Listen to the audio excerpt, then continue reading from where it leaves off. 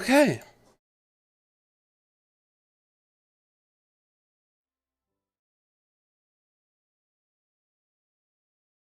Go ahead and self-promo myself.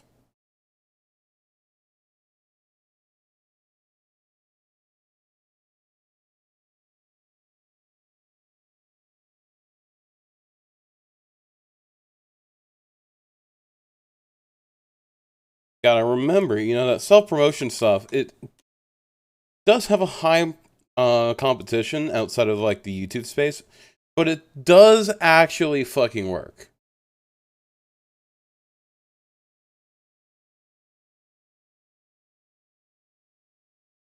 Right? Max out my volume.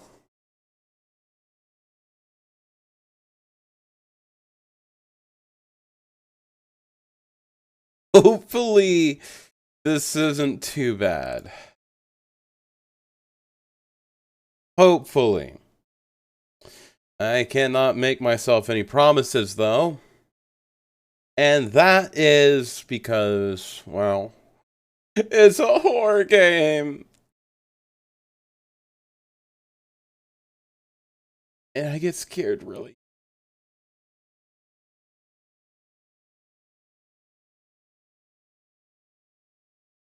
Come on, load it. You got this. Yeah, English.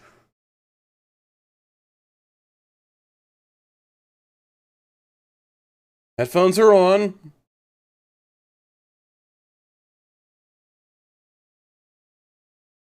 Social cum porn? What do you mean?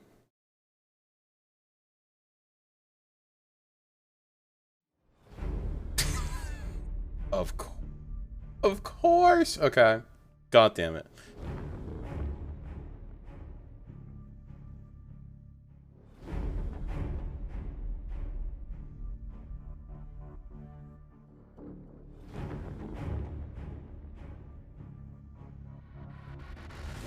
Oh shit, this is a title screen?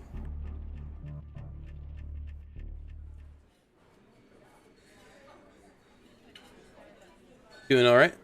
I'm Carl. Carl Astana. A few months ago, I was preparing my dissertation in a restaurant on L Street. The pies, they were rather to my liking. I became startled when the man sitting across from me suddenly shouted out, "The pie's here." Shit, I can't... Stuffed in wax? Okay, after seeing that there were other tables in the restaurant, I said to this man, "Excuse me, I don't believe I know you. Is there something I can help you with?" Without answering my question, the man continued talking to himself. "Well, look, so here you are. You're graduating soon. Clearly, you need a job, huh? Well, it just so happens we have just the job for you." The man paused to add emphasis. "A mysterious, mysterious job. A wonderful, wonderful one." Sounds interesting. Trust me, you won't be disappointed. He handed me a business card. Both sides were black, with 3 letters printed neatly on one side. S-C-P. Click to open envelope. Okay. Dear Mr. Carl Astana, congratulations on becoming a member of the SCP Foundation.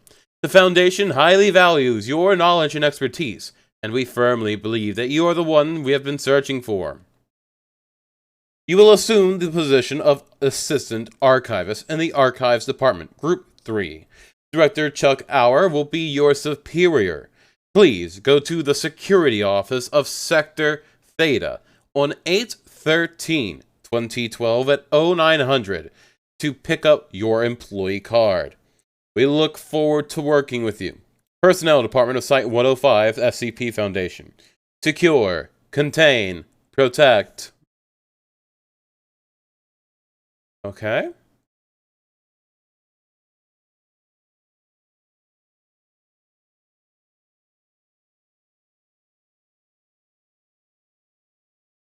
Okay. I've never played this. I've never seen anyone play it. All I know is it's SCP and it's supposed to be a horror game. I specifically embargoed myself from this because I knew it was going to be a great fucking game, and Xfire has given it to me.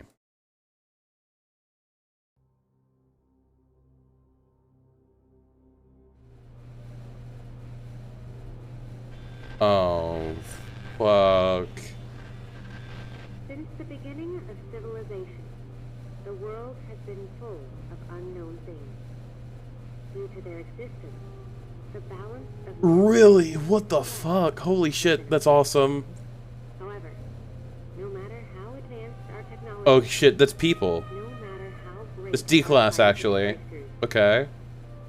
There will always be anomalies that cannot be explained. We don't know where they come from, or what their purpose is. These questions plague mankind, and affect our daily lives. It's because of this that we founded Oh the shit! SCP Foundation, an organization dedicated to containing anomalous items, individuals, and phenomena. That's what they are. They're D-class, disposable class. Normalcy of the world, so that people may live free of fear. While ordinary people live in the sunlight, we must fight anomalies in the shadows.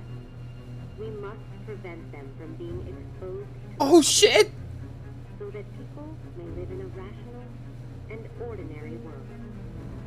We secure, we contain, we protect.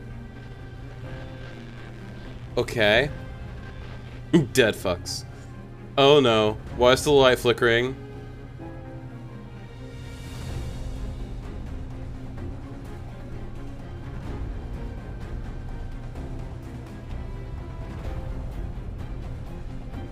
Okay, that's an awesome title screen right there. It's an awesome title sequence. Holy shit, that's good. Holy shit! And the music!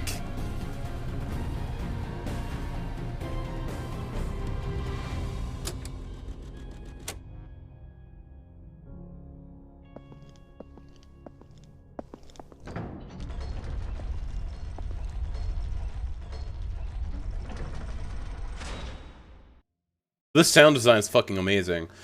Operating clandestine and worldwide, the Foundation operates beyond jurisdiction, empowered and entrusted by every major national government with the task of containing anomalous objects, entity, and phenomena. Yeah, I know, never look at 096 in the face. That's a very much a given.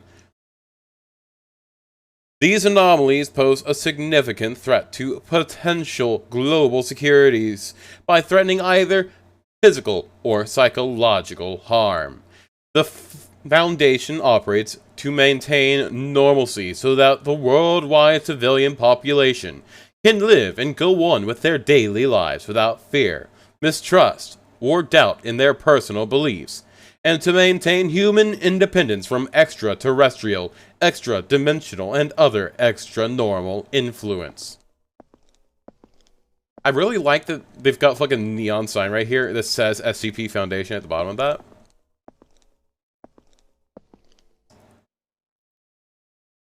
Let's see. Safety Management Manual of the Archive Center. No flammable, toxic, or explosive hazards. Follow the confidentiality policy. No confidential file or item out of the unit. Contact immediately with security department and accept quarantine tests when suspected of being affected by the containment.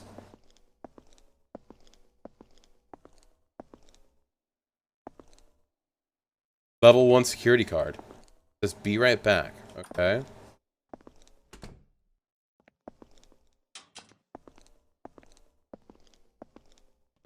Enter room. Wait. Are these containment rooms? I doubt that these are containment rooms. Wait, what the fuck's this?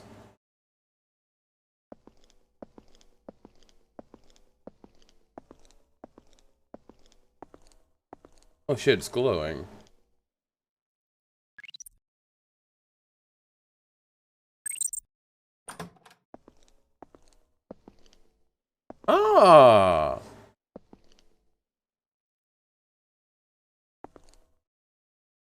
Okay.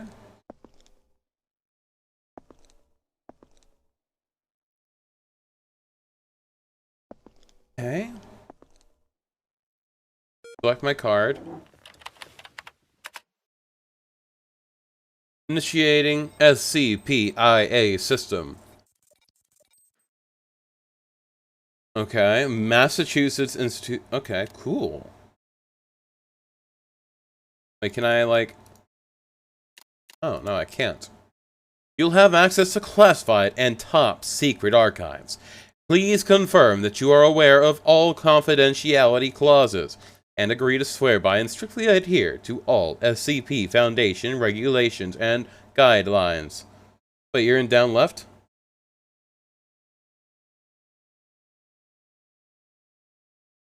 Oh, you mean your chat?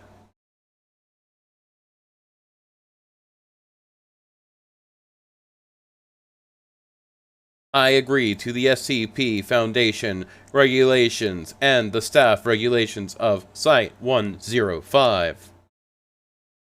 Welcome to the SCP Foundation. Before you start your work, please allow us to introduce you to the software used in the archive department. Peloturo. Wait, what's Peloturo? Each day, your superior will assign tasks to the mission module. When there is a new task, the button will blink red to remind you. Communication within the site relies primarily on the instant messaging system, where information is processed using level 2 encryption. Please pay attention to blinking red reminders and view them promptly. Wait, it's gone? What, you mean your chat message?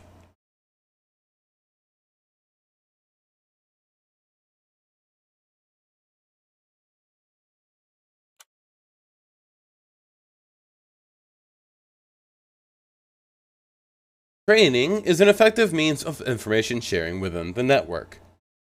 New employees must first participate in new employee training before they may begin work. This page shows public information of all sites around the world. You can view the information at any time. Oh, the computer background of the SCP game? Oh. This concludes the introduction. We wish you success in your work.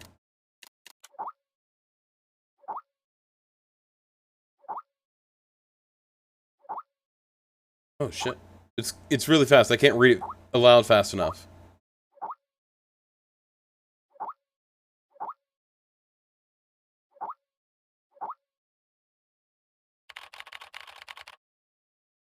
Oh shit. Carl, how about introducing yourself? Okay. Morning. You can call me Carl. I graduated from MIT with a double major in biology and philosophy.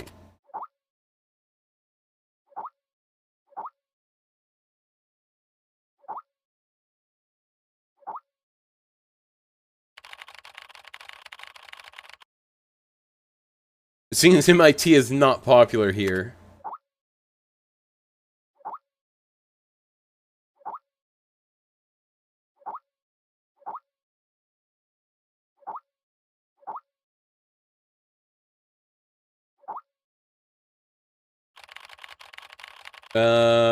Who's Jonathan?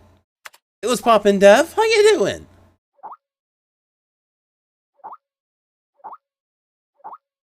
You guys watch Rick and Morty last night?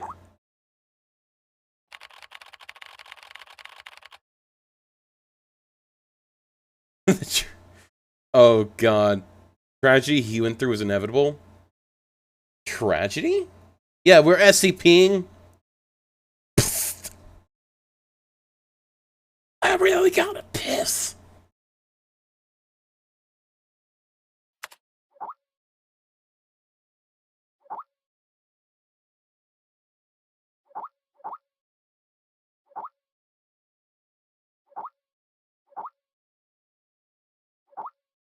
What?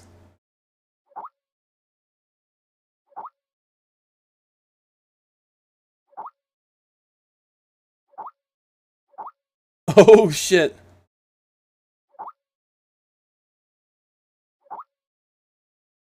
Hey, hey, hey, hey, hey, hey. Shh. Nobody's gotta know.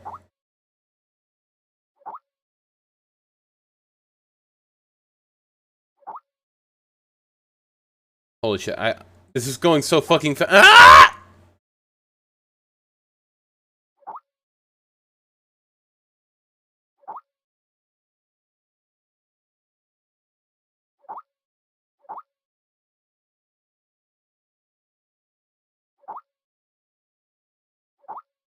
I don't know.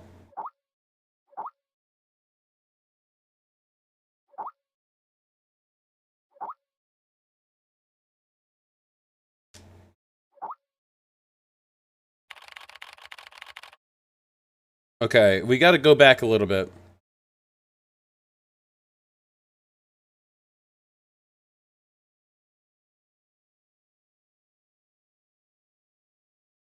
Okay, so let's see. Jonathan lost his left hand because he touched 247. Okay, yeah, he's just fucking stupid then. You can be a Harvard graduate, but you can't get rid of the dude has no common sense.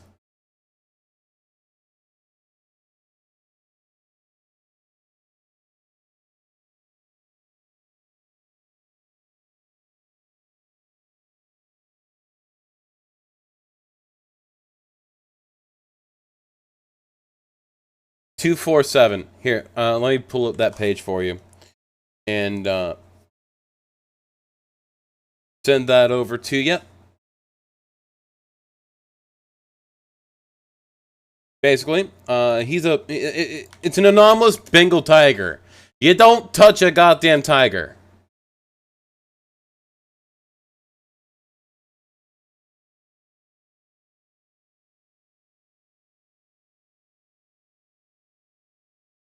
Alright, so the Class A archive must be handed in by the end of the day. Alright, well, it's my job, Director Hour.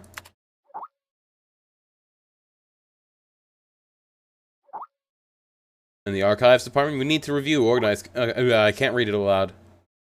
I need to hurry, young man. Okay. I need to do training. Alright, let's do it. Hey, Director? I'm honored to be given the chance to work here.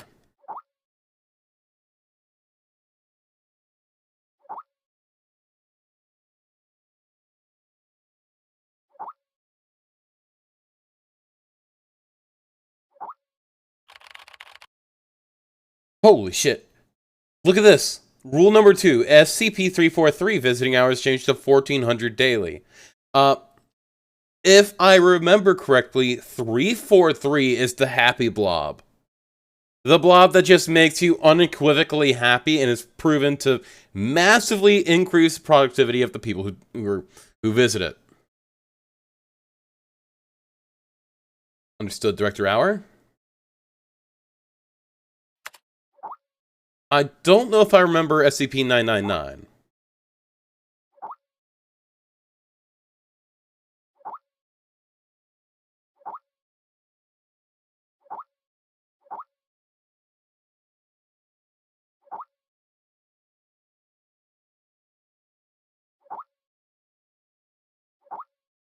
Stay sane and always in awe. Click here to enter the training system.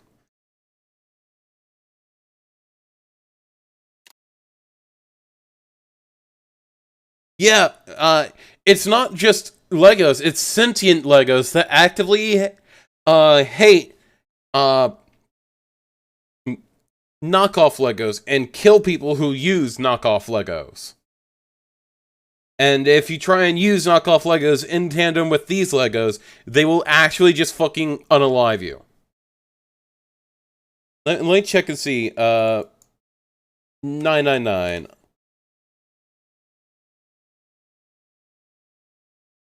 Let's see. No, 999 is the happy. 999 is the happy blob. What was 343 then?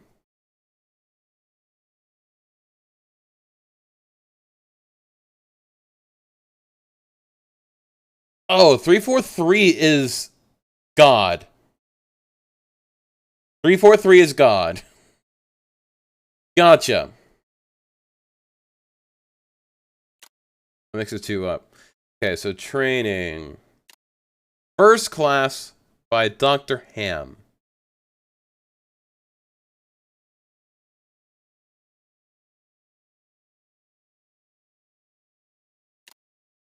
See? Join conference.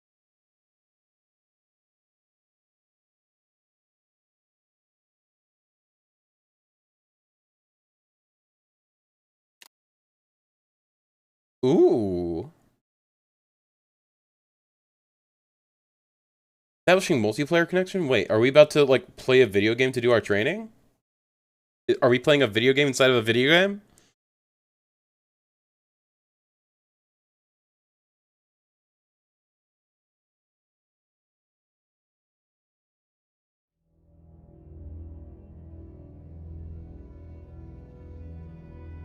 Jason Carter is a death row inmate.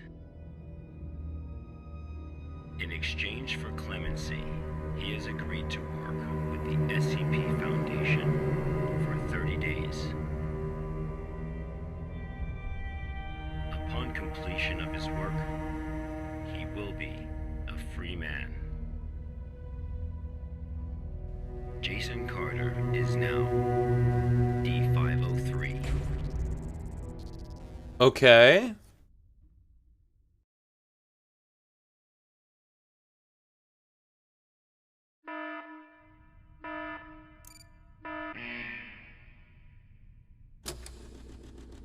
Wait, now we're playing as the fucking death row inmate.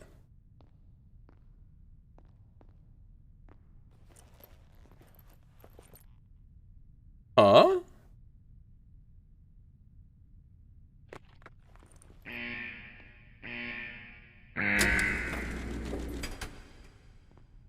But it's like very clearly not the same art style as the as the main game. Like, look, it's got like a very painted style.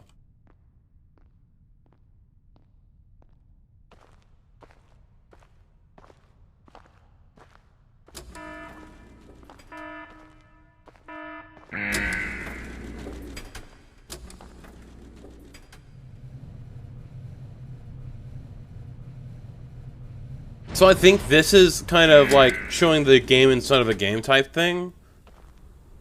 Oh, fuck. Was given no clear instruction of the task to be completed. He must find the Are we in the Sahara?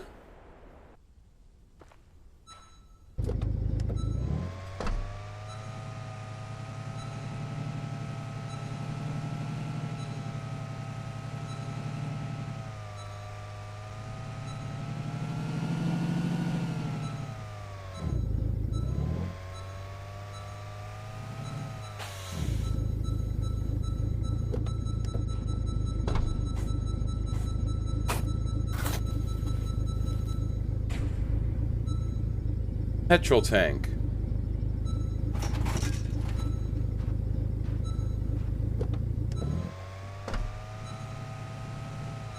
Maybe. That would actually make sense.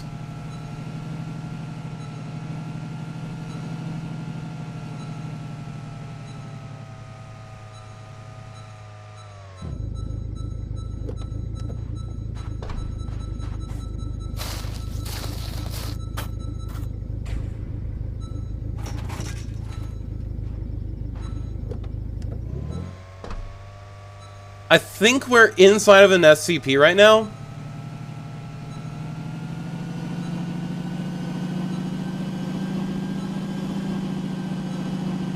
I think that's what it is, Jacket. I think we're actually inside of an SCP right now.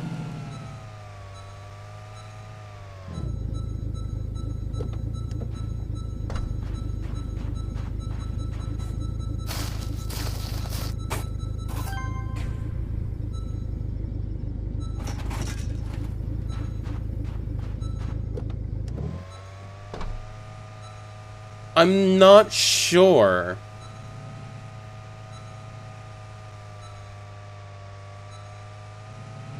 I do think it might be the one that Death is talking about. Oh, wait. That's a...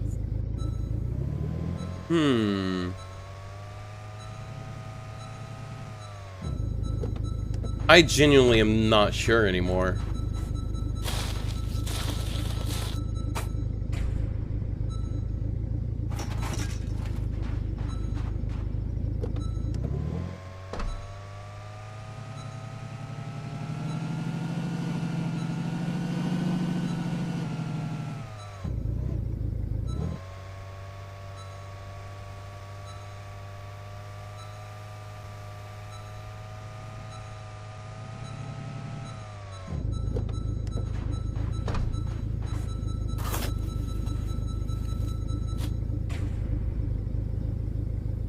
Yeah, that's kind of how it works.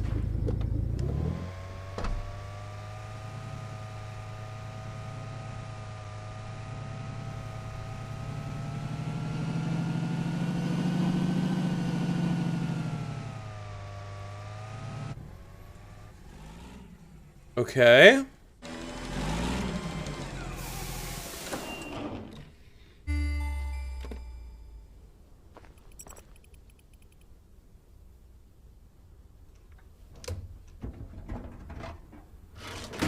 Holy crap, that was hard to pull down.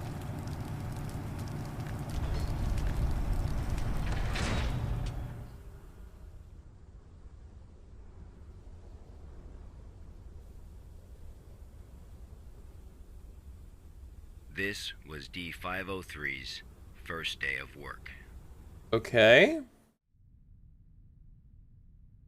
SCP protocol mandates that D503 now undergo a psychological evaluation. Level 2 mental test, okay. In the back square area to fill the whole square area, okay.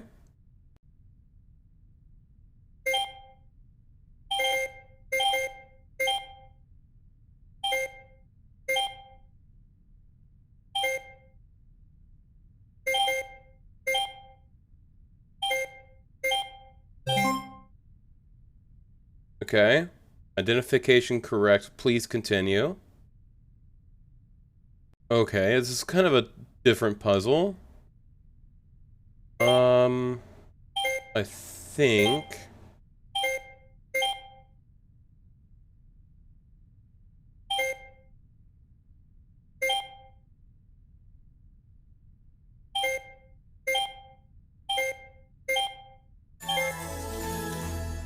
Okay.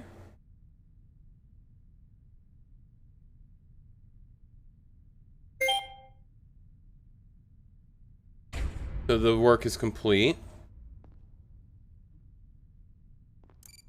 Now we eat.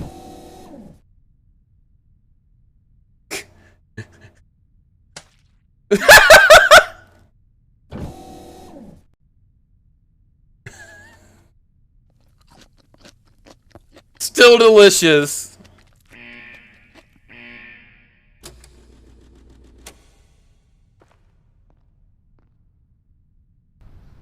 This was the first day D503 psychological data was collected. So... You're probably wondering, how can this job earn freedom for a death row inmate? Yeah,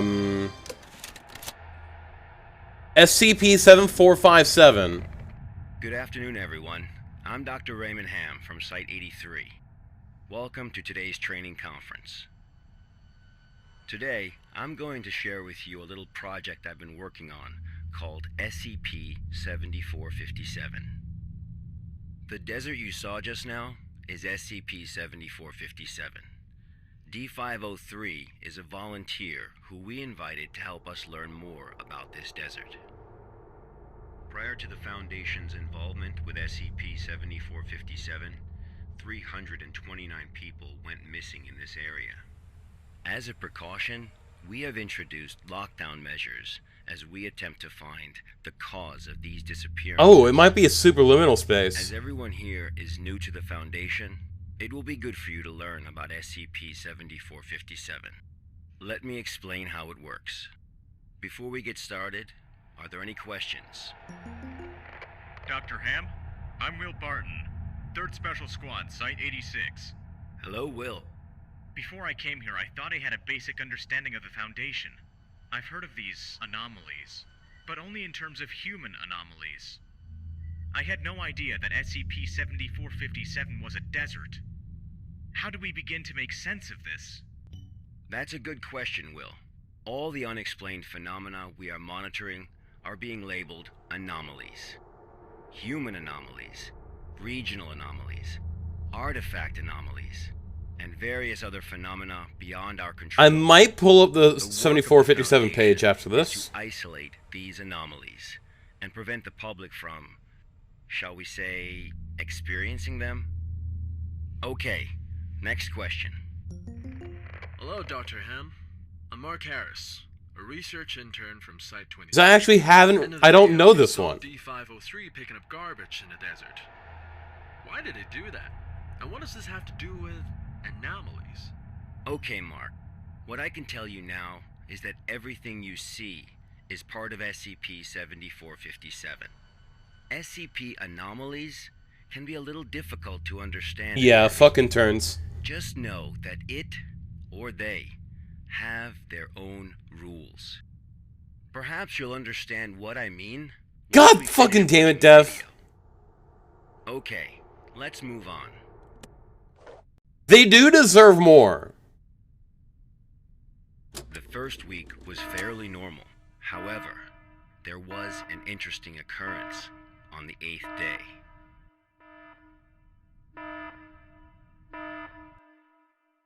Alright, 1 second. Let me look up SCP-7457.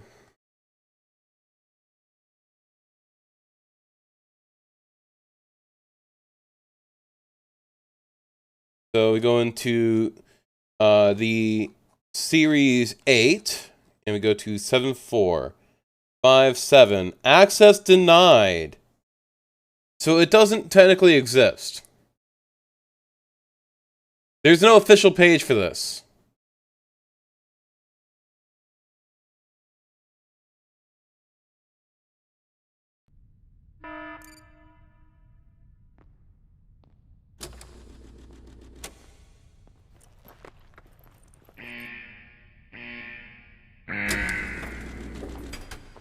Wah, wah, wah.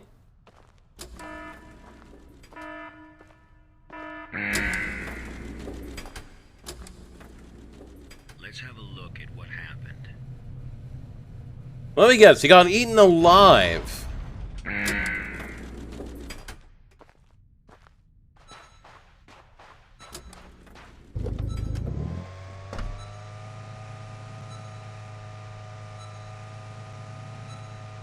So the real question is, how does this waste get into the desert? Does the desert produce the waste itself? Thereby enticing, like, climate activists to join into the desert and get fucking lost and die?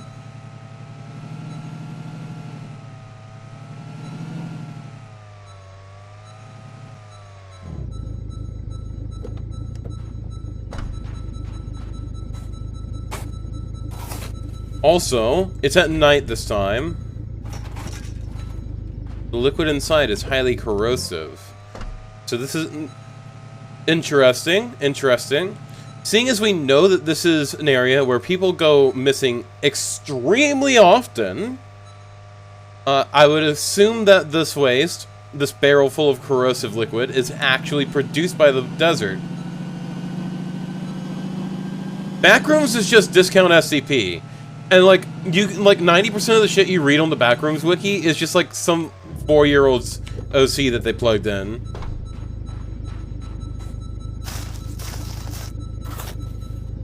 Oh yeah, it could be part of the Ouroboros cycle.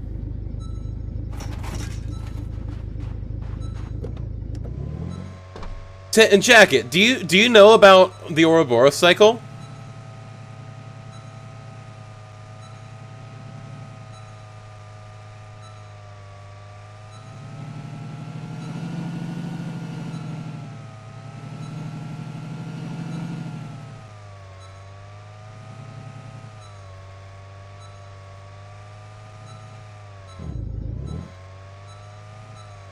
What is that?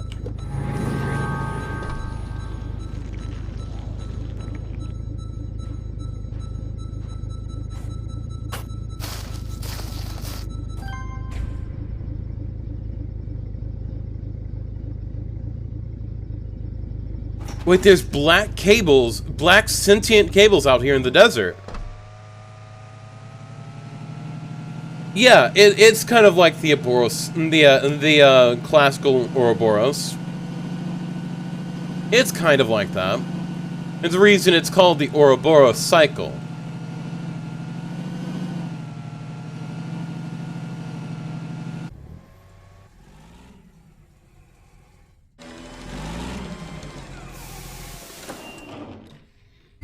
Do you know about the 000 proposals? D503 had completed his task. However, he did not realize that he had already encountered his first anomaly.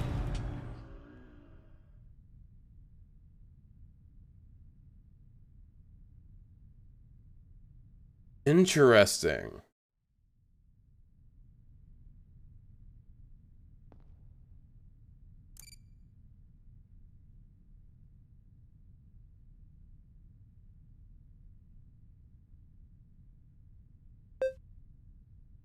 Select 3 pictures with a triangle.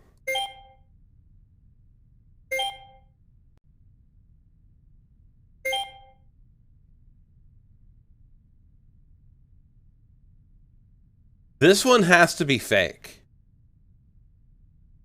This one also has a triangle. Select 3 pictures with calculation results that are equal to 5. 15 times 5. That is not. 15 times 5 is 75. No, this is not correct. This is not good.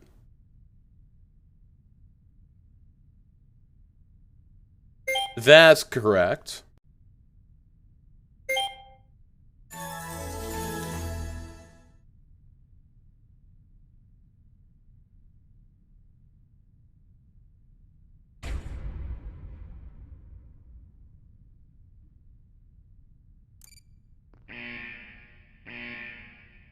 Wait, where's my food? I don't get food? That night, D503's psychological data showed abnormal fluctuations. Analysis tells us that D503 is dreaming.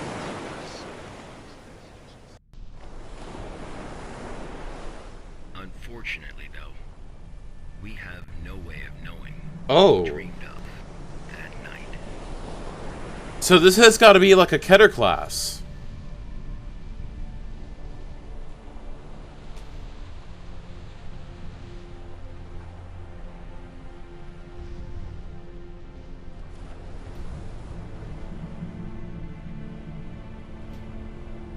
This has to be a Keter class.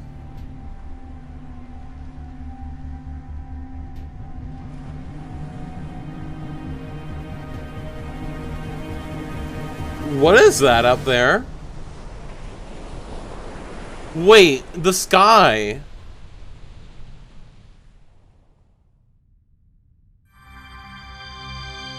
Yeah, there's a ton of them that do that. The 8th day marked a significant turning point. The start of SCP-7457's impact on D503. Are there any questions before we go on? Hello, Dr. Ham? I'm Spencer Jones from the Special Operations Department of Site-21. Yeah.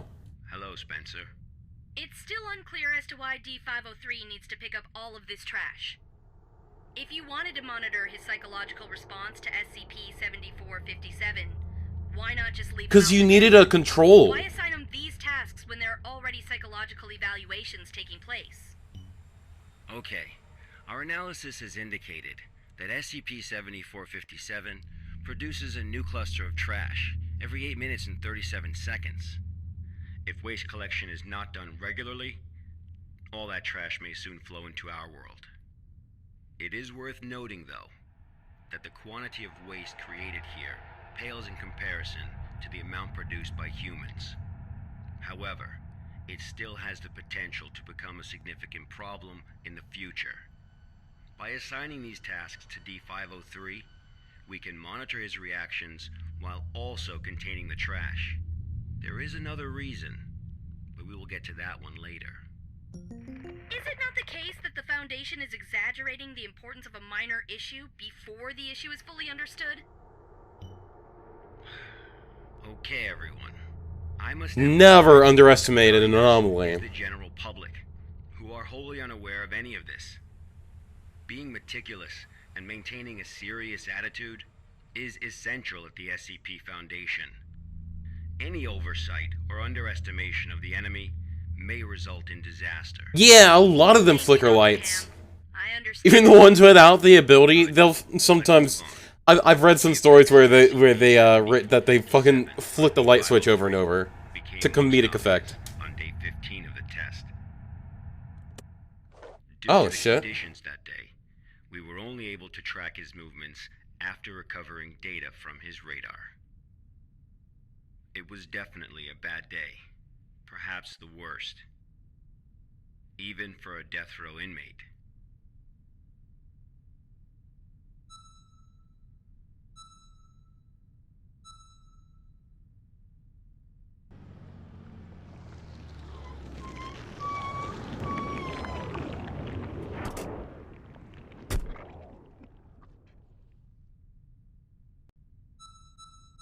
Wait, that's another scanner. D503 found a radar that perfectly resembled his own.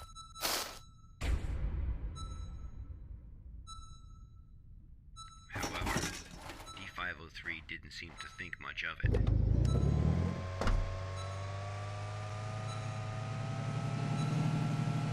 Is the other thing over here me?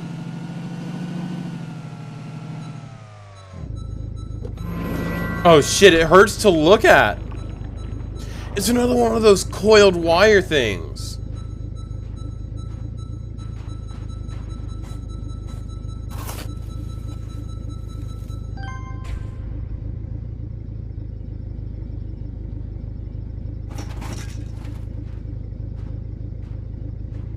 Why is it so...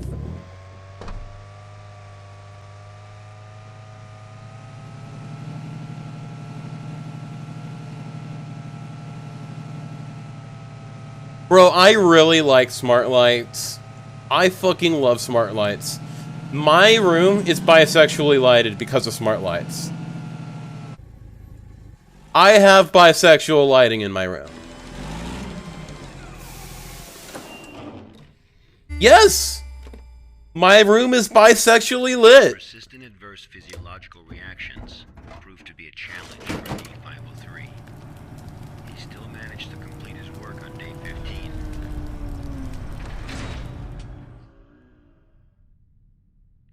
But then he encountered an incident. Oh no.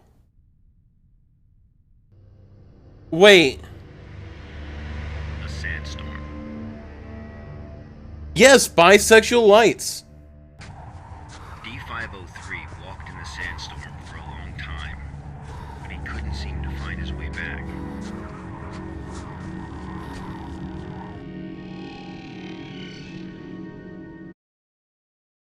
Here, let me pull it up on Twitter real quick. Yeah, over here.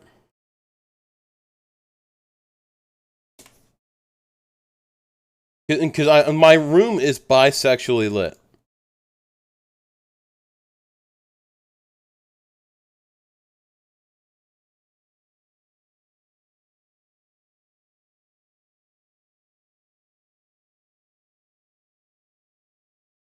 I gotta like scroll way back.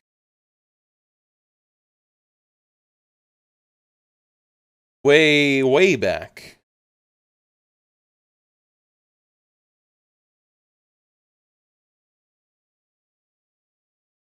Bisexual lighting. Permit def 5.8. Yeah, look. Bisexual lighting is when you have one gender's color and the other gender's color in terms of lighting in the same area. It's used it's used very much in movies to show that a character is bisexual.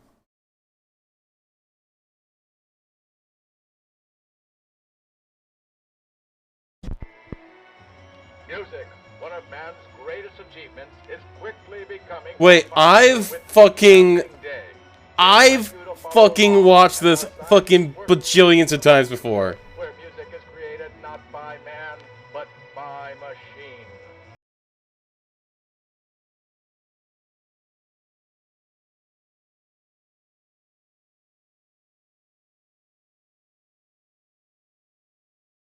Is how the fucking percussionist just stares at the camera deadpan the entire time.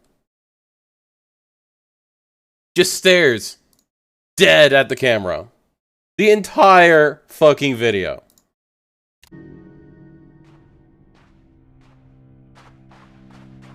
He can! Whoa, is that mine? Wait. What's with all the wires showing? Are these the wires that the desert keeps on, like, manifesting?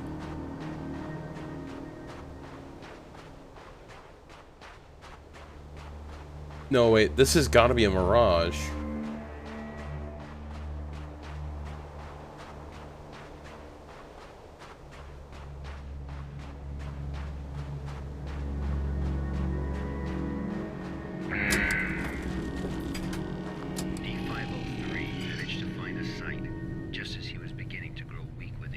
A site? He was not familiar with. Oh no. Okay, so just because you got the ads. So bisexual lighting is when you have pink light and blue light in the same area, because it's how the movie industry shows non-verbally that a character is bisexual. So it's called bisexual lighting.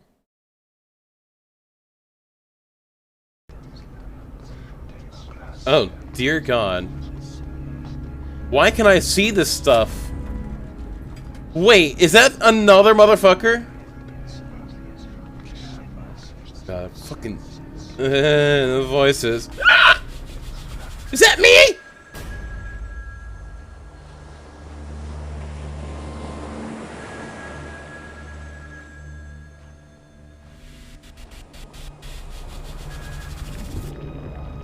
What? No lie. Did I murder him? Did I murder this kid?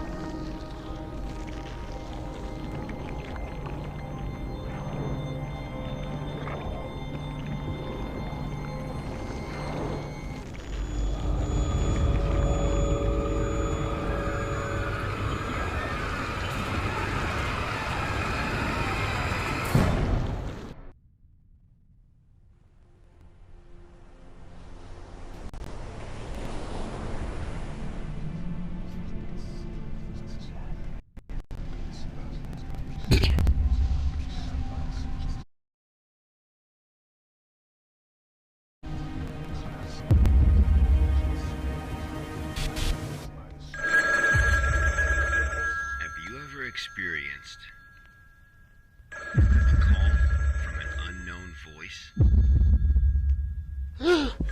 This is some movie level shit. Holy God. Wait, how am I back? 13 hours later, a visibly trembling D503 returned to Site 8. We immediately performed a psychological evaluation.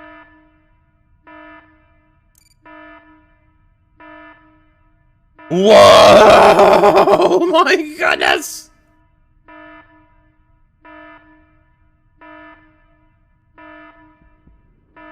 Major fluctuations can now be observed in D503's physiological data.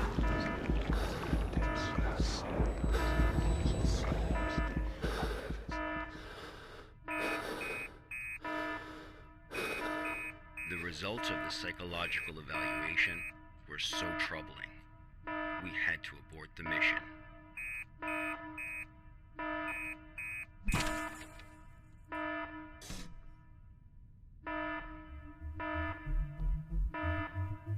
D-503 was able to break away from the Foundation's control.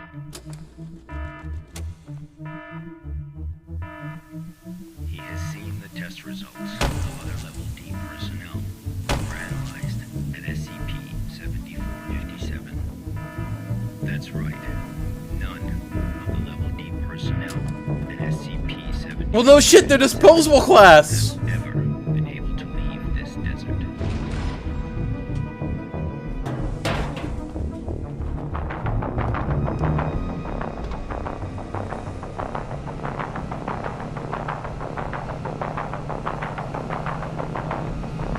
Holy shit. Was so cool!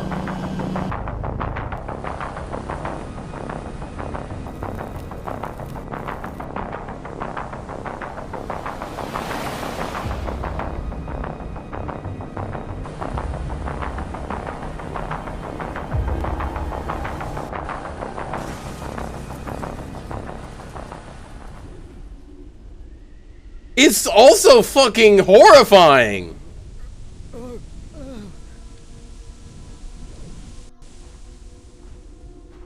Wait, we found a city out in this desert. D-503 heard the call.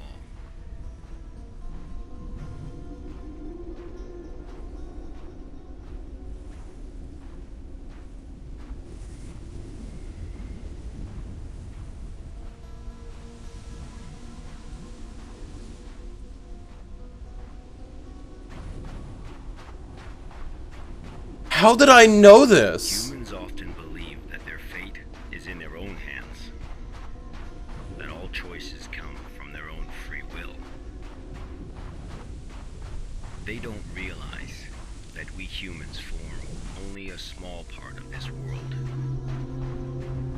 Out there, in the unknown world, we are as insignificant as a grain of sand in this vast desert. Wait, is this the infinite desert? Wait, it's a desert to an alternate dimension?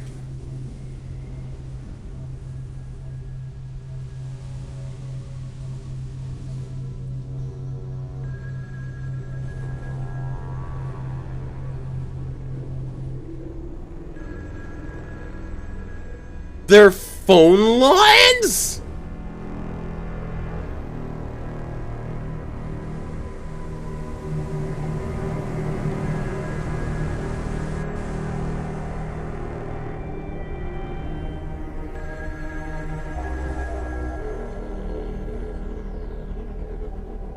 Yes, it has to be an extra-dimensional desert.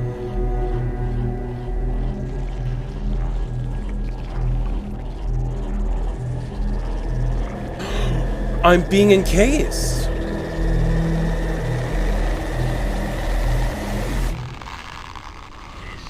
This is where D-503's instincts led him.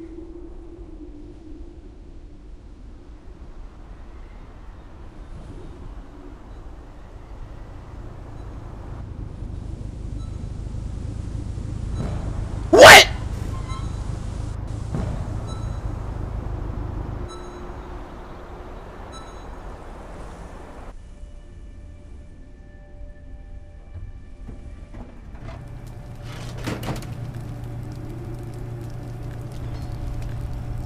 Okay.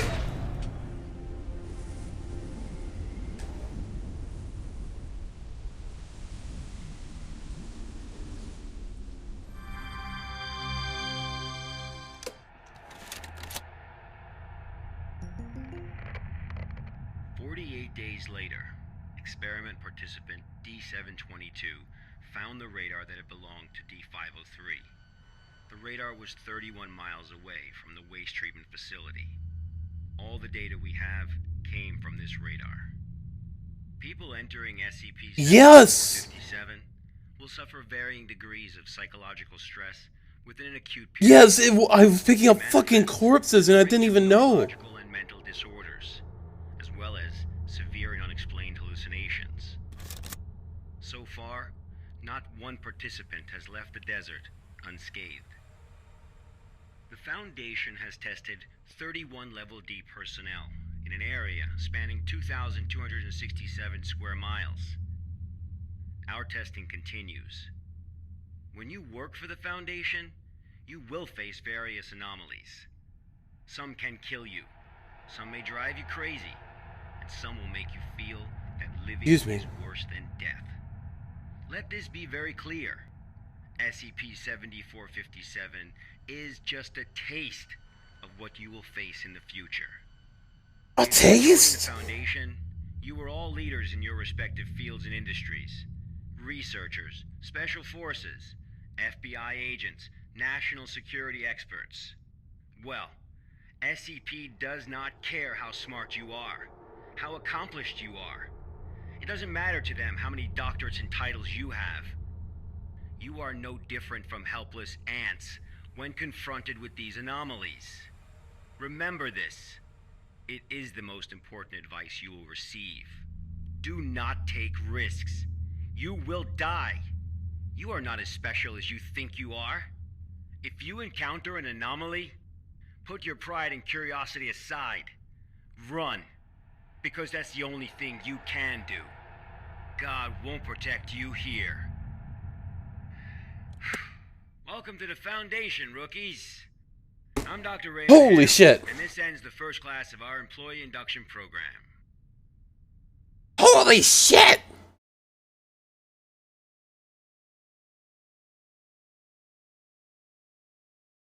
Training course has ended. Please add your comments, okay?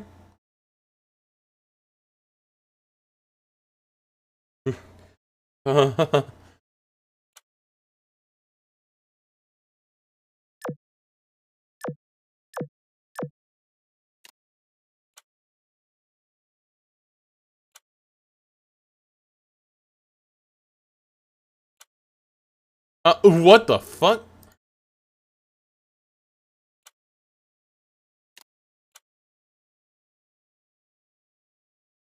Okay, so friends.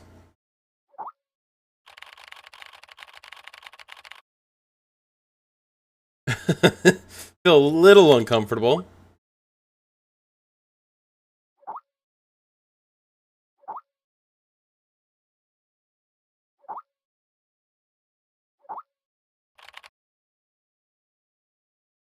That's only the beginning. Oh no. I have a feeling this game is gonna be a fucking masterpiece. I feel much better.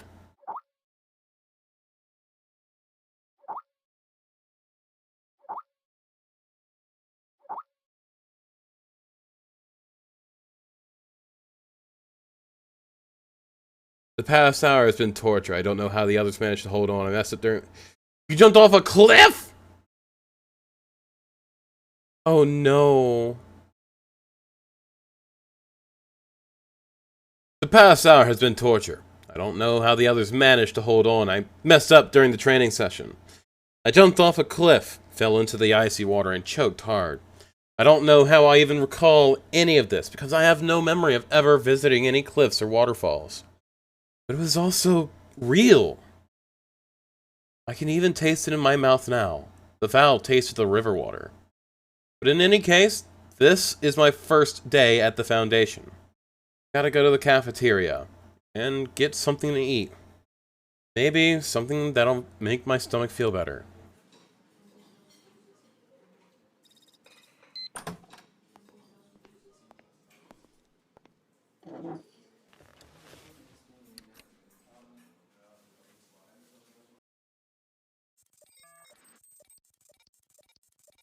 Oh! Okay. So, friends. So he's assigning work.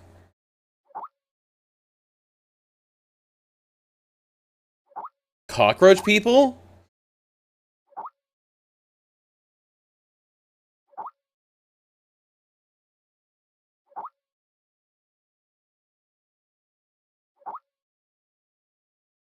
Oh no, field work.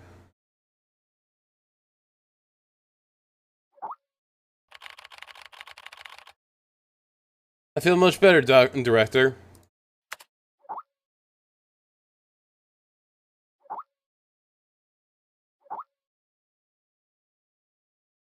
Wait, are you talking about, like, HR?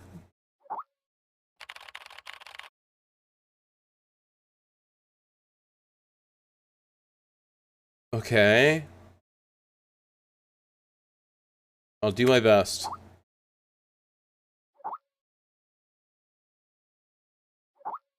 Internal affairs?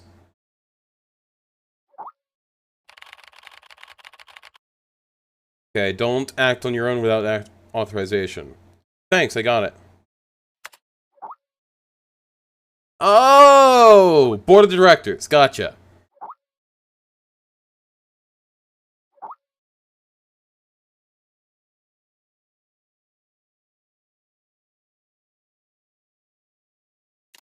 Files.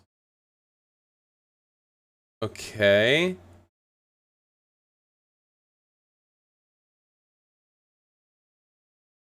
Yeah, that's gotta be Board of Directors.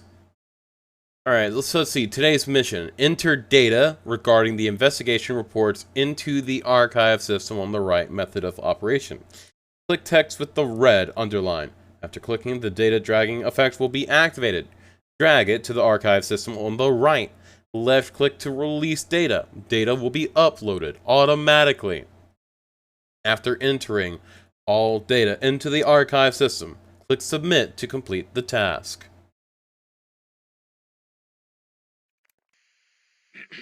I'm Agent Q from the Accident Investigation Department. Containment breach occurred at Pony Station and contact with the Foundation has been lost. Agent Bella Lawrence was given orders to enter Pony Station and retrieve the black box. Following is a transcript of the interview with Bella Lawrence. Oh shit. It's switching scenes again. So now we're like from Bella Lawrence's point of view. Huh? Is that right?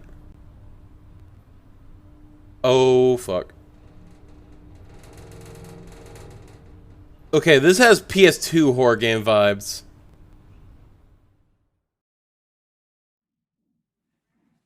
Heart rate 105. Blood pressure 175 over 110. Experiencing mild convulsions. Administer 5 milligrams of methadone to help control blood pressure. Bella? Bella? Okay. Wait, why is my vision ready? Ready, red. The drugs seem to be taking effect. Go ahead and ask questions. I can't be certain how long she'll stay awake for. Where's the black box, Sparrow? Huh? 3 days ago, you were tasked with investigating the situation at Site 74, Pony Station. You were assigned to retrieve the black box. Now, out with it. Where is the black box? I don't know.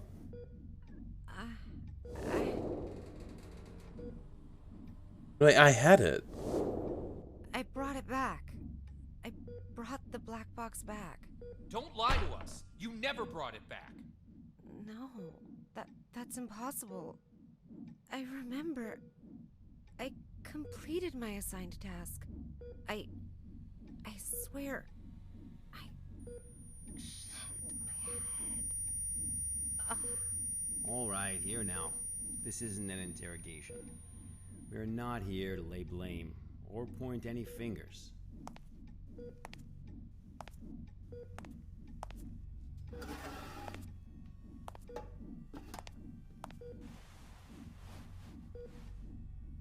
Bella, I'm terribly sorry to have to bother you in such a state, but it is critical that we find that black box. We need to know what happened at Pony Station.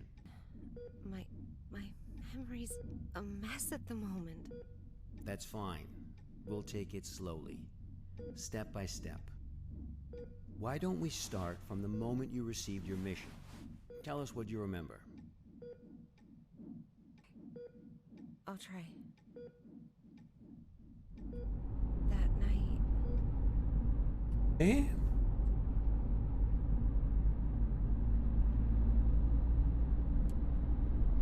Currently heading to mission site Site 74, Pony Station. We'll arrive in about 3 minutes. Very good, Sparrow. It's been 48 hours since the Foundation lost contact with Pony Station. SCP-701 experiments there have been ongoing. We have reason to suspect a containment breach. What is my mission? According to Foundation Security Regulation 709S, each site must have a black box placed in a secure area to assist in identifying the cause of an accident, should one occur. Okay. Investigate the situation and retrieve the black box. Looks like we're up in the mountains too. Got it. Which one? I'm not sure. I've arrived.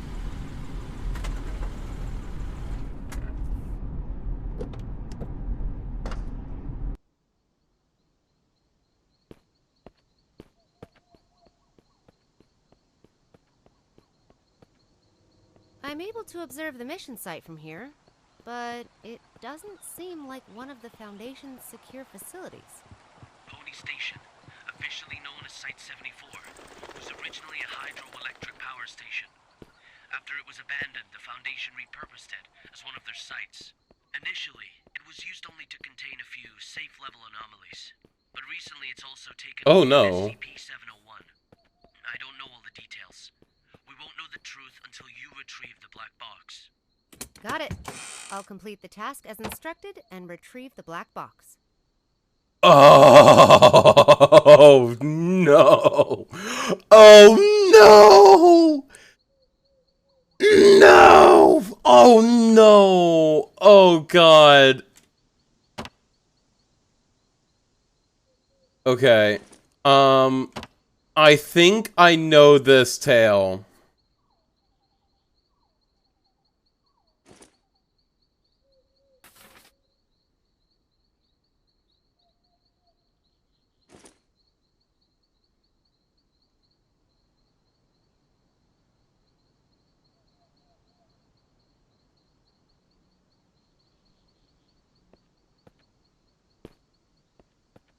Four reality anchors. Okay. See, where do we gotta go with this?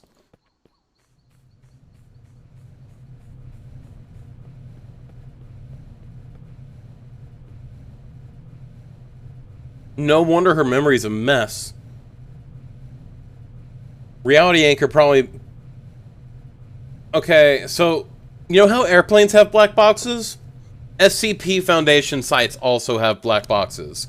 More complicated ones, but still, they're effectively the same.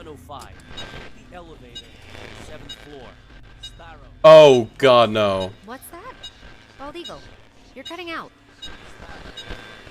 Damn. This is out of the safe range. I'll place a reality anchor.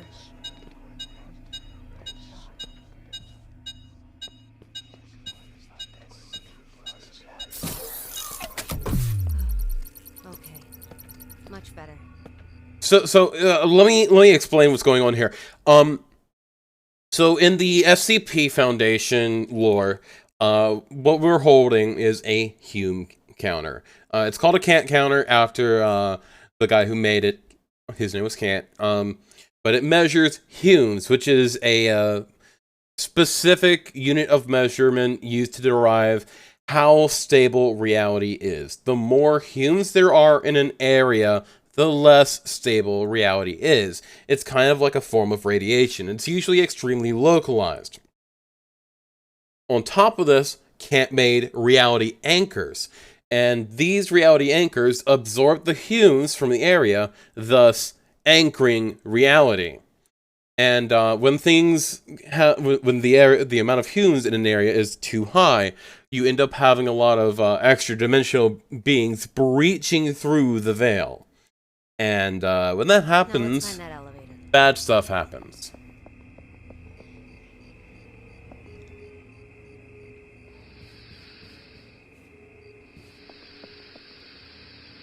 anything. What I'm saying is anything and everything in this immediate area, when we don't have a reality anchor placed, can and can't be simultaneously.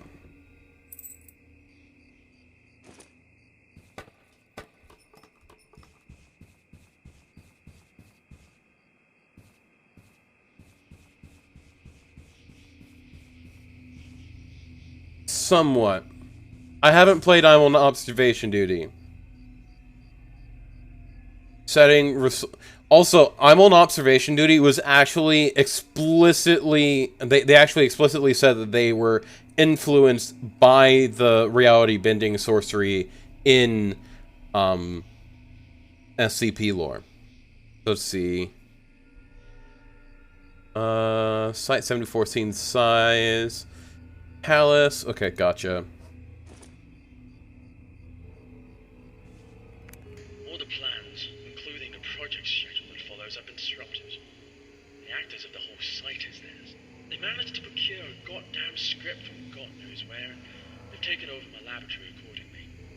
And Dr. Cooper, whatever his name is, in particular, he puts on airs every time the operation starts as if everyone should listen to him.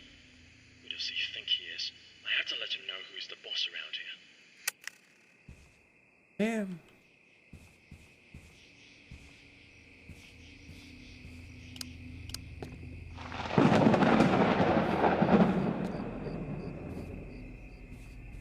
My mystical sense of intrigue is actually keeping me from getting scared here, surprisingly. I want to be scared. But but I'm nerding out here. So, basically, because we placed down this thing, this reality anchor, we're safe in this area.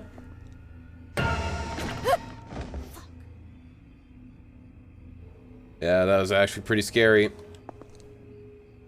Now, the thing is that it doesn't fix breaches in reality that happened before it. Alright, let's see. Duty regulations. All personnel on duty shall not leave early. Absence from work is strictly prohibited. Personnel who cannot be on duty due to special circumstances shall promptly coordinate with the relevant site director.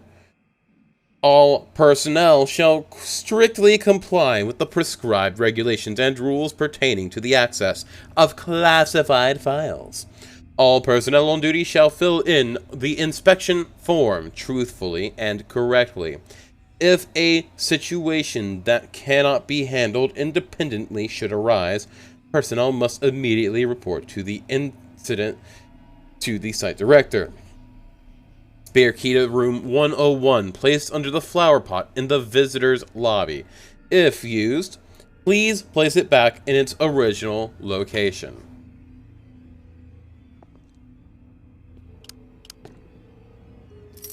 There's the key 101. Yes, I want to be a pussy. I want to get my shit scared out. Okay. Today, I read Dr. George Thompson's research log for SCP-701. Could it be true?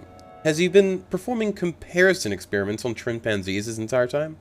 What could he have planned? Does he not realize what he is up against? This whole thing is turning out to be an ungodly mess.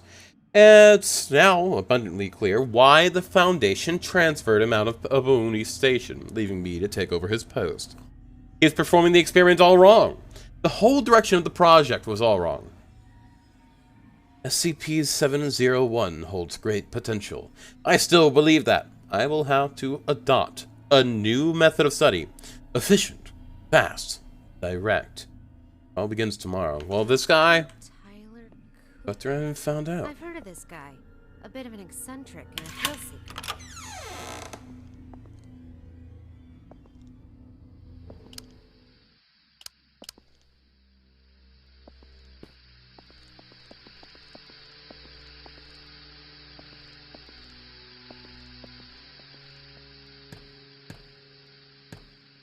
Yeah.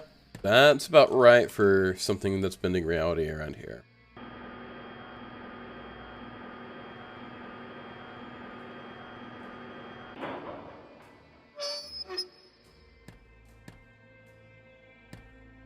See that? Yeah, that's not supposed to be happening. It is very, very abnormal for that to be happening.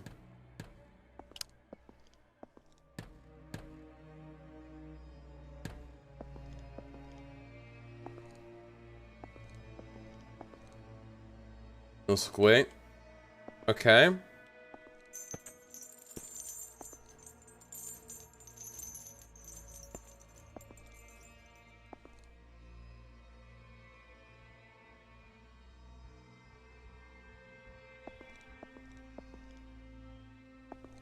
See how the exit sign is down on the bottom? Everything's been messed up out here. Oh. Did he change position?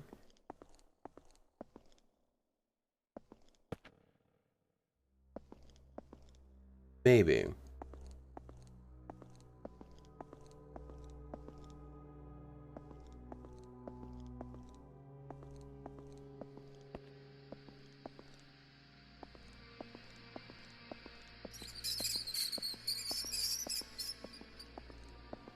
Be careful, it's just a 701 breach. It's probably not that bad.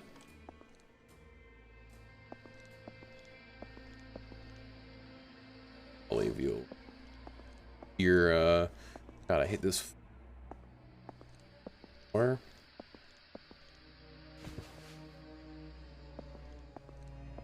Oh no, that fucking mannequin just fucking left. Oh gosh.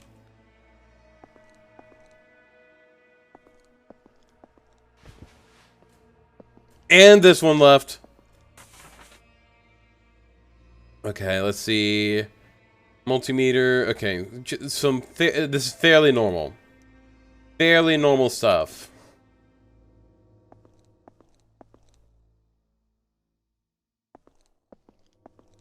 Well, I'm gonna get the shit scared out of me now, because it's fucking mannequins.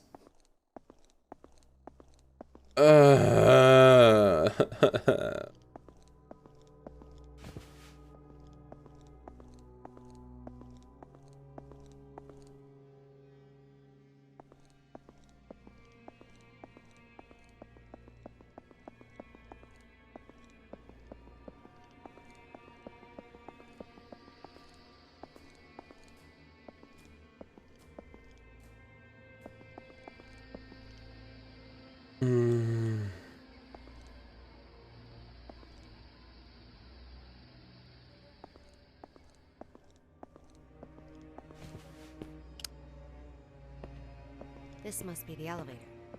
To the 7th floor, then. Hold on. Hold your horses. I gotta get the ambiance. See what's in here. What we offered? The Hanged King we served? I served. Oh no. Blood? Blissful suffocation? Sacrifice of sin? What's this?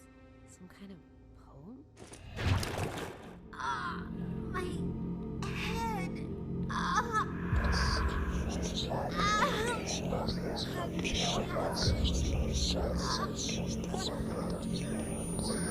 Yes, do it.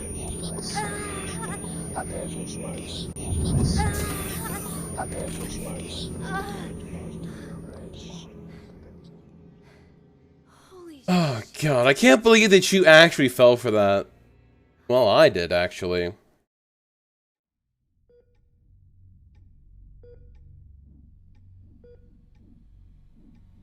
I'm very familiar with cognito hazards. I've been trained to deal with them. But this wasn't anything like that. I couldn't breathe. It was like there was a knot tied around my throat. I was weightless, hanging, gasping. No matter how much I struggled, nothing helped. That does sound terrifying. But perhaps it was just a nightmare, though. No, that's a cognito hazard. We wake up from nightmares, not from this.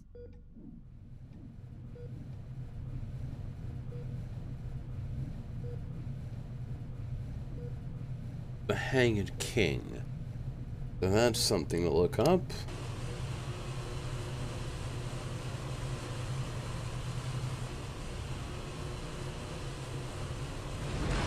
Are you kidding me?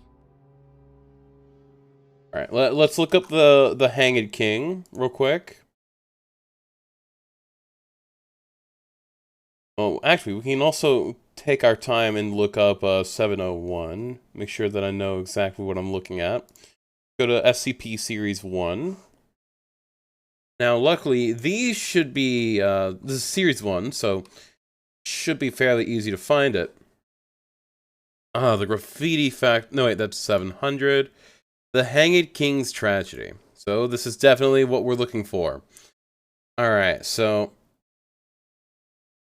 Caroline era revenge tragedy in 5 acts. Okay.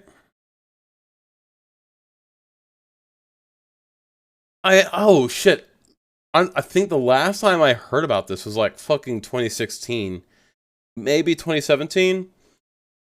Basically, you know how Macbeth is cursed. You know how Macbeth. Actually, no. I'm gonna keep this open over here. You know how Macbeth is a cursed play. And, like, people in the industry have a suspicion that they're superstitious about doing Macbeth because, anytime that Macbeth is done, like, regularly, somebody usually dies on stage. The Hanged King's Tragedy is kind of like that, except, everyone goes fucking crazy, and reenacts the event in its entirety. And so, oh shit.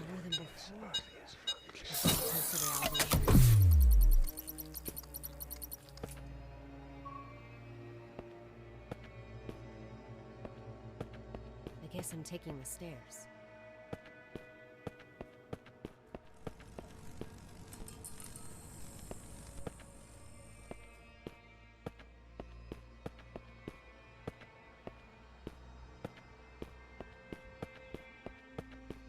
Okay.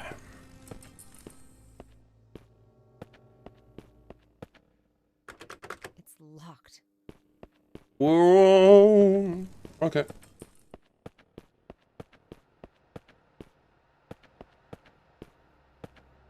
Yeah, you... Oh... Ah! Yep, that's about right. That's about right.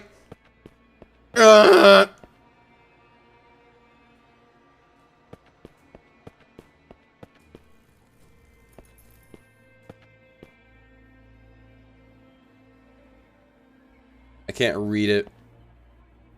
Lord of... And then I can't read the last bit. Oh, God. Duke Sortino. The chains of fate coil like a poisonous state. Oh, no, they're rehearsing it. It is not only me they seek to entangle, but also you. Gonzalo, the curse before death is frightening indeed.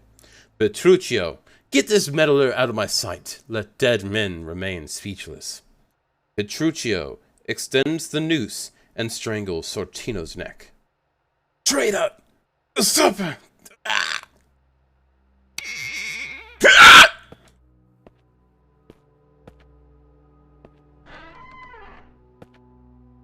My king? Help. Blood, my king.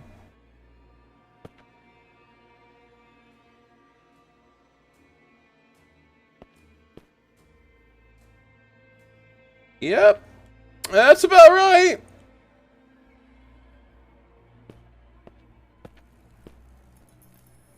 And we only have 4 reality anchors. We've already used 2.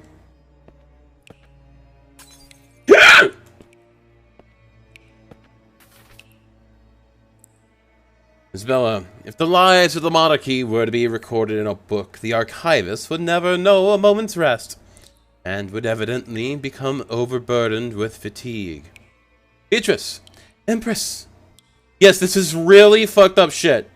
Here, let me actually... Here. I'll put the actual page for the King's Tragedy here. And this is very much a... it is very, very much a tragedy that this even exists. I heavily recommend that you read through this, but here, let me do this. The event, SCP-701-1, appears fully on stage during the banquet scene in Act 5.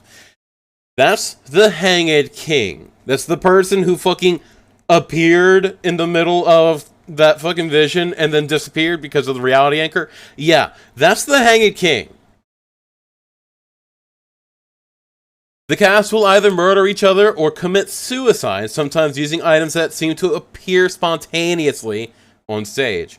Rioting breaks out in the audience, with viewers randomly attacking anyone in front of them, regardless of prior relationship.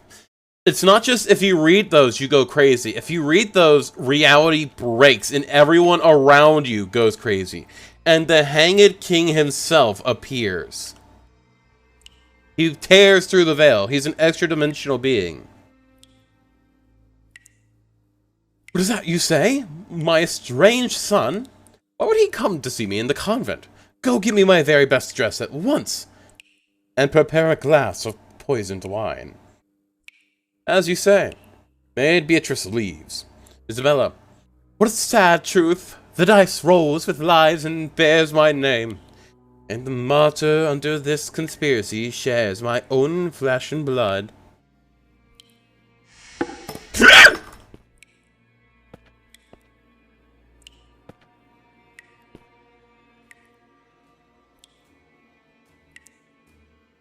Of course they went with the Hanged King's Tragedy. Probably one of the scariest fucking things in the entire book. Blood, burning. My king. Dedication. Lord of... And I can't even actually fucking read the last bit.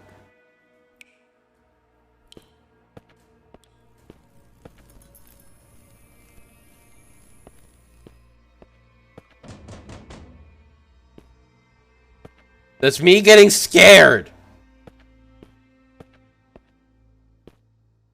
Get soul in there.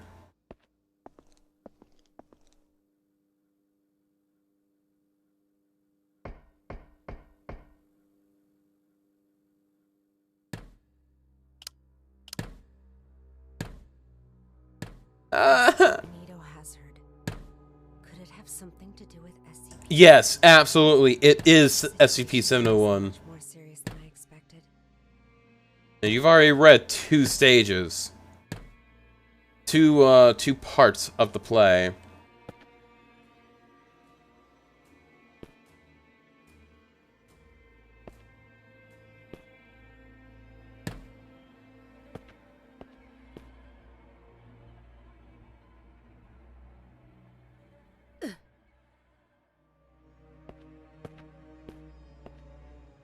I am very well, my Pete. Let's check the computer. Miss Irene Mabel. Recently, a former assistant of Tyler Cooper, Miss Lisa Amanda, was demoted because of her refusal to carry out the experimental orders given by Dr. Cooper. On the 16th of, she was injected with Class A amnestics and sent away from the site. To fill this role, and at the behest of Dr. Cooper himself, site management has decided to promote you to the role of Senior Experimental Assistant. Your interview and authorization session will be held today at 1330 Undra. Room 711. Please come prepared from Encrypted. Okay. And look at that. There's the third piece of the play. Third piece of the script for rehearsal. Act 2. Personae.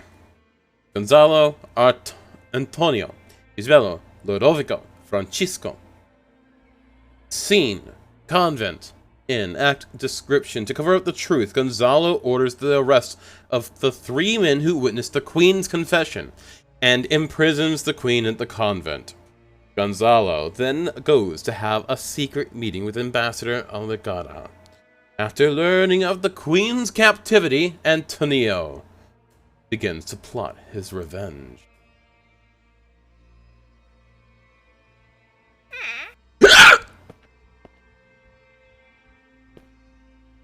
Ah!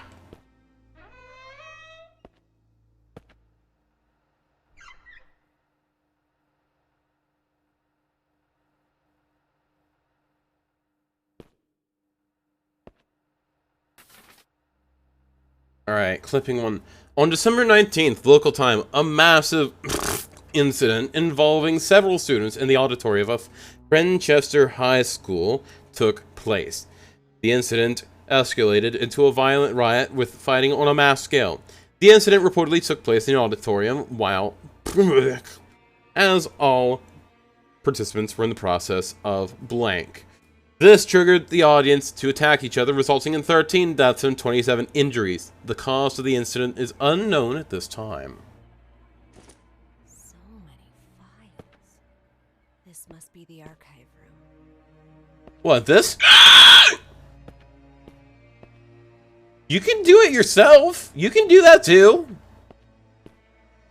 I'm serious. It ain't that hard. Honestly. Oh. Script 3. Act 3 description, okay. Gonzalo kills an eyewitness and orders the royal chef to make a stew from his body. The witness's daughter, Alinda, is then placed in the convent. Antonio and his squire enter the convent to confront the queen. She tries to kill Antonio, but he sees through her plan. She is left to suffer the consequences. As Antonio and his squire evacuate the monastery, they encounter the imprisoned Alinda. You saw that? You saw that? He's behind me!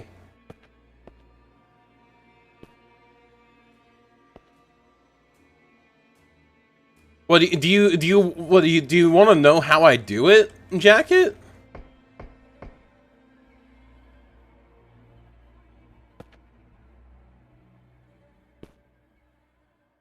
I'm not normal!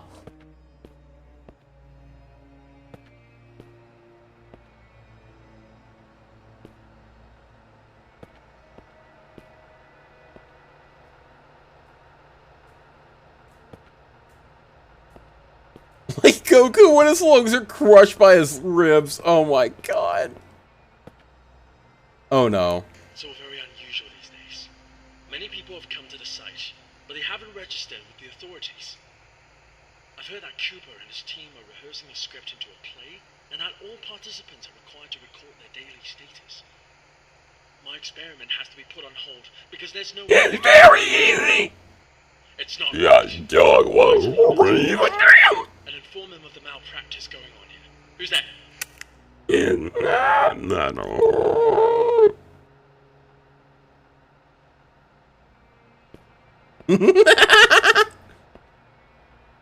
There you go. Now you know how I do it. I just talk while breathing in. Well, that's how I teach other people to do it. I've kind of always done this.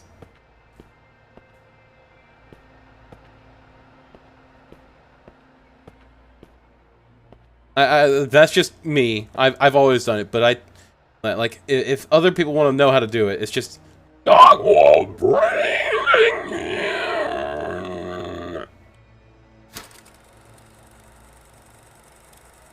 Oh no. Well, yeah, look at that.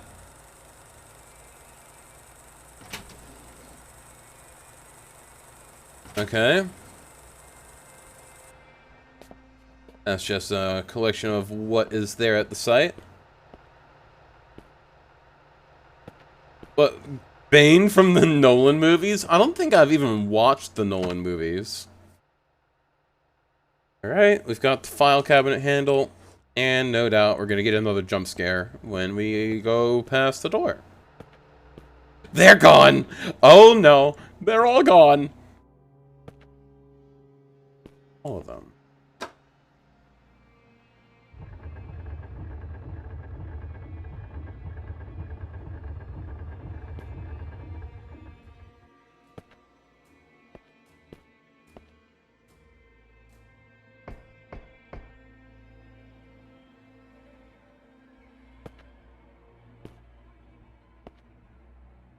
Oh shit. I already said that my goal for 150 was Big Lebowski in the Discord. Wait. Hold up. What is there like a new update on the whole situation with her closet?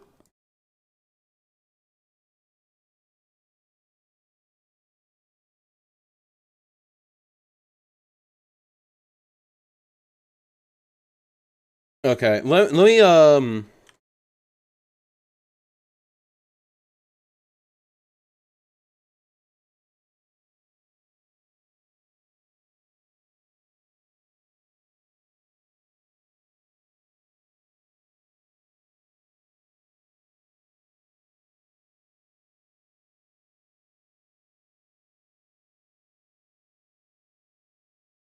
let's see. No update on that. Could totally do a movie night in Sky server.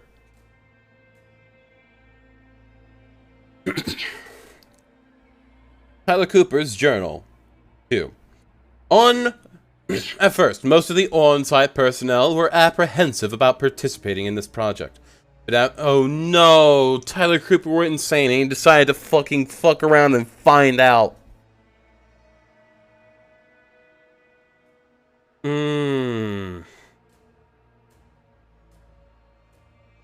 Oh no. But after distributing some 701 documents to a few volunteers, they became widely circulated and the number of people coming to sign up suddenly increased. It's rather curious how it happened, and I haven't quite figured out the reason behind it yet, but it's welcome news. I'll take it as a good omen. Now I've managed to mobilize the entire station to participate. Every single person! It's my chance to prove myself. An opportunity like this doesn't come every day. So I'm guessing they finished The Hanged King. So many volunteers. And what on earth is this SCP-701? Well, if you paid attention to the slideshow, it was The Hanged King's Tragedy.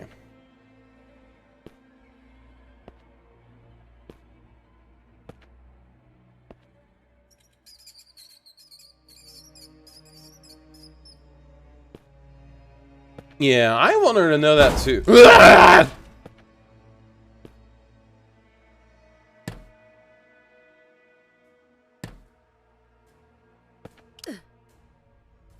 luck is on my side.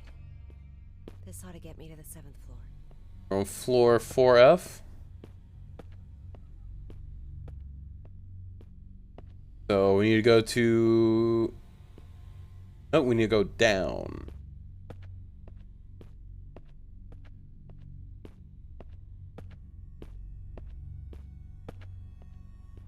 What's group 935?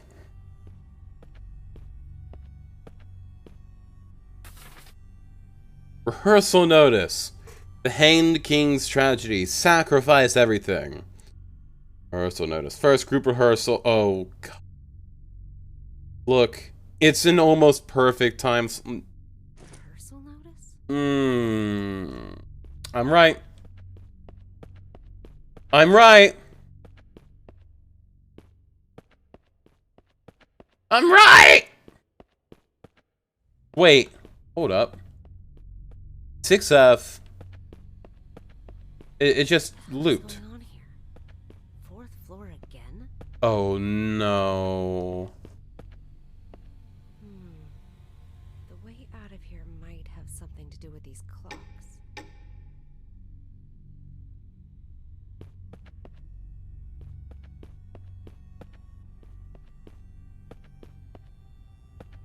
3 dress rehearsal times. Alright. So...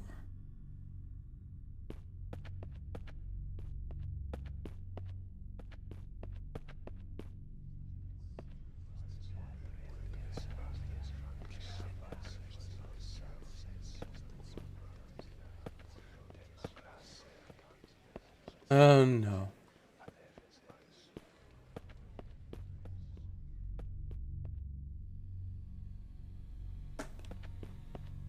And now the clock is gone.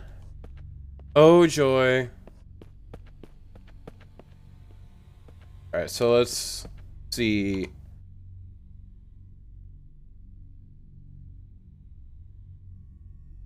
Seven, 4, 6.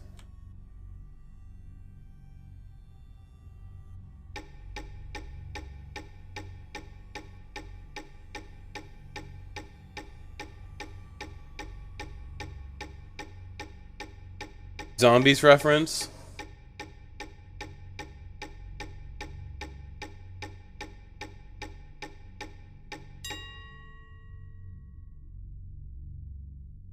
Oh, well, that must be the right spot.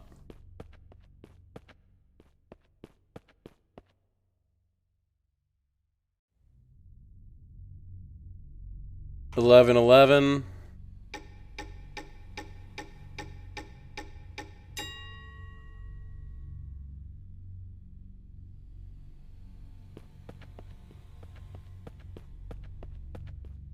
Yep.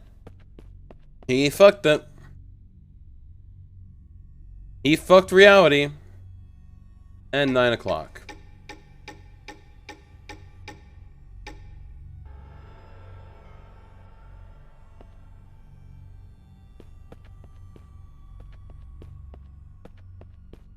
Theoretically, I should also be able to see 8th floor. Yes.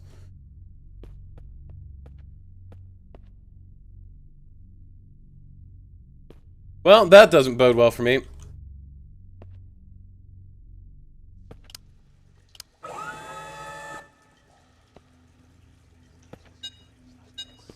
I've never seen such a high value before. The situation might be even worse. Oh god. Yeah, reality is ruined in this area. What is that smell? When was the last time they cleaned this place?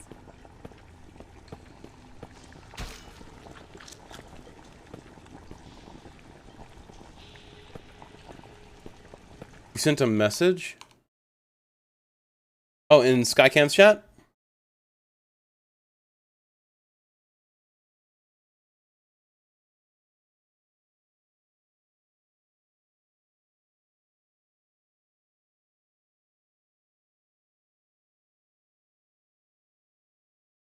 Yay!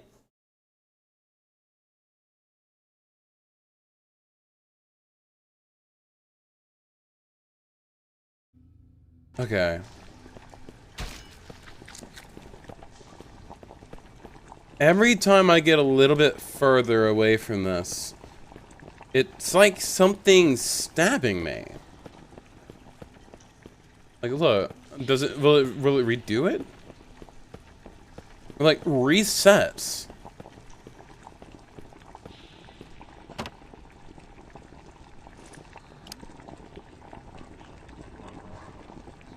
They all hang.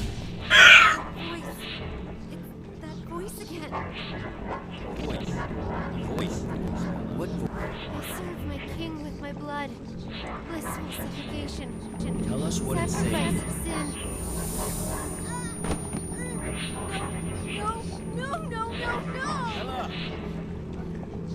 Come on, give me amnestics. Bella, are you feeling better now?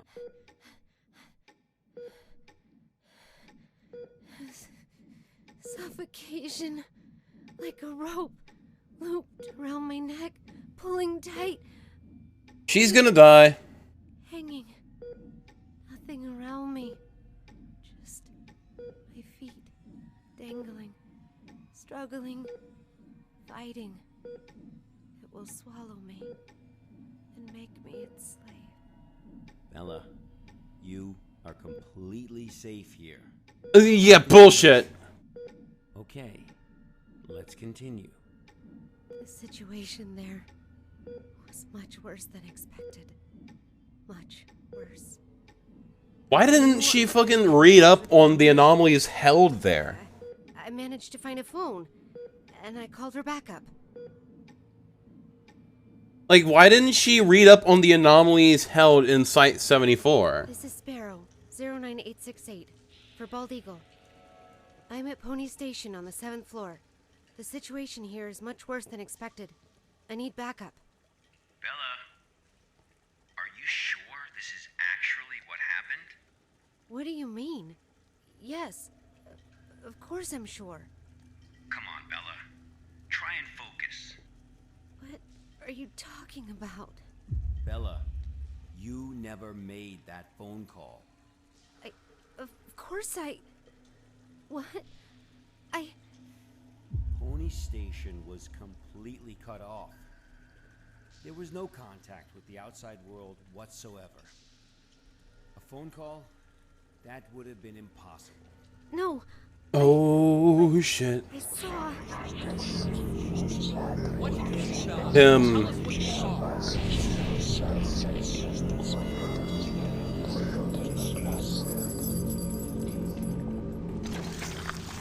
He broke the reality anchor.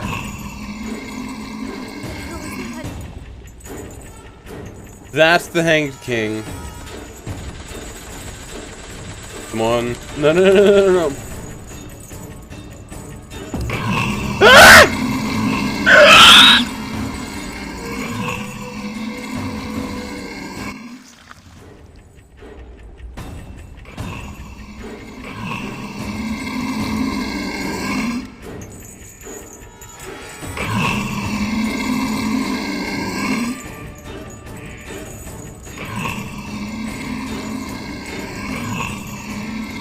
What?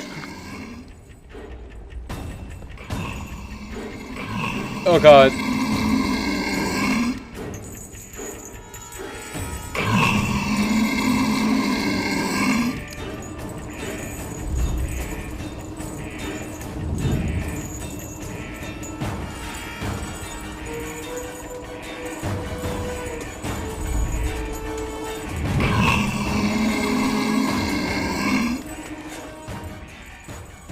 It broke the reality anchor!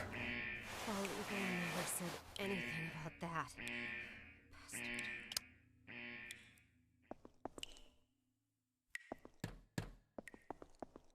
Wait, I have never read about something doing that. Never once have I heard of something breaking a reality anchor like that. Just in plain fucking sight in front of... Yeah, shit's actually absolutely fucked out here.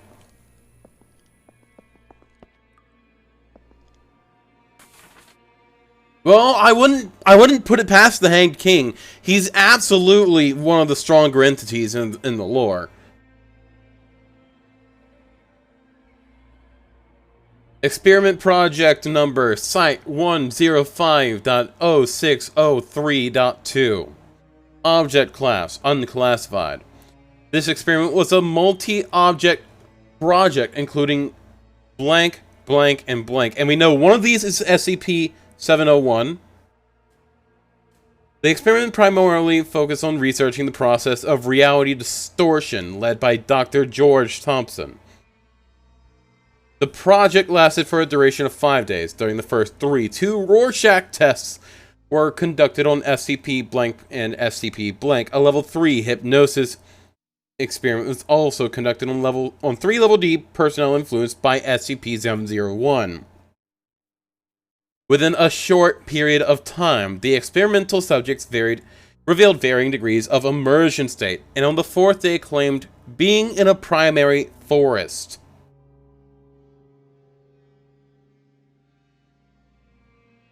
Oh, yeah, 049.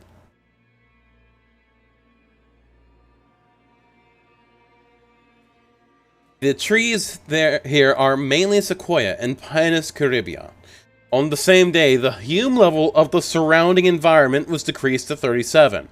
On the 5th day, the described scene began to invade reality, causing the original experiment site and 6 experimental subjects to go missing.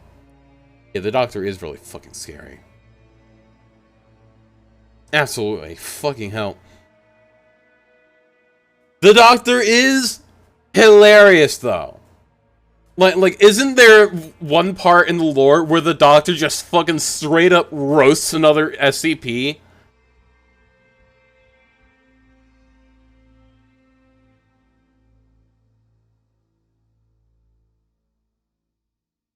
Wait, I gotta actually look that up. SCP-049... 049 roast another SCP. I could swear that to actually happen. It's YouTube. Fuck.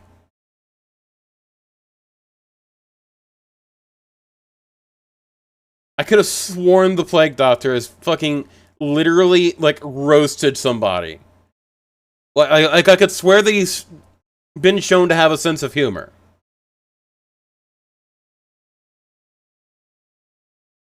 Honestly, you might be right. He is nice.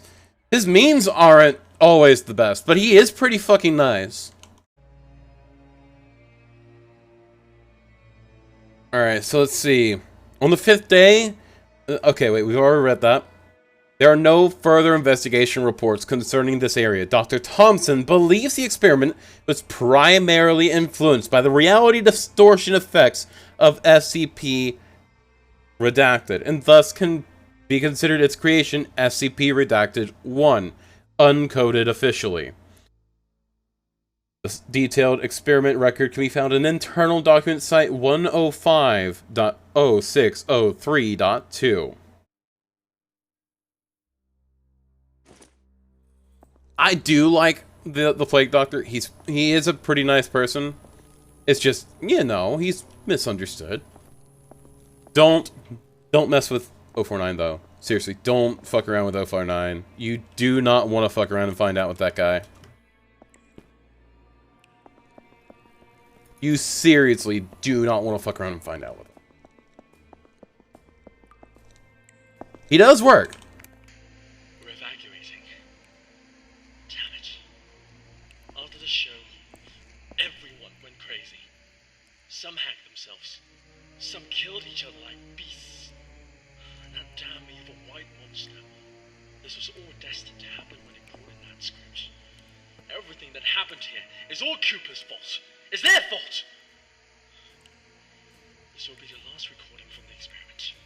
The hydropower plant was shut down forever. And no doubt my experiment will also... What's going on? What's going on? Ah!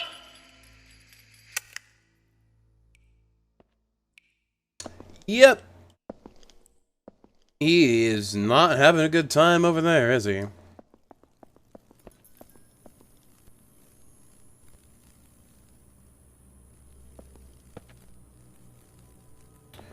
Oh, God. Electricity needed.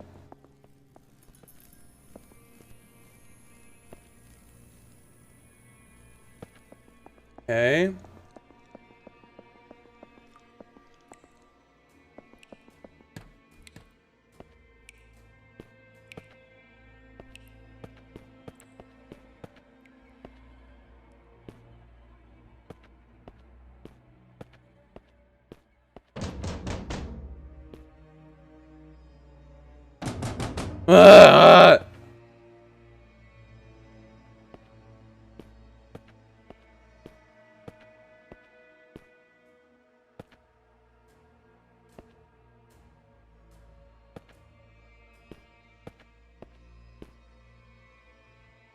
God, this fucking scares the shit out of me.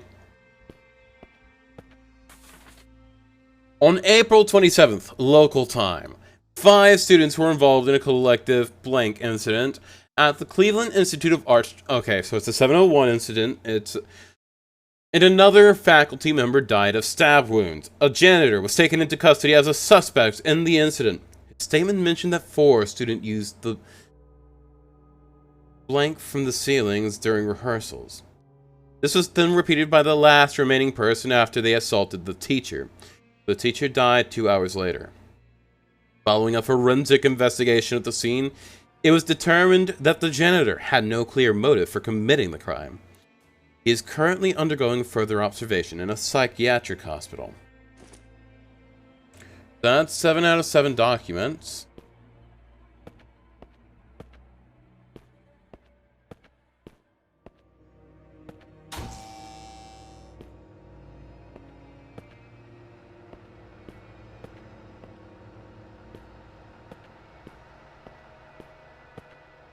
Let's check this. To all personnel on Pony Station, research on 701 will officially begin tomorrow. In order to prevent the dissemination of classified information, all video surveillance equipment has been removed, and all external signal transmissions have accordingly been blocked. The site will be kept under closed-loop management procedures until the conclusion of the research experiment. At present, the experiment is still in need of more participants. All willing participants can find Miss Irene Mabel in the archives room on the 4th floor to fill in the necessary paperwork.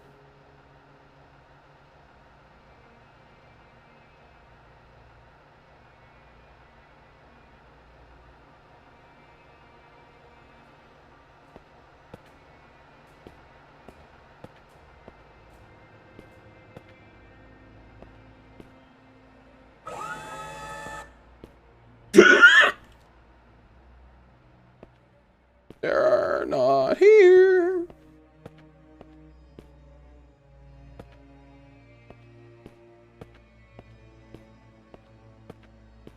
Okay.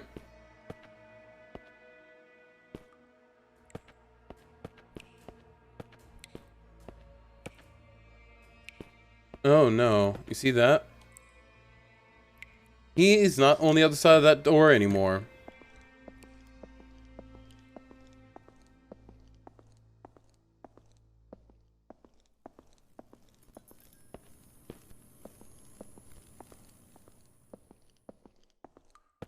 I am so and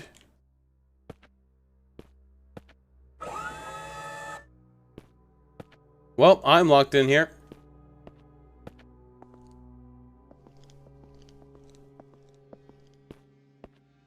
You're gonna take a nap? Ah!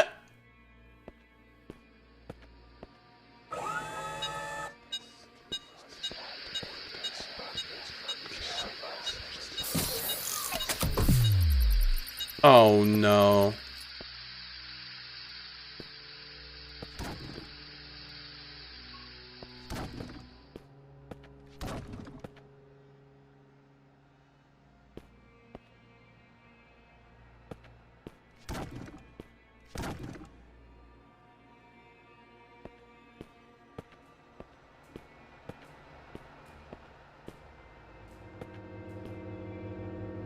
Oh no, oh no.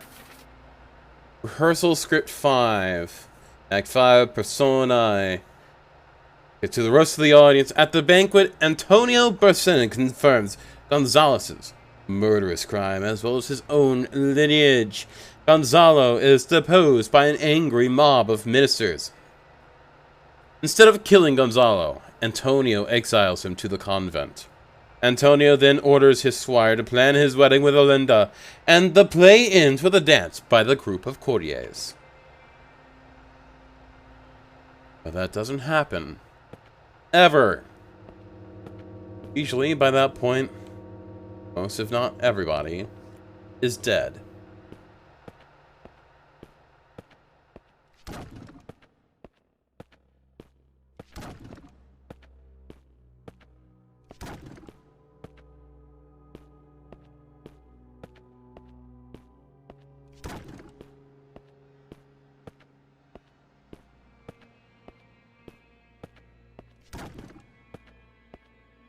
does it look like they're all going to the same place? Because they are.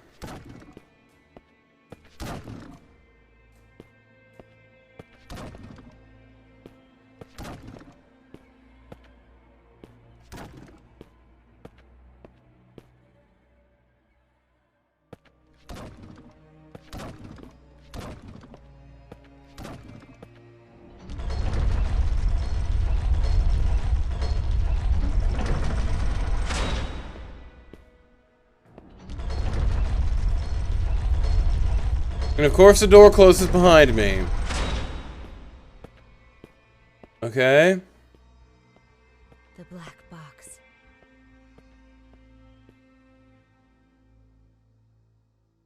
That's not a black box. Oh no. I know what's going on. The Hand King knows I'm here for the black box.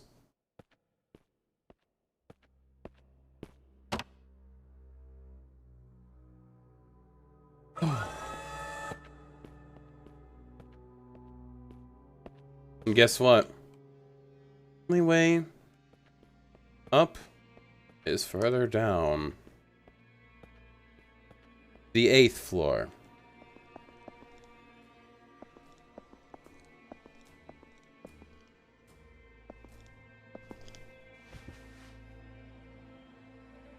Handmade doll of 049.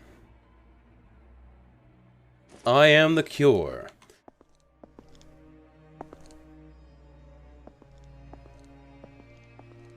Honestly, I do really like 049. But I'm so creeped out right now.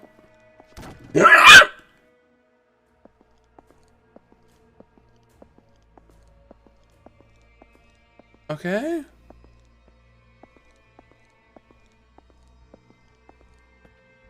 I don't want to go that way.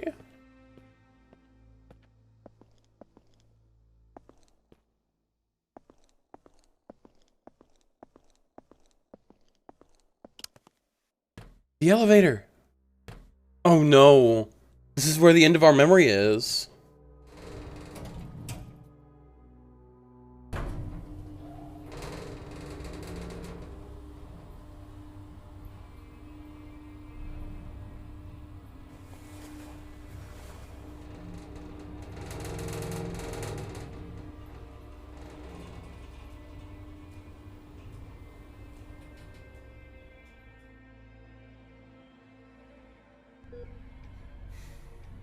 Bella, we really need you to tell us the truth here.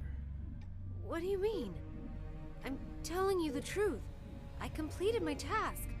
I retrieved the black box from Pony Station. Looks like the cognito hazards really did a number on her. What are you talking about? I'm fine. Bella, there was no black box in sight when we found you. That's impossible. I'm positive. I know I had it in the escape elevator. And there is no escape elevator in Pony Station. None of what you're saying adds up. But that's impossible. It's just impossible. Look at me, Bella. Try and focus. What really happened? What really happened? Bella, think carefully. Oh shit, I'm gonna fucking die.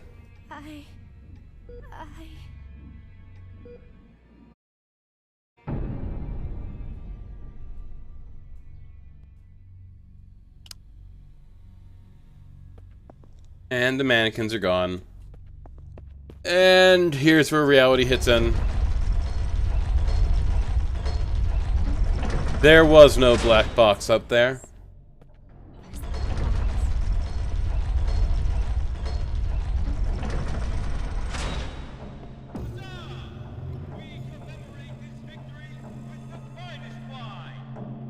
An echo.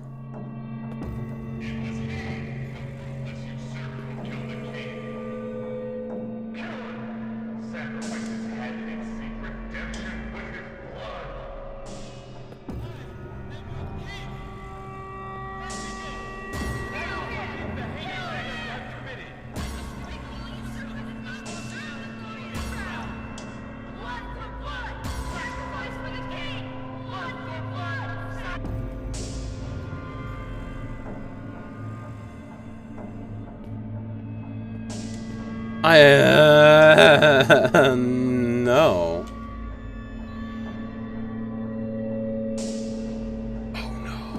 Fuck, not again.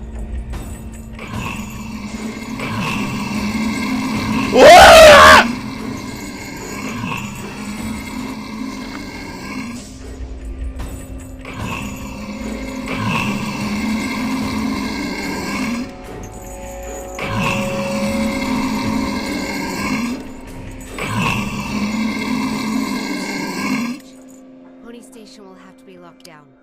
That much is for certain.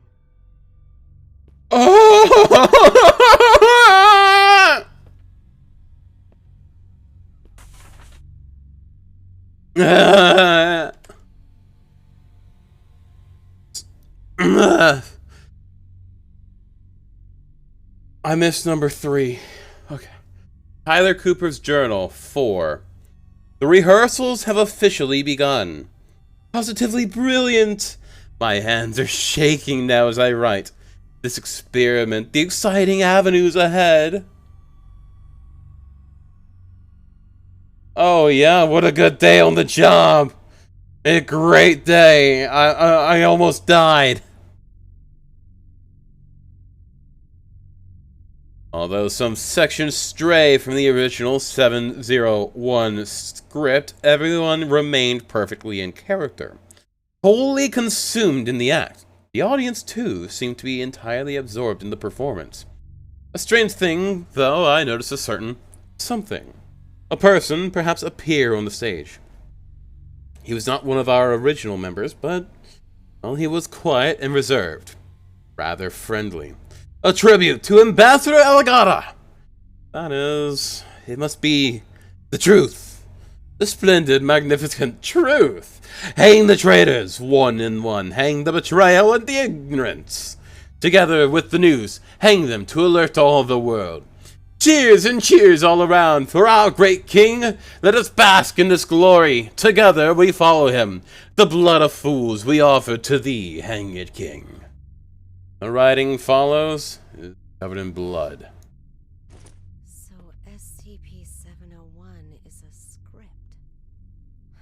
One performance and now all of Pony Station is ruined. Dr. Cooper, what have you done?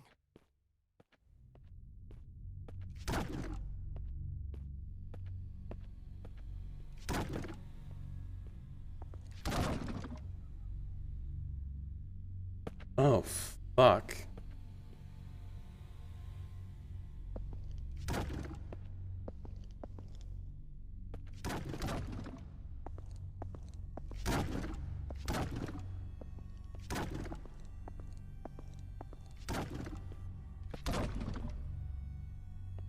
It's those mannequins again. Where are they headed? But where have all those volunteers gone? They are the mannequins. Rehearsal Script 1. Act 1. The King of Trinculo passes away, and the king's brother Gonzalo succeeds him as the new king. At the coronation, the drunken queen confesses that she colluded with Gonzalo to kill the old king and hang his body from a tree. The queen goes on to confess that the great nobleman Antonio is in fact the son of the old king, and as such has legitimate claim to the throne. Antonio scoffs at this, but upon returning to the inn, he meets the ghost of the old king, who confirms everything the queen has said.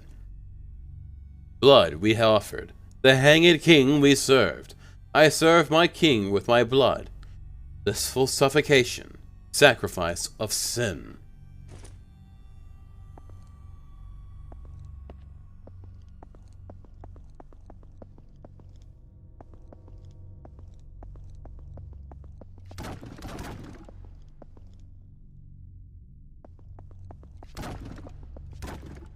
Now, if I remember from the actual 701 document that was written on the wiki, the better the act, the more violent the results.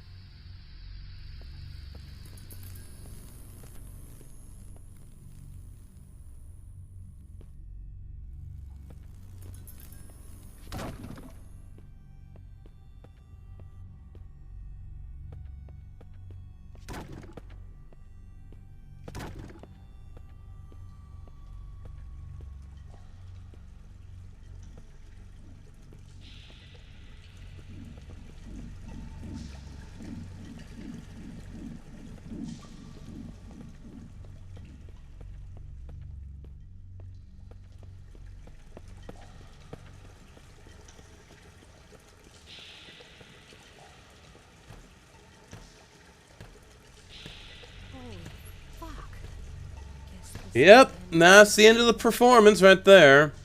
SCP-701. The Hanged King's Tragedy. And there's a news from me. Reality bends to its will.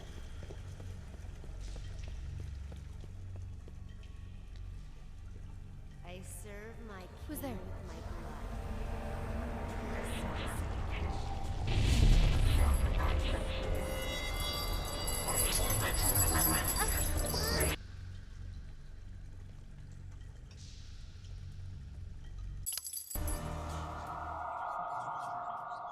What the fuck?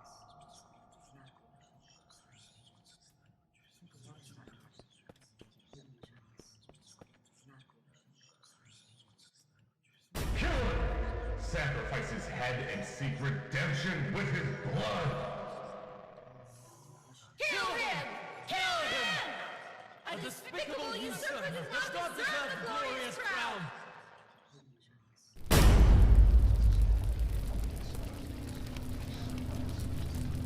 What is going on? It's the goddamn Cognito hazard again. I need to leave right now. But you can't. With this, our blood is hanging!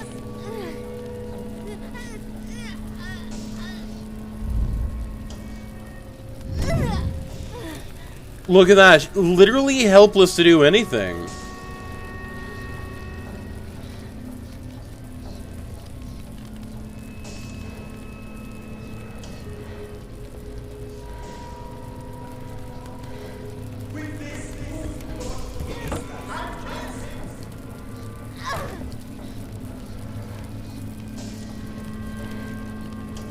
The events are doomed to forever replay in this area. This is a new take on 701, in my opinion. It's really cool.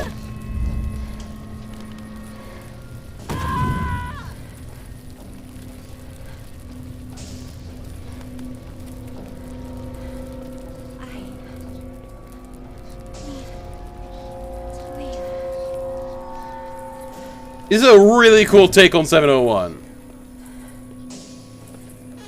The events permanently replaying in the area over and over again. The very act of recreating the play to such an effect, ruining reality itself so hard that the Hanged Ming is always there.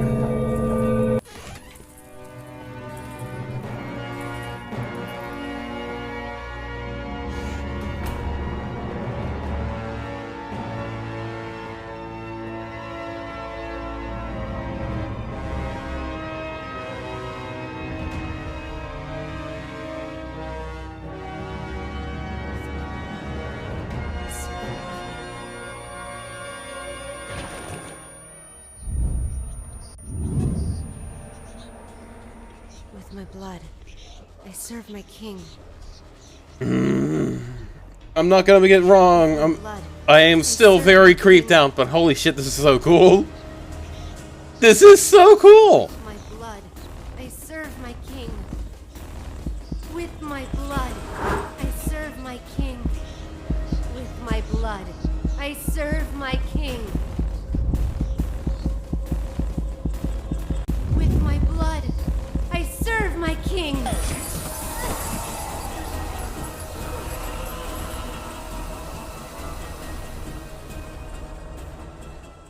That's an interesting take. And I'm guessing now I go unconscious. Her condition is unstable. I've just injected her with a sedative, but you need to let her rest for a while.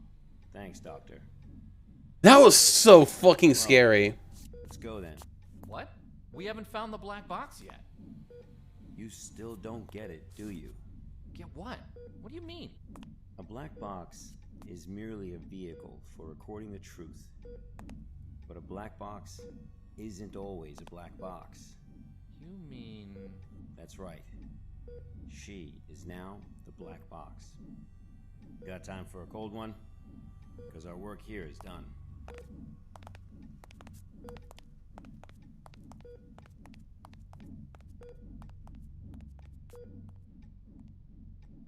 And now I die, huh? I serve my king with my blood. Blissful suffocation. Sacrifice of sin. Oh, that sound. I have no clue, but that sound got me like in the fucking gut.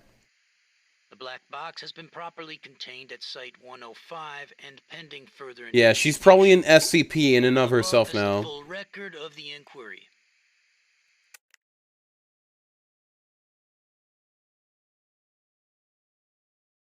Alright, let's see. Oh, look.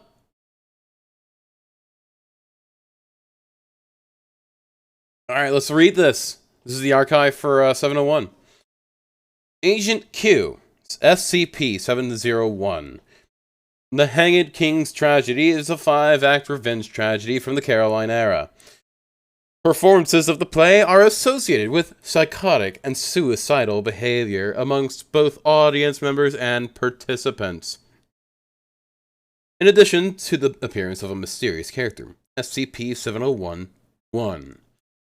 Historical estimates placed the number of lives claimed by the play at between 168 and 173 over the past 300 years. Agent Q. A typical case of the SCP-701 incidents took place on May 27, 2009 during a group test experiment. Performance. The presiding project research leader at the time was Dr. Tyler. According to research logs, SCP-701 is a self-evolving memetic virus that spreads through unknown means via dramatic texts. Pony Station is currently under a full-scale lockdown. Archives pertaining to Okay.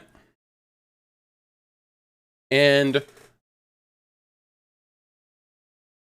Agent Q. That is indeed a valuable question, sir. But according to our investigation of Bella, the data is no longer considered complete. The black box is the only reliable recording containing the entirety of the research contents. She is the sole complete database of SCP-701.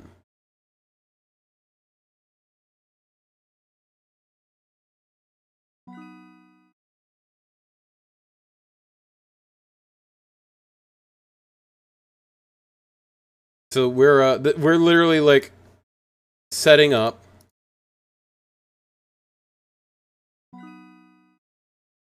the entirety of the file, which is available on the wiki.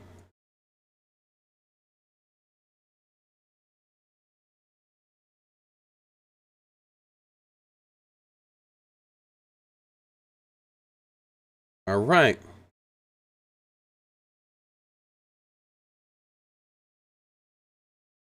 Right, so I believe that this means that we have done well.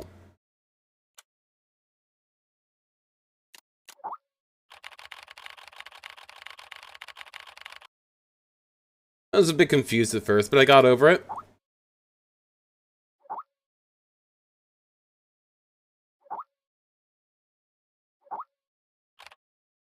Oh, come on, Ghent. So, are we really using a living being as a tool to contain anomalous objects? Hey, MIT boy. Seen a great many field agents. They're prepared to sacrifice. Okay, gotcha. Secure, contain, protect.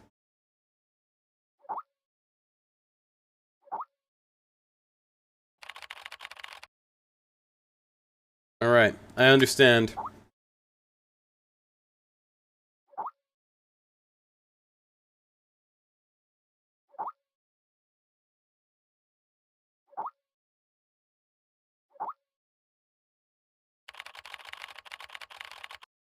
Alright, yeah, but I can't drink too much. Hey, how about taco night or donut night? Again.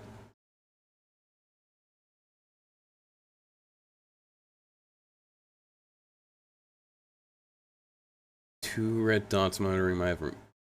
Okay, wait. To celebrate the completion of my first ever archive mission, my colleagues threw a small party. It all started to grow on me. My colleagues, this place. I started to really enjoy all of it. Maybe it was all the drinking. I dreamt I was lost in a strange cave. It was dark, damp, and smelled of decay. In the depths of the darkness, I saw at all times two red dots monitoring my every move. What a strange dream. Tequila's too strong of a drink. I need an espresso to wake me up.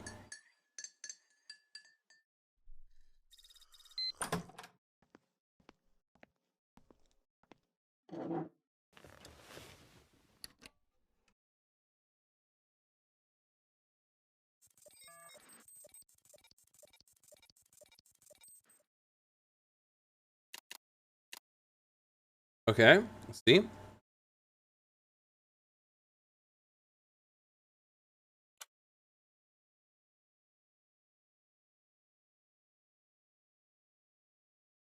SCP-660 is the file we're working on. Let's check. Don't really have anything to really.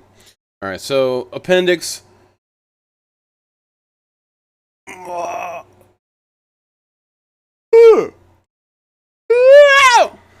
Appendix. April 21st, 2012. Object is an irregular clay pot with a height of 23 centimeters and a diameter of 28 centimeters. But do not be fooled by its appearance. It is an organism. A womb. Yes, an earthen womb. SCP-660 may be safely stored in a standard safe deposit box, provided its mouth remains covered with an inert perspex disc and sealed with tamper-proof tape. Log of tests involving human experimentation with SCP-660. Lab report. SCP-660-A. Skin flap. Harvested from the left thigh of the cadaver of D612.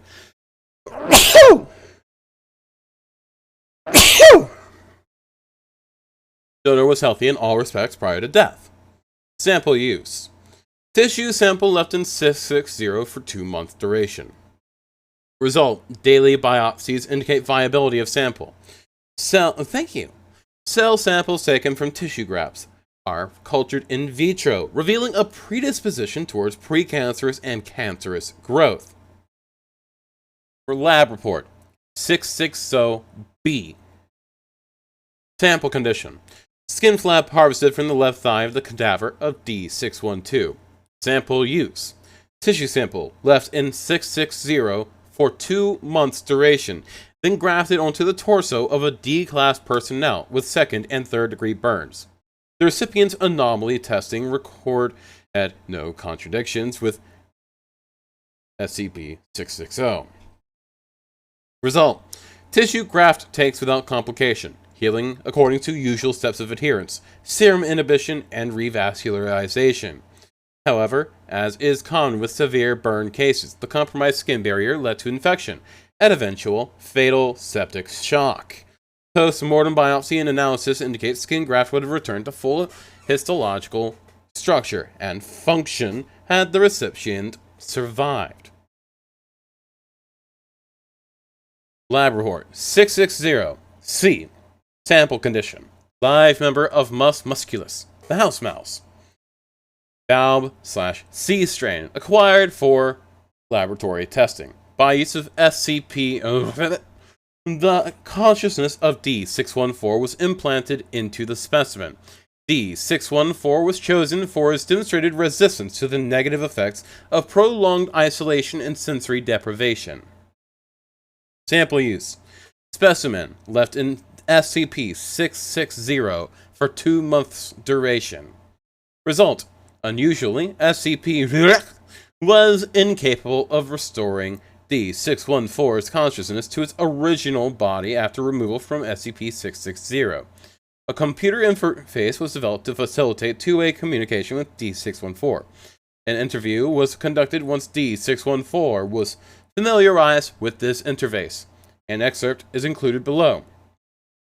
Dr. Brown, I guess I'll have to take your word for it. And how did that feel? D614, suffocating and stretching.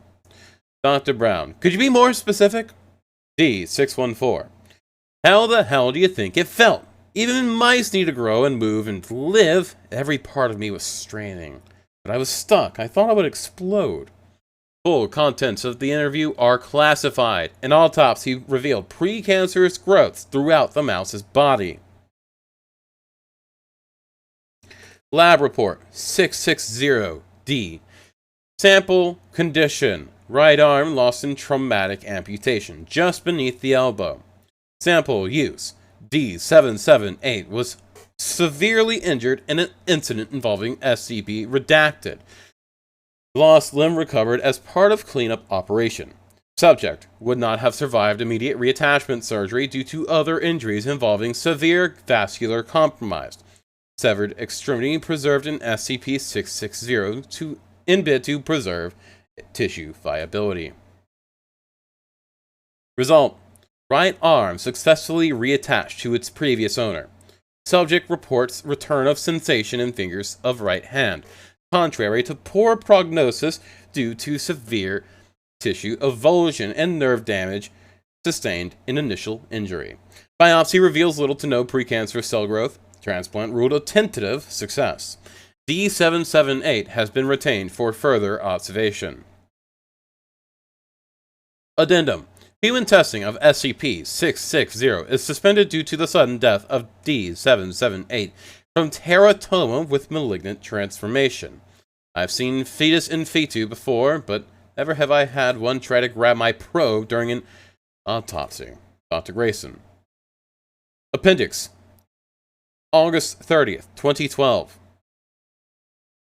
Alright, not August. July 30th, 2012. As of today, SCP-6601 has been neutralized. SCP-660 no longer exhibits any other forms or shapes. It has been classified as safe by the Foundation. Research on SCP-660-1 will be transferred to the Reliquary Research Institute. Details available to personnel with clearance 4/660. Alright, so let's start from the top.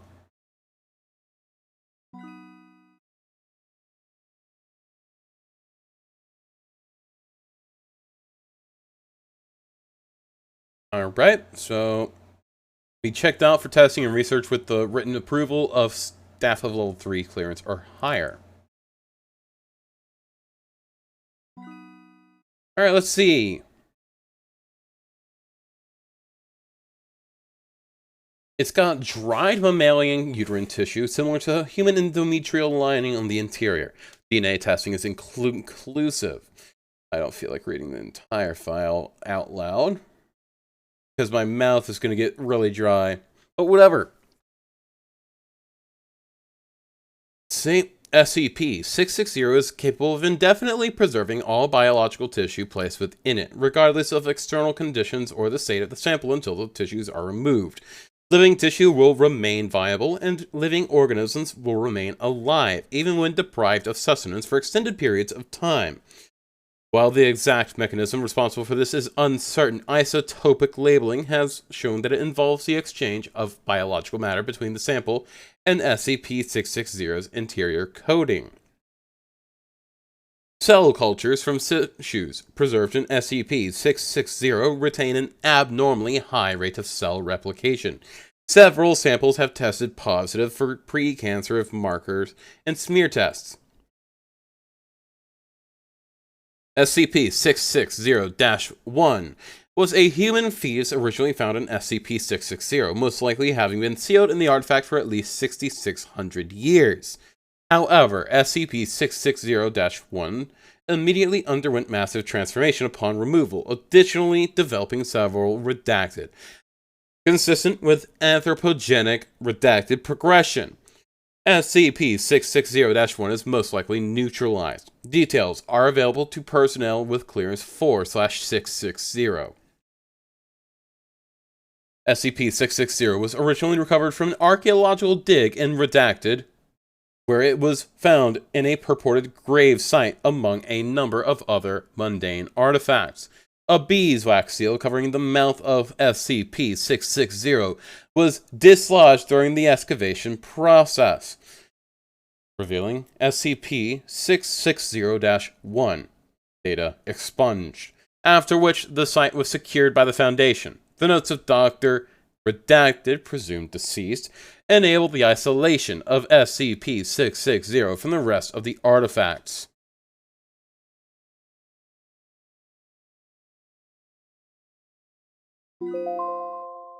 Here we go. And now we have classified it as safe. Submit. Cinco no Otachi. Ah, trees. 143. Okay, so it's a massive, this is the sakura trees. Razor sharp leaves, yes! Fuck yes, okay. So, let's go ahead. And...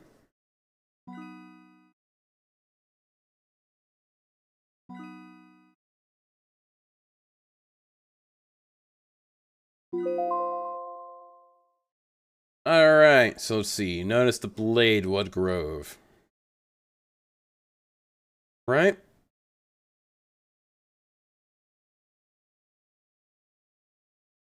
Does it mention this? No, so we gotta read both of them. I thought it would include the addendums, but whatever. SCP-143. Object Class. Euclid. Special Containment Procedures. SCP-143 is to be contained in the valley adjacent to Bio-Research Area 12, an area over 2 kilometers squared. I'm not going to read this silently because my mouth is going to get fucking wrecked. See, water twice a day.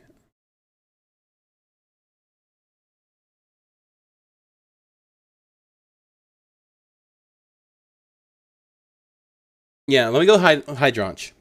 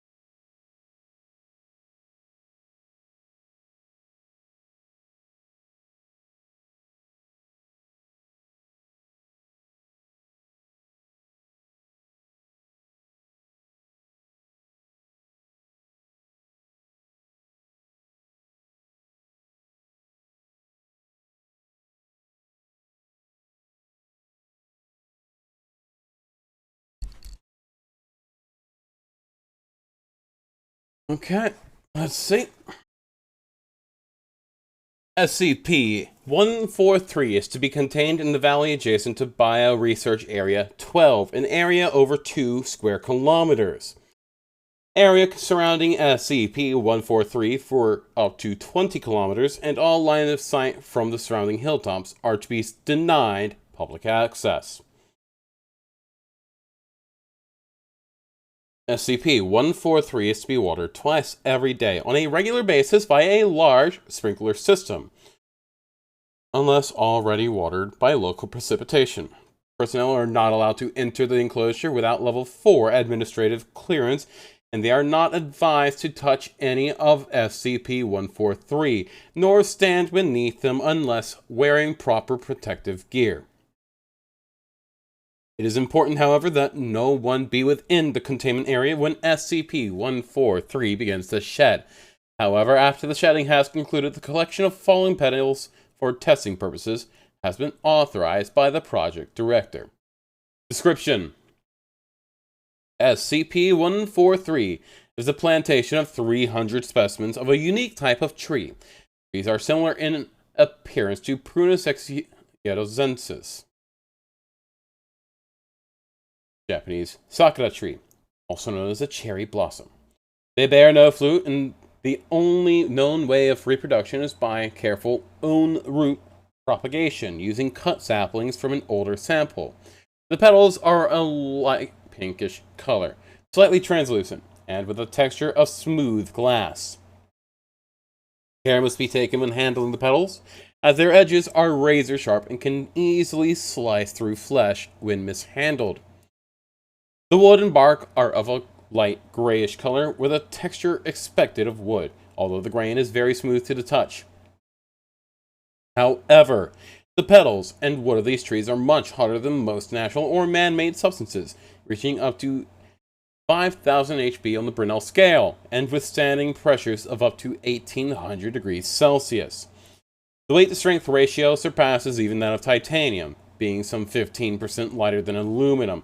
Despite this hardness, the wood and petals are quite supple and are as pliable as most woods are.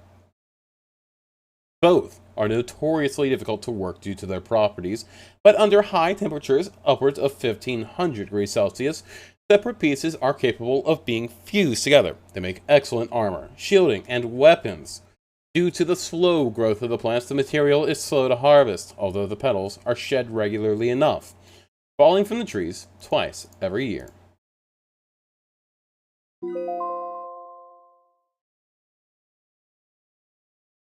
Addendum 143-1. The trees were grown on-site from saplings obtained from parent plants located at Nara Prefecture, Japan in 1905. The parent trees were owned by a family of traditionalist swordsmiths claiming to be descended from a legendary sword maker named Amakuni. They refer to the original trees as Jinko no Kodachi, or the Bladewood Grove. It is from then that the Foundation gained the techniques to cut and work the wood and petals into serviceable items. The original trees are still in Japan, owned by the government, and still tended to by the same family. However, the government has denied all existence of the trees, and any products made from them are kept within the country. Addendum 143-2.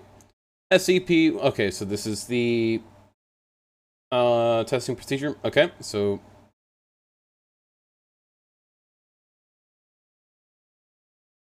Personnel are not allowed to enter the enclosure without Level 4 administrative clearance and are not advised to touch. Okay. Document 143-A. We lost 3 staff to 143 today. They were collecting petals dropped by the trees the previous day when suddenly a gust was picked up, shaking a good deal of the petals from the trees and blowing them around. Stayed that windy for the whole day. I sent a cleanup crew, but it's still pretty windy, and the odd petal is still falling. We will have to pick up the remains when the wind dies down in a couple of days. Okay.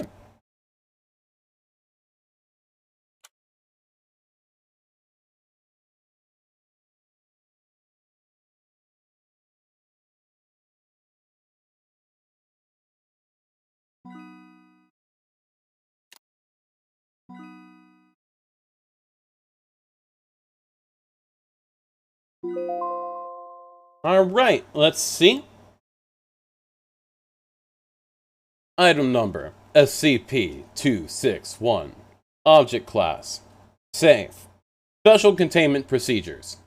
Any access to SCP-261 must be approved by staff with Level 2 security clearance or higher. Any and all items dispensed by SCP-261 must be recorded along with the amount of money entered and the amount of time elapsed between uses. Currently, SCP-261 may only be used 10 times in a 24-hour period, with no transaction exceeding the equivalent of 500 Japanese yen. Testing approved by Site Command is not under these restrictions. Items dispensed by SCP-261 should be reviewed by Site Health and Safety officials before consumption. Failure to do so releases the Foundation from any obligation regarding negative effects. Items deemed dangerous or useful to research will be confiscated by Site Security, with financial compensation provided in proportion to money spent. Description: SCP-261 appears to be a large black vending machine with no front glass panel, and a small keypad on the right side. SCP-261 was recovered in Yokohama, Japan. SCP-261 was brought to the Foundation's attention after investigation of an urban legend about a magic vending machine that was circulating the internet. 261 was found in a back alley behind a large shopping center with a handwritten sign saying "out of order" in Japanese tied to it. SCP-261 has no marks or identifications of any kind, and no locals remember when or how it came to be in its current location. Internally, SCP-261 appears to be a basic vending machine equipped to vend food and beverage items. After a key was made and the front door opened, no abnormal materials were found. It was determined that SCP-261 has never actually contained any food or beverage. The keypad, while connected and operating correctly, does not activate any of the dispensing mechanisms. When money is placed into SCP-261 and a 3-digit number is entered on the keypad, SCP-261 will vend a random item. SCP-261 has not accepted any currency other than yen, with rejected currency being deposited in the coin return slot. It is unknown how these items appear, however. SCP will not operate when the door is open, or when recording devices are placed inside. The number entered on the keypad has no effect on the item vended, nor has any pattern been detected. Items are always some form of snack food, and typically have bright, attention-grabbing packaging. SCP-261 is capable of operating with no external power supply, but operation in this state will cause unstable vending to occur much more quickly than normal. If SCP-261 is used several times in a short period of time, and or large amounts of money are entered before an item is vended, SCP will start to dispense bizarre items. While still food, their suitability for human consumption is often non-existent.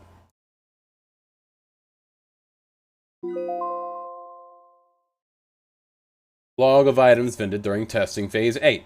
800 yen entered for each item. Items being dispensed every 2 minutes. SCP attached to power. Notes: SCP-261 safety regulation stipulates that SCP-261 may be used a maximum of 10 times per 24-hour period, with no transaction value exceeding the equivalent of 500 yen. However, in view of the necessity of this experiment, the Foundation has approved Dr. Redacted's request to use SCP-261 at high frequency. Coke Zero, a can of Diet Coke, packaging in English. Cheetos, a small bag of Cheetos snack food, packaging in English. Black, a single pack of caffeinated chewing gum, packaging in Japanese. Yan, a single yan cone with peach dipping frosting, packaging in Japanese. Meiji Seika Company does not produce this flavor. Pepsi Dragon Twist, a can of Pepsi Cola with a trace of fruit flavor, packaging in English. Flavor identified as dragon fruit. PepsiCo does not produce this product. Dark Side Cola, a quote-unquote can with clear plastic sides, packaging in Japanese. liquid inside is clear. When opened, liquid appears to react to the air and changes to dark black over a period of several seconds. The black coloration looks like billowing smoke and cannot be reversed. Liquid's taste described as cola with something spicy in it. Little Bakery, 7 grain. A small tube the size of a candy bar with a green button, made of aluminum packaging in English. When the top is twisted off a mass of dough, it's extruded. Dough contains several enzymes and bacteria that have not yet been identified. On contact with air, these cause the dough to rise and bake, killing the microbes in the process. Produces a small round loaf of bread weighing about 250 grams. Taste described as good, but chewy. Lemon clams. Thick plastic baggie with a plastic tube on the side, containing water and 12 clams. Packaging in Dutch. Following on package instructions, the plastic tube was cracked like a glow stick.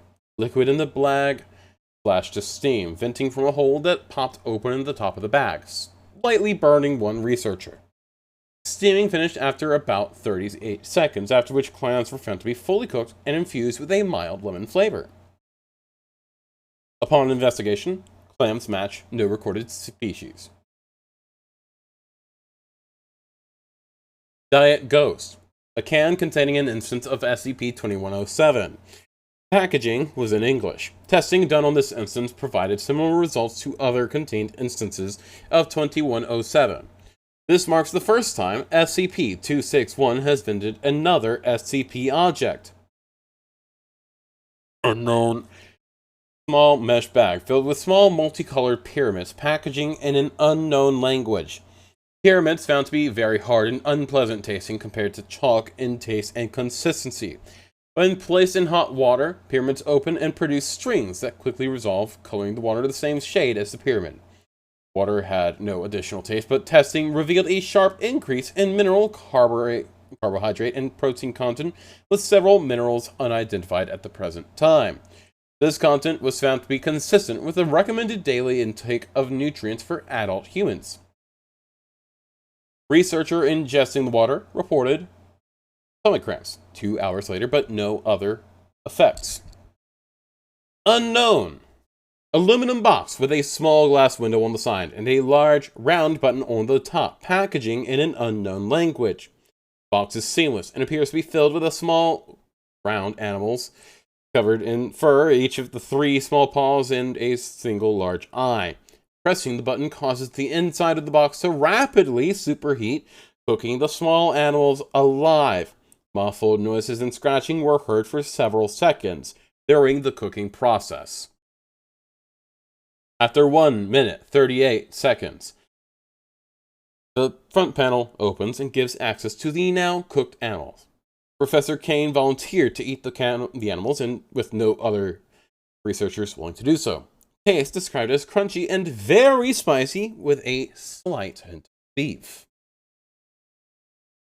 Unknown. Tall, thin aluminum can, packaged in an unknown language. Opening the can caused a chemical reaction with the liquid inside the can. Liquid was apparently not intended for an oxygenated atmosphere and detonated violently, causing several injuries and killing 2 researchers. Testing discontinued and area cleared. Testing area observed to smell like citrus for several days. Dr. Redacted. Conclusion. It was either food or drinks, nothing else. How awful.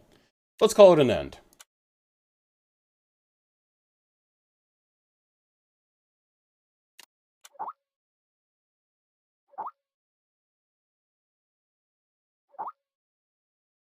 And you're not coming? Nah. Doesn't suit me. What are you talking about? Hi, Carl. We're about to attend the monthly lecture. Monthly lecture?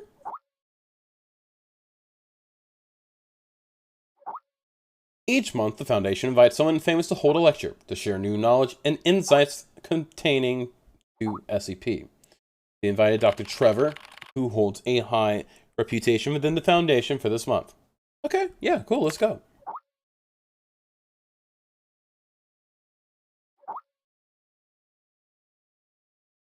I'll send you the link to the monthly lecture. Just a sec.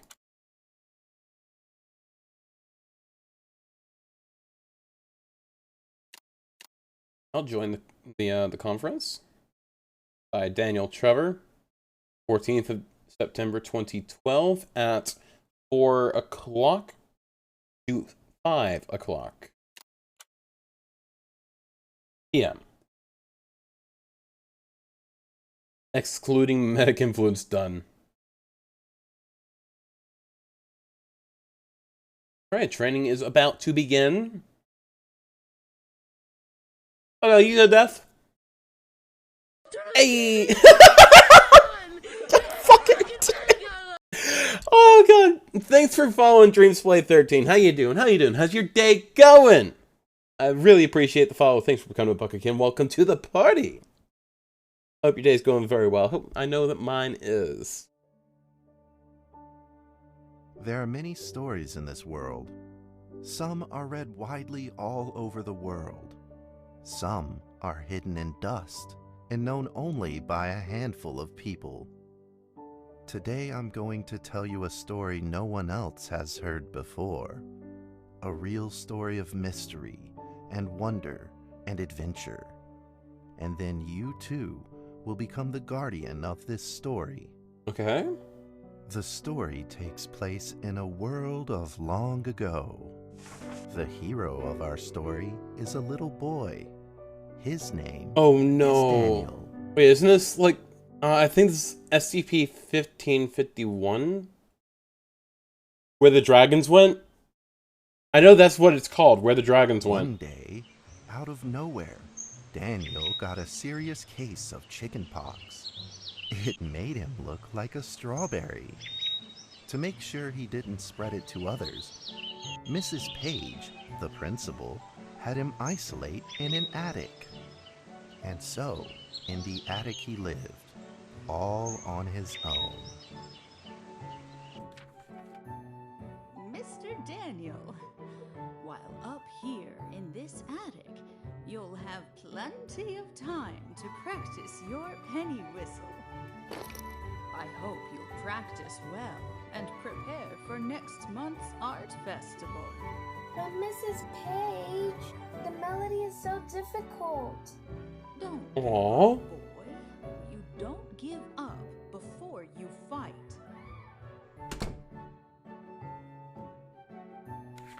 The wild shift in Daniel styles was is reluctant fucking at amazing. first, but he trusted Mrs. Page, and he knew he should listen. And so he practiced the penny whistle.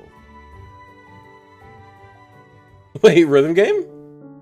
ASDF space.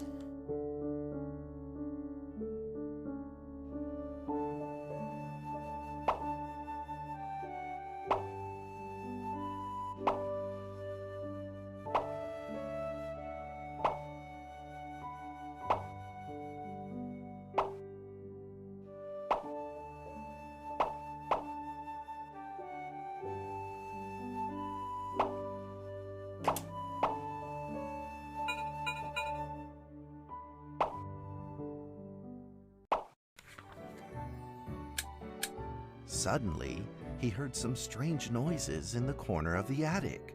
Yes, this is where the dragons went. Huh? Who's there? Daniel decided to go over and take a look.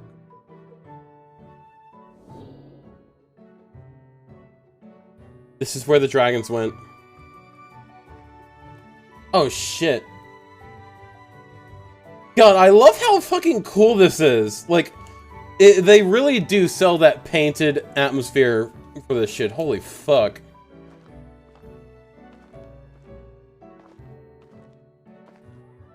Yep, look. Paper dragon. It was a mousetrap, and there was a red origami paper dragon inside of it. Daniel carefully removed it. It was marvelous and beautiful. The only problem was part of its wing was damaged, but Daniel found a way to repair it.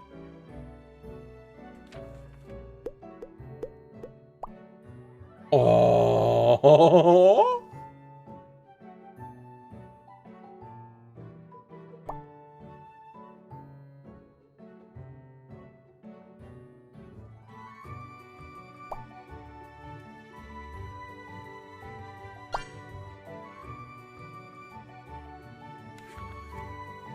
Daniel held the repaired paper dragon high up in the air, imagining that it soared over all the world below. He played and played with the paper dragon. Wee! Woo! Dragon! Soar! Aww! In the warm afternoon sun, Daniel had to fight his eyelids just to keep them open. And the dragon went back in the box. Could it be? Or is this all just a dream? Is it just fantasy? The next day, with boredom and loneliness weighing him down, he began to fiddle with the old radio.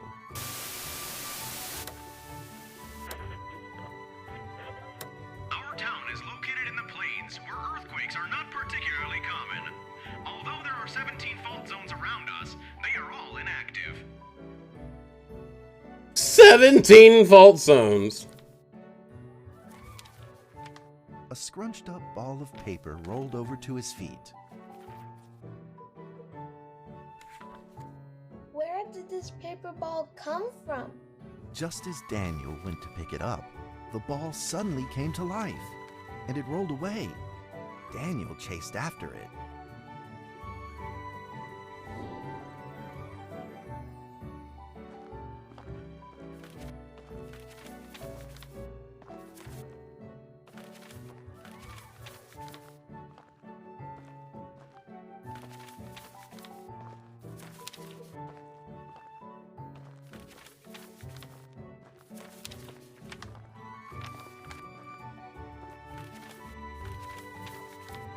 Hey, come here, you bitch!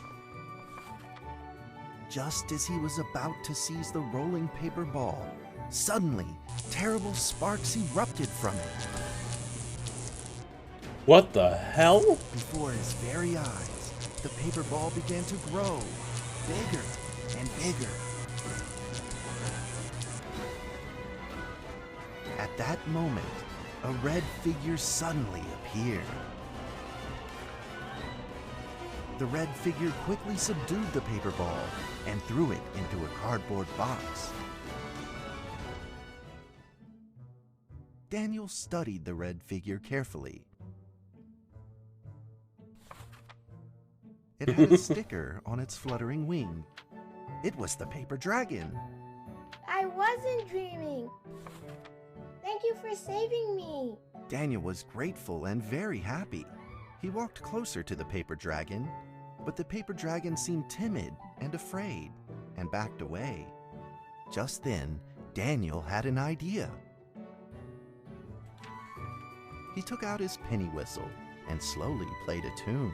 Oh gosh.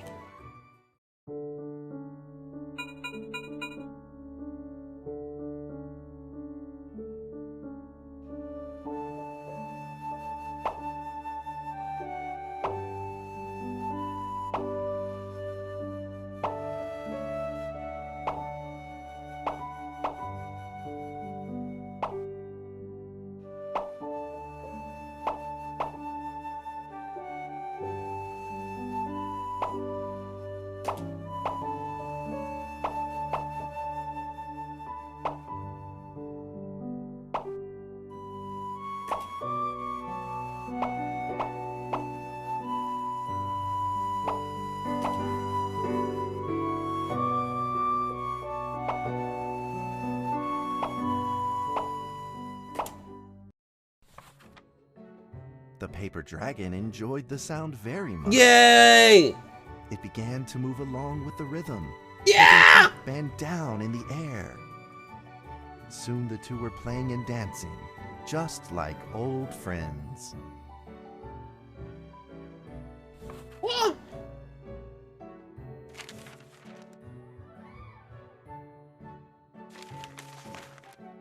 The paper dragon traced out a beautiful arc in the air, communicating with Daniel in a unique way.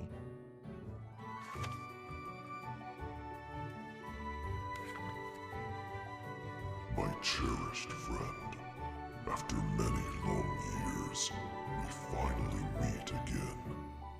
Tell me, how has your family been? A great thank you for playing that music for me. You know how I love the beautiful rhythm of that instrument.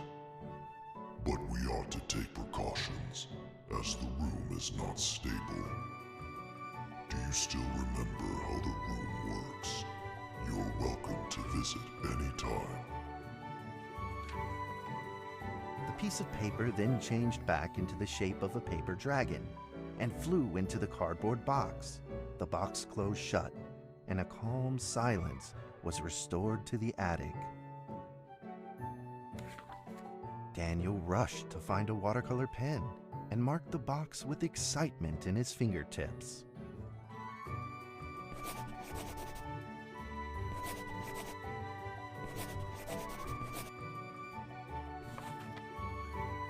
Over the next few days, the paper dragon came out often to play with Daniel.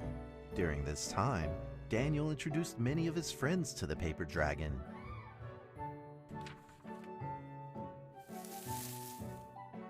That cat's name is Mrs. Carter.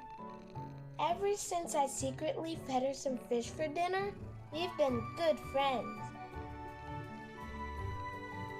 That's Duke. This is Jessica's pet. He doesn't like Rainy Day or Mrs. Carter. Only smoked sausages for his taste. Well, that's kind of par for the course for that kind of dog. Now, we are friends too. My name is Daniel. What's your name? The paper dragon flapped its wings, as if it didn't understand him. Well, since you like the sound of the penny whistle so much, why don't I just call you Penny? I'll keep practicing to make it sound better. Daniel and Penny then played baseball together in the attic. Let's play cat. Oh no.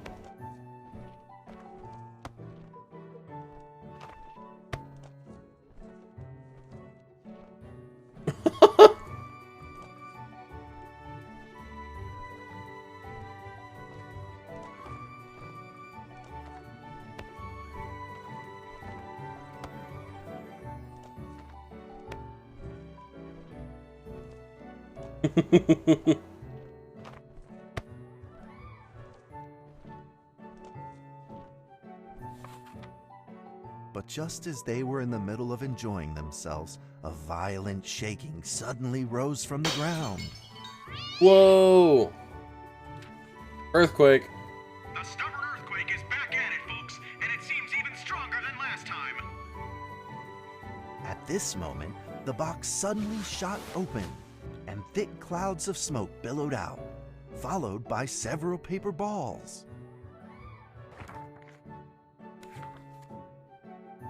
Penny attacked the paper balls without a moment's hesitation and promptly threw them back into the box.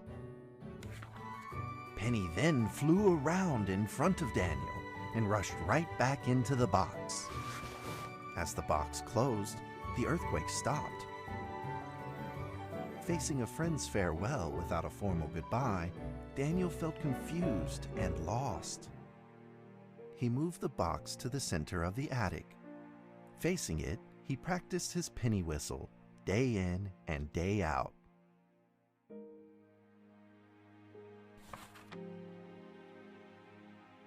I love this story, but I hate it. As the days went by, Daniel's playing became smoother. One day, the box suddenly began to move. Huh? 1, 2, 3, 4. This time there were 4 paper dragons. But they weren't alone. Enemies began to jump out of the box too. Earthquake! Another earthquake! This time it's reached a magnitude of 5.8! In that small small attic, the 4 paper dragons fought fiercely against the paper balls. God, the sound design is fucking awesome. The paper balls use new tactics. They clump together into a single monstrous ball of paper. It began to shoot strong bursts of electric sparks at the paper dragons as they flew through the air. As they were hit, the paper dragons fell from the air, one after the other. Seeing the injured paper dragons, Daniel felt very distressed and anxious.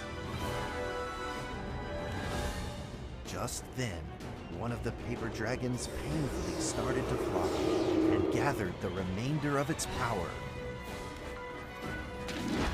The paper dragon transformed into a great beam of light and dove straight down to pierce through the monstrous paper ball.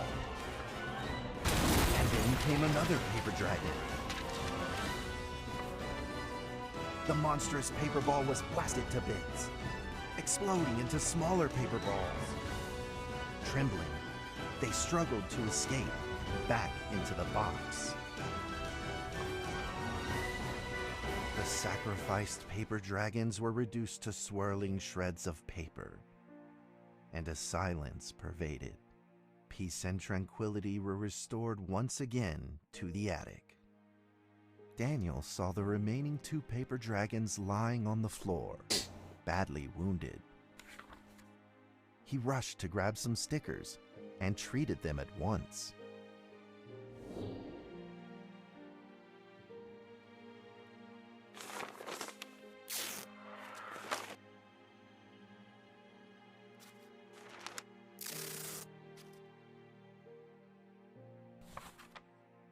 Suddenly, countless paper dragons began to gush from the box. The 2 wounded paper dragons were repaired and began to fly. Like 2 colored threads, they merged with the other dragons, flying in unison. The dragons moved like a tide, flying freely through the attic. Daniel eagerly took out his penny whistle. He showed all his paper dragon friends the results of his hard work and practice.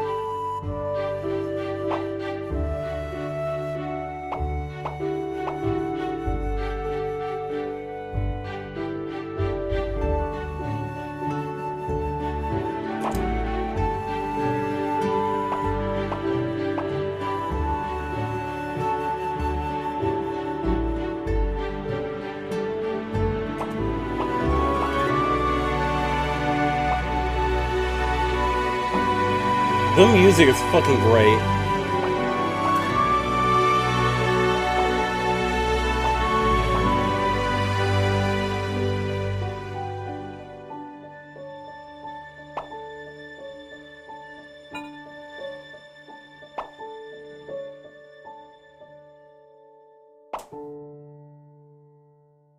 The music's fucking great. Yes, it's the Paper Dragons. In the sweet melody of his playing, Daniel felt himself enter into the world of Probably one of the few heartwarming stories in SCP lore, but it being SCP lore, it's still really fucked up.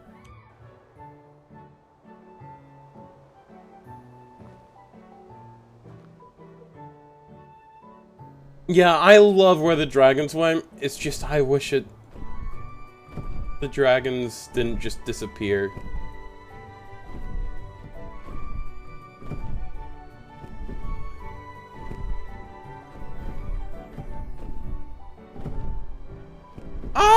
a lot are pretty fucked up.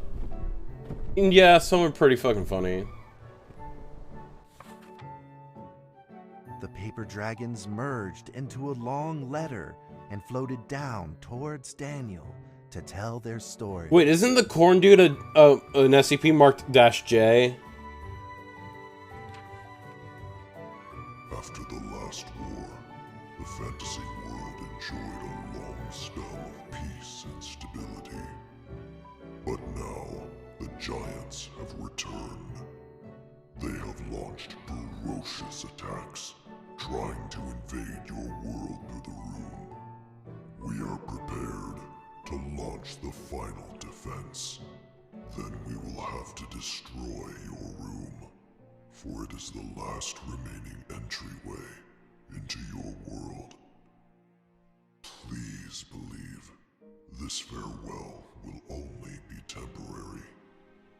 We will not be apart forever, and we will never forget our eternal mission of protecting you.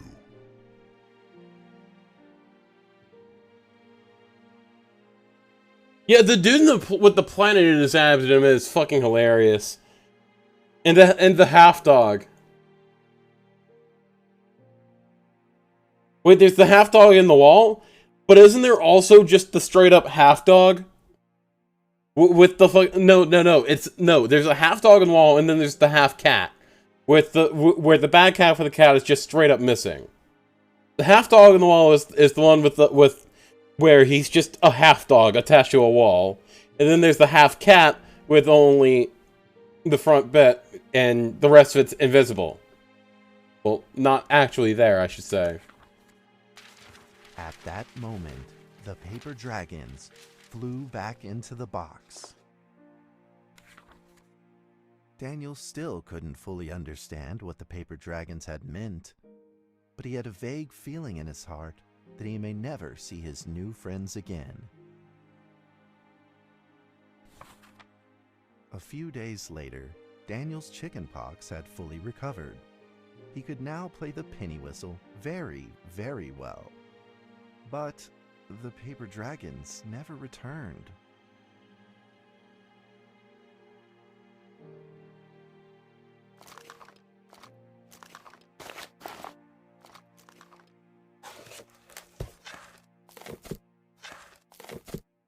You're really gonna make me put this in the fucking bag? I think it's gonna get broken in there. Maybe it was time to leave and move on. Earthquake warning! Magnitude 6.2! A massive earthquake is hitting our town! All townspeople, please leave your houses immediately and move to safe open spaces! Just then, countless paper dragons shot from the cardboard box. However, it seemed like they were under attack, spinning and falling through the air in confusion. What's happening? Daniel quickly grabbed the stickers out from his bag and did his best to heal the injured paper dragons.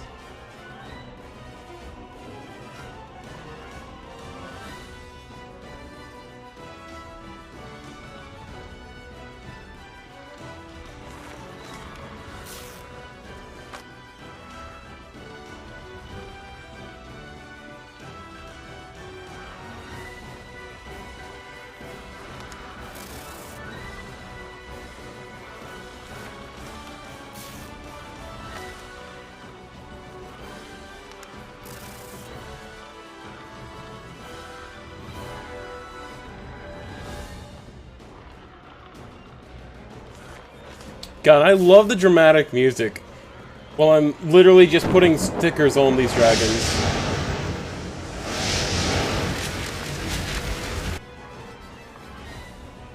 But the paper balls swarmed together and pushed Daniel away, subduing him firmly in the corner. He couldn't move. Suddenly, ominous clouds rose from the box, and a violent lightning flashed through the room. The figure of a giant slowly emerged from the thick clouds, and the entire attic became overwhelmed with its evil aura. The earthquake is going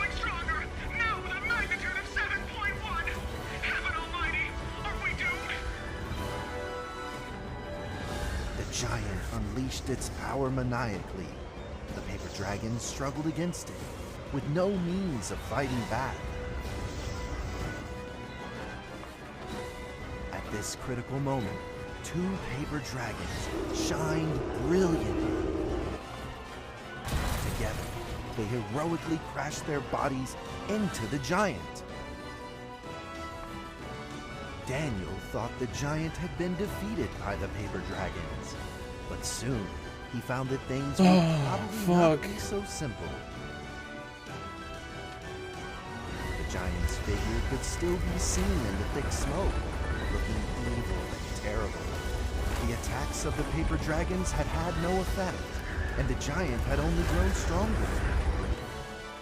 It fought back with renewed ferocity. The paper dragons were simply no match for it.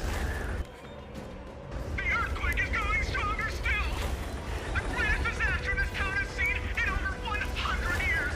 My heavens! Will this nightmare ever end? With the paper dragons now all but defeated, Daniel spotted a frail figure in the distance. It was Penny. It flew gently in front of Daniel and affectionately rubbed its head against his fingers, as if this whole crisis had never happened. And then he Daniel felt dies. like Penny was trying to tell him something, but he didn't quite understand what. Penny then left Daniel and soared into the air with a determination in its wings.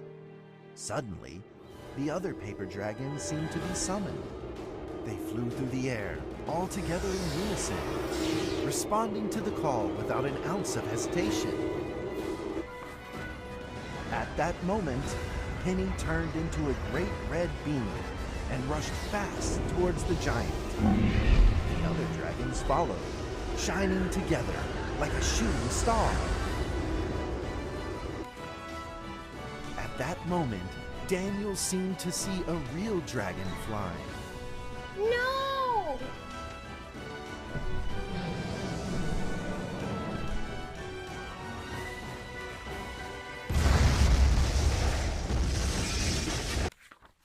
The huge explosion from the impact drowned out everything else in the attic. The attic rained down with countless pieces of paper, the leftover scraps of the paper dragons. Daniel wanted to collect all of the pieces. He thought he could still fix them.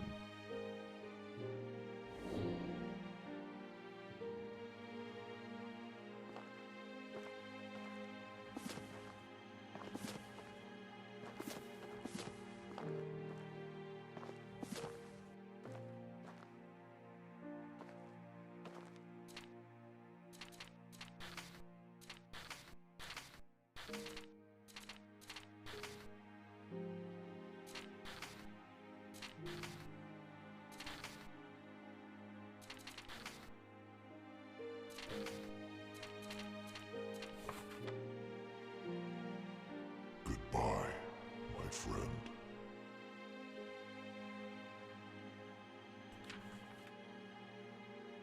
The nightmare is over. The earthquake has stopped. With God's mercy, our town is safe. We thank you, Lord, for your protection.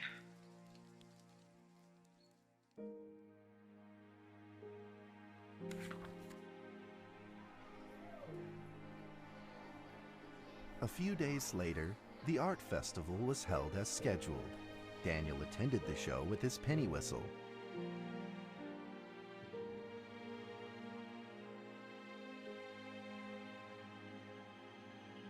And now, Daniel Trevor will perform a penny whistle solo of a song titled Fly With Me.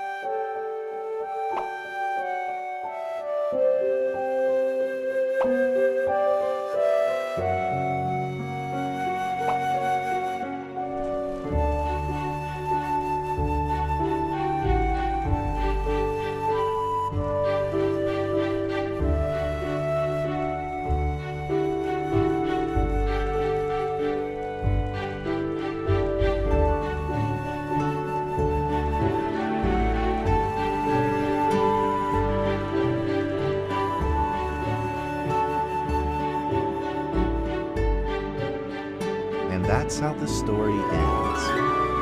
Now, you might be wondering, what happened next? Are there still paper dragons in the world? Well, that's a difficult question to answer. But I believe that they are still protecting us somewhere in this world, just like they promised they would, forever, into eternity. Okay, they let the volume of that get a little bit too loud right at the end.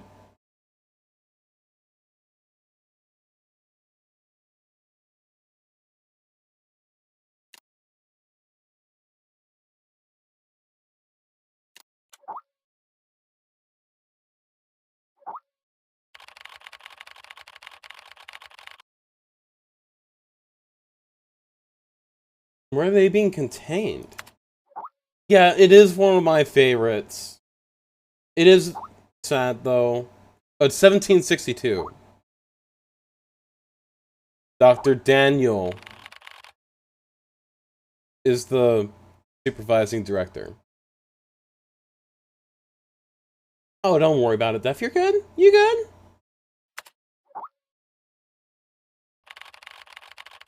I thought you didn't attend the monthly lecture.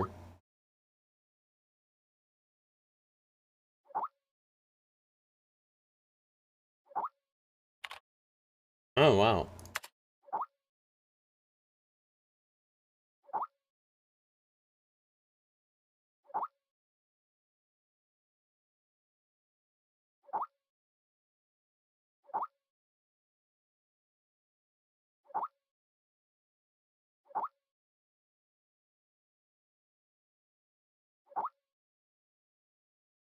Yeah, sure, that particular SCP didn't suit you.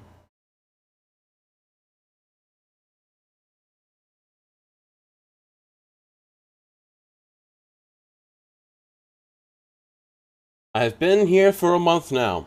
I am now entirely adjusted to the job. Though the content of my work is to simply process archive files, it is work that will never bore me. A few absurd jokes aside, most of the archives are really rather fascinating. I've been having hallucinations lately. I feel like someone is calling me. A voice. Low. Uncertain. They seem to be trying to communicate with me, but I cannot understand a single word they say. In fact, I had planned on seeing a doctor, but Zoe told me it was the typical rookie syndrome, and it would clear up in a few days. I certainly hope that that is the case.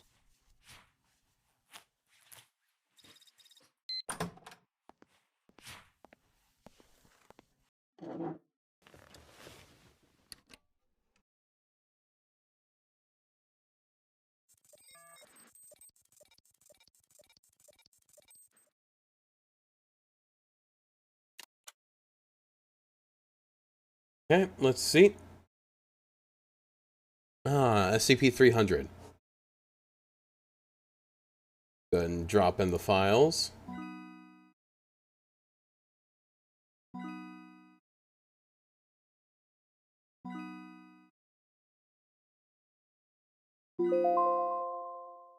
Alright. Item number, SCP-300. Object class, save. Special containment procedures. SCP-300 is stored in a locked and climate-controlled container at Site Redacted.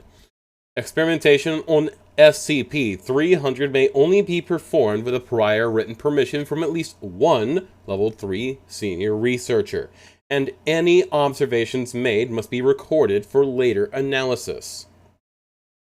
Description: SCP-300 consists of an antique glass perfume bottle, SCP-300-1, containing approximately 2.4 cc's of an unidentified colorless liquid, SCP-300.2. When a single drop of SCP-300-2 is extracted from SCP-300-1, and the drop is viewed through a standard optical microscope, an animated scene becomes visible. While no two drops have been shown precisely with the same scene, these scenes generally take the form of pastoral or woodland scenes consistent with that of Victorian-era England. So far, attempts to analyze the exact chemical components of SCP-300-2 have inexplicably failed, with spectrometers reporting wildly variant or false data, thus making attempts at replicating it impossible. SCP-300-2 also invariably evaporates within 2 to 8 hours of being drawn outside of SCP-300-1, despite all attempts at stabilizing the substance or controlling laboratory conditions. SCP-300 was first documented along with Redacted after being recovered from the attic of a home in Redacted, UK on unknown date 1863, following a raid by agents of Protection of Anomalous Artifacts. SCP-300 was transferred to the SCP Foundation's possession in the 1900s.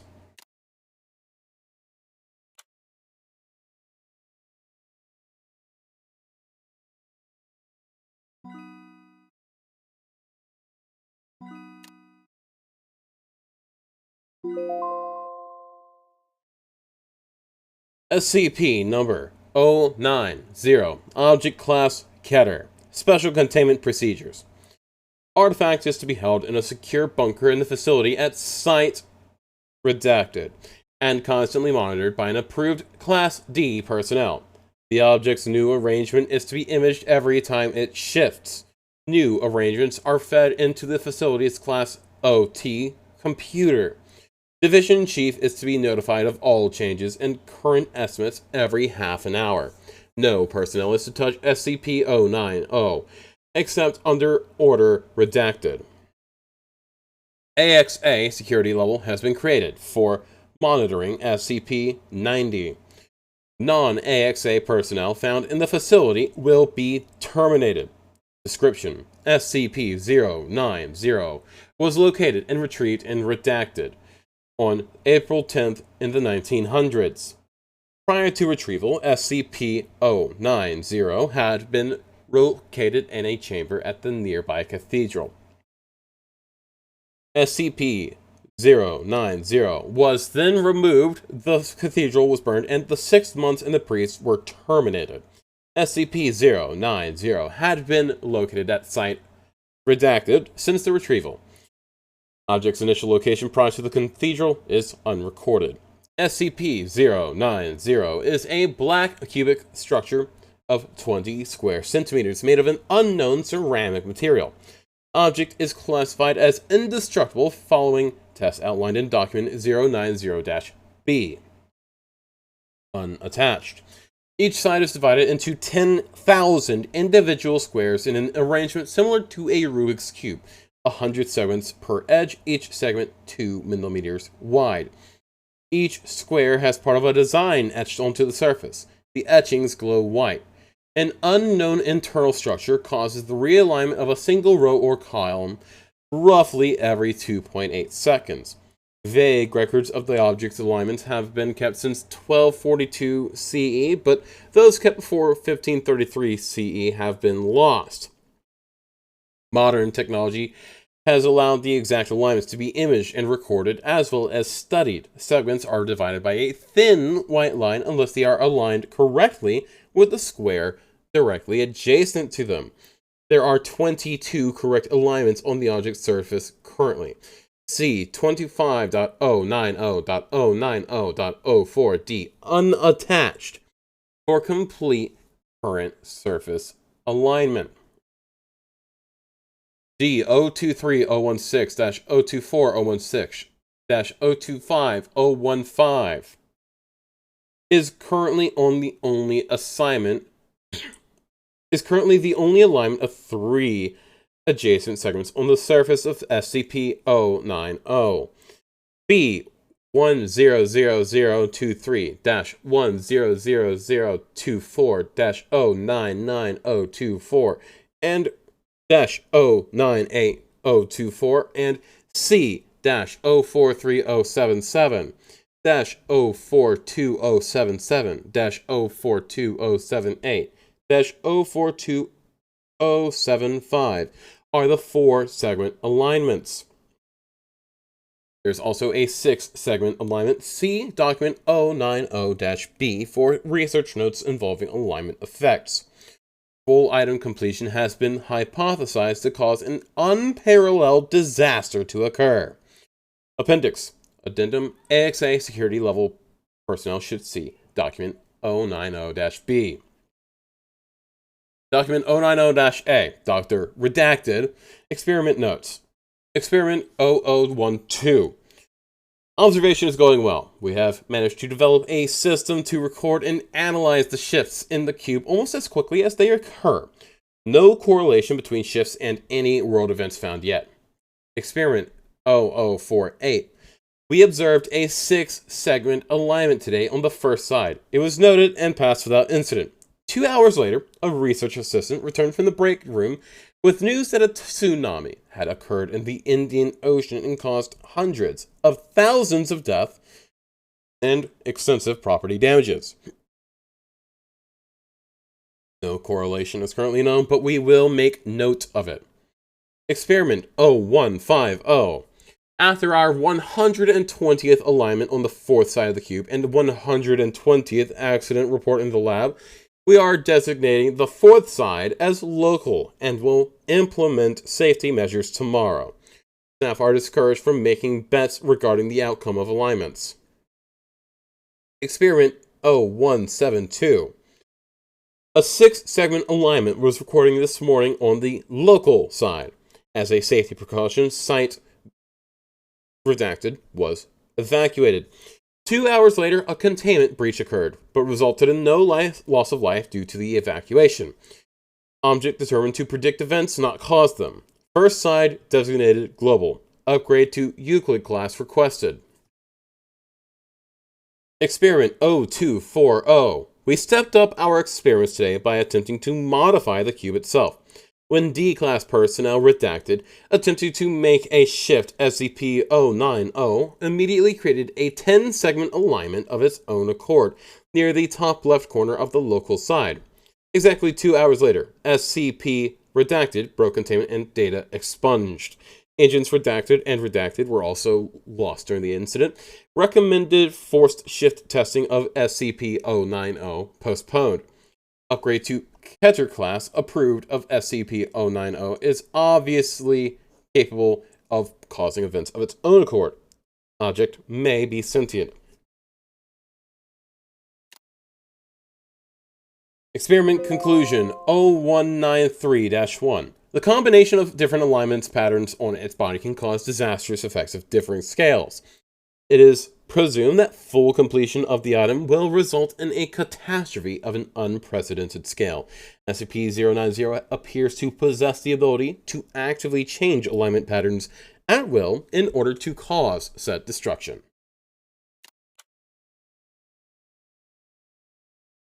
Alright.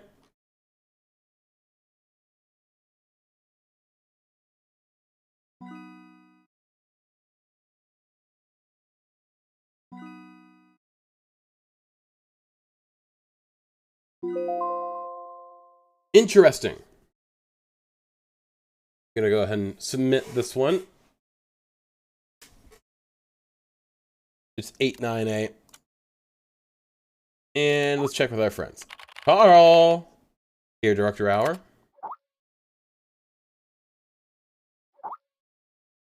Temporary archive that needs to be shorted. Okay. Alright. Am I qualified enough?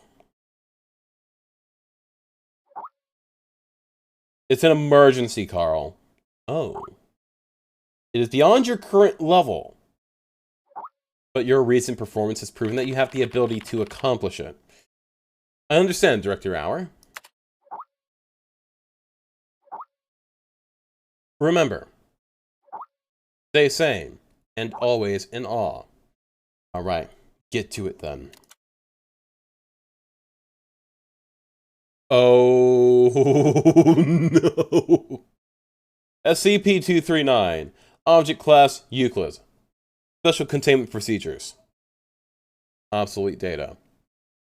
Alright, consciousness intrusion operation record. Participants director redacted. Executor D6744, Mike Donald. Intrusion subject, SCP-239. Device applied, Synapse. Incident process, operation executed on March 26, 2005. On that night, 1. Consciousness intrusion action, SCP-23901. This report contains a large amount of content. Do you want to read further? Okay.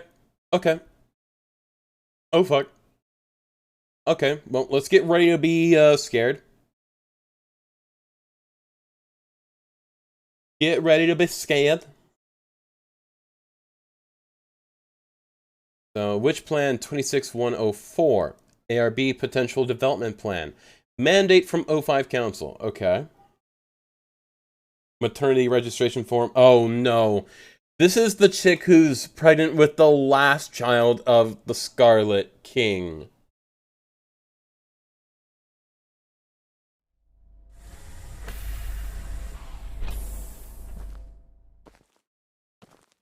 That's what this is. This is the chick who's pregnant with the last. Please provide your identification code. Please don't make me undergo procedure 110 Montauk. Blackbirds. Tell me, Doc, when was the last time this rag on my head was washed? D6744. According to the 7th edition of the Security Regulation Amendment, you must first provide your identification code. Otherwise, you will be executed. Oh, crap. 4 and 20 blackbirds baked in a pie. You're a real fan of these formalities. Everything's got to be right by the book with you. Oh, God. Fuck. Okay. Mike Donald, consciousness intrusion expert, former leader of MTF UP2, codename Spider. Now, level D personnel, number 6744. Enough with these damn formalities. Just what the hell you want me to do? D6744, do you know about the Witch Plan? I've heard the name, that's all. The plan is under the direct command of O5. Every last detail of the plan is protected by the strictest confidential terms. So what? D6744, what you're about to witness is top secret information of the Foundation. The hell is going on? A few hours ago, something went wrong with the Witch Plan experiment. The energy of the human anomaly, SCP-239, is out of control and has begun diffusing outward, disintegrating everything it touches. You guys seriously never cease to amaze me. SCP-239 is now a ticking time bomb. She could go off at any moment. D67. Oh no, it's the kid. I need you to enter the consciousness of SCP-239 to stop this bomb from exploding. The neural key is fully charged and ready to enter the target consciousness space. Begin the program. Consciousness begins to link. Start D6744. We don't have much time left. 3, 2, incise. Man, you didn't really think about that much, did you? You just kind of did it, because former leader of MTF of up to MTF up to, I should say, Mike Donald is now D-class, likely for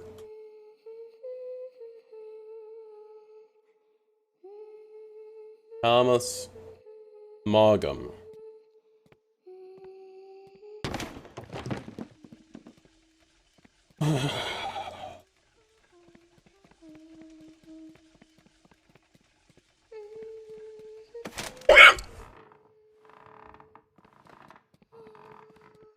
God, why is that getting me?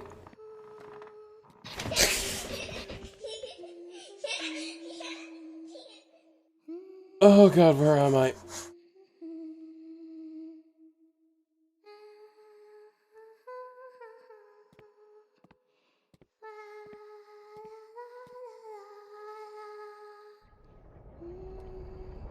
D6744, can you hear me? Son of a bitch! Fuck you! The situation is urgent. If you were still the way you used to be, you would have done the same. Hello there? Hey, wait! D6744, what did you see? A little girl, but she ran away when she saw me. That little girl is SCP-239. What else have you discovered?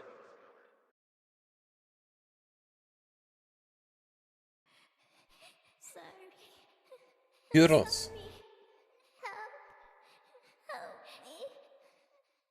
The girl's consciousness is severely damaged. That probably explains her total loss of energy control. Then how should we proceed? I have no clue. I'll have to enter her preconscious. If there's a solution to this, it's gonna be in there. Good. D6744, you really are the right person for this mission. D6744, I must remind you, SCP-239 is no ordinary girl. She is uniquely dangerous. Do not forget. Yeah, I got it. I'm dangerous too, don't forget.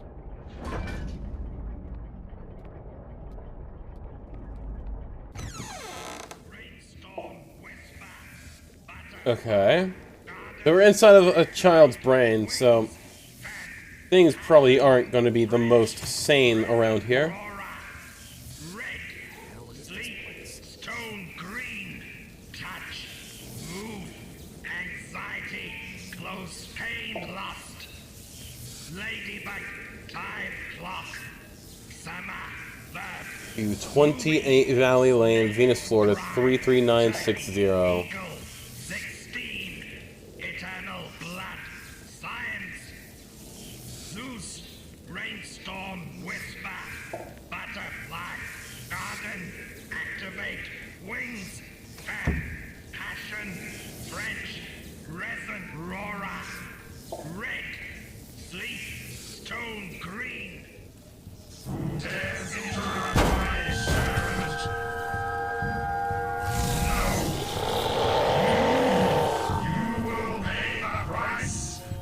Holy mother of...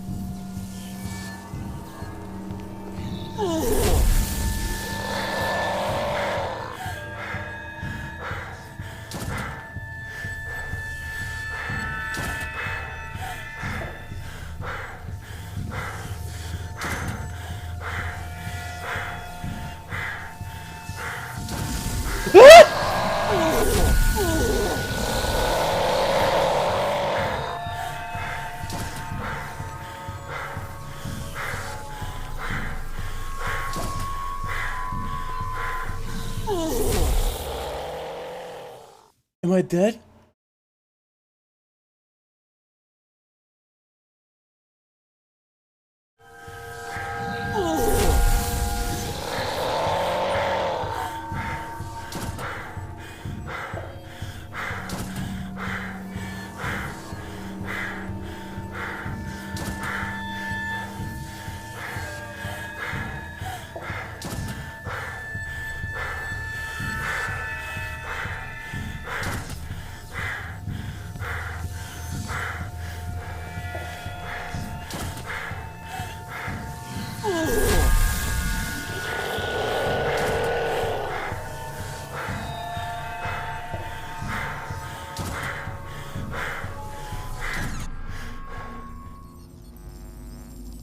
Hello there.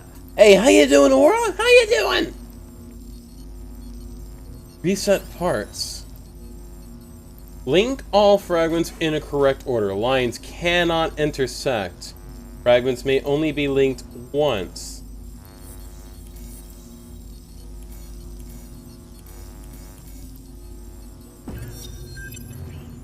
I'm Dr. Pierce. We are now conducting ability control test number 125 of SCP-239. Okay, let us begin. First, set voltage strength to 30 kilovolts. Power on. SCP-239. Move the target object to the designated location.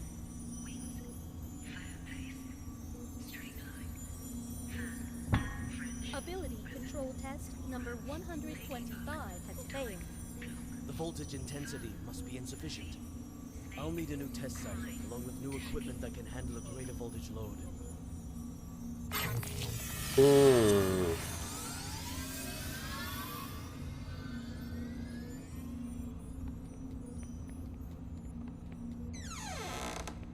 Oh, the door opened. Okay.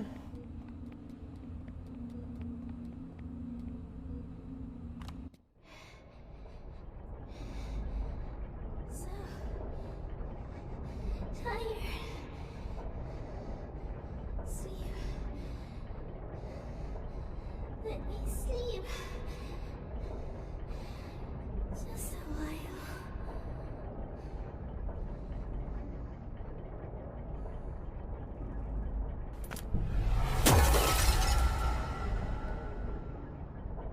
Well, that's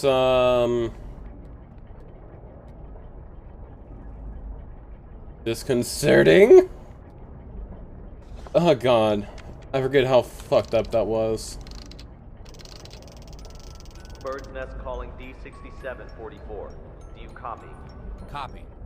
The energy of SCP-239 is still diffusing outward. What's your situation?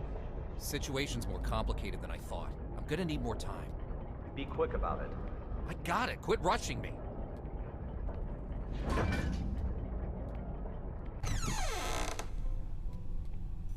Oh no. Have you heard? Heard what? O5 is displeased with the slow progress of Dr. Pierce's experiments. They've appointed a new director to take over the project. Okay. You sure it's not just a rumor? Today's morning session was chaired by Dr. Pierce. It's true. Trust me. If I'm being honest, I don't really like Dr. Pierce. Something about him, you know, just gives me the creeps. He's coming. Stop. Oh no. Did that Dr. Junkenstein looking motherfucker? Got here. Dr. Violet Tato, senior researcher of Site 17-11, will visit your office at 9:58 a.m. today. Reason for visit: personnel transfer. Please be advised.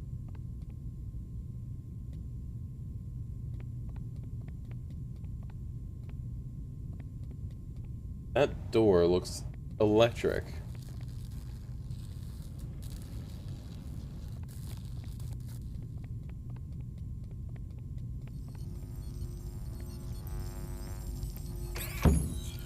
Okay, so we have to link all of these.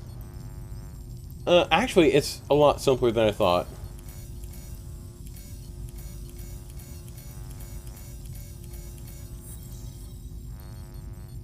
Wait, what?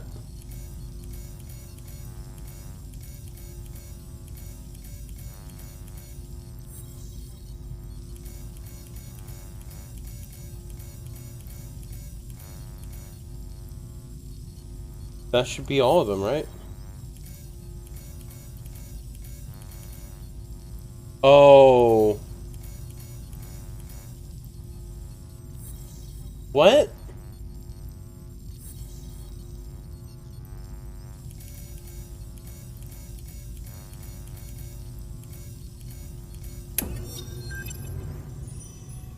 How are the preparations for the experiment coming along? Equipment's been checked. Everything is ready. Good. Anything to be aware of? Sam went to the Okay. counseling room after yesterday's experiment. Give him an injection of amnestic agent, and let Arthur take his place. I don't think I've ever actually heard Dr. Pierce. Sean's employee card, okay. Okay, let's see. Sean's diary, December 7th, 2003. To say I am displeased with the experiment would be a gross understatement. Each day we seem to step on the critical point of success, only to never cross the line. It's a never-ending cycle of anger, frustration, exasperation, and excitement. 1,000 mixed emotions swirl within me to the point where I am no longer able to distinguish one from another. But to give up now is not an option. I know that much. Successful conclusion of this experiment must be seen through to the end. With failure comes experience, and I now know where the main problem lies. Maximum safe voltage permitted by the Foundation is still too low.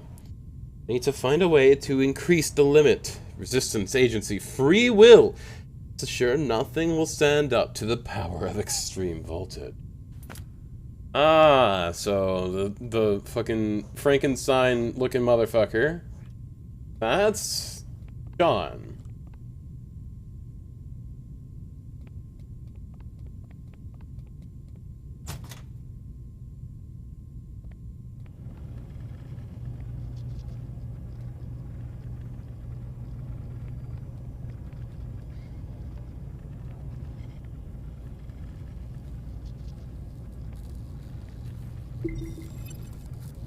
See, auditory at 250 kilovolts succeeded. Literally everything else failed. Okay. 250 kilovolts on a child? Are you crazy, brother?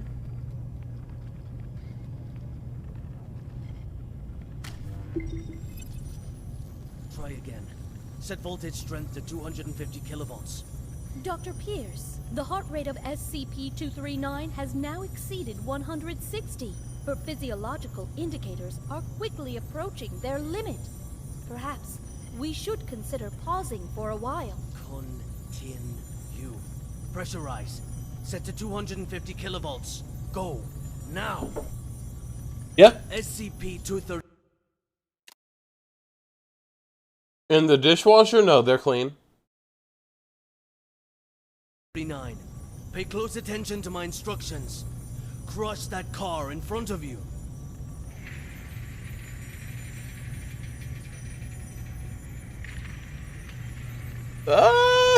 She did a little bit more than crush the car.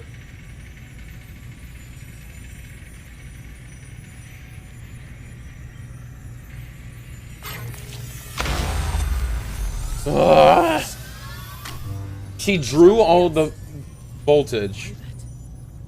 Long time, Sean. What's it been? 7 years? I've got no time to play catch-up. John Pierce. Not a great first impression you're leaving either. Barging into my lab and interfering with my experiments. According to Foundation security regulations, I could have you detained, you know. Still the same old temper. You haven't changed one bit, Sean. Well, if you want to talk business, then let's talk business. You should have a look at this first. This is... No. This is O5's mandate. Effective immediately. Which plan and all SCP-239 experiments will be led by me. No, that's... No! This is a mistake! It's not possible! Don't take it personal, Sean. The simple fact is that the development of SCP-239 is moving too slow. They want a more ambitious approach. A new process, if you will. A new process? What new process? Just what do you know about process? Please, Violet, enlighten me. Sean, let us end our bickering with this. Victory comes to those who fight, and to those who last.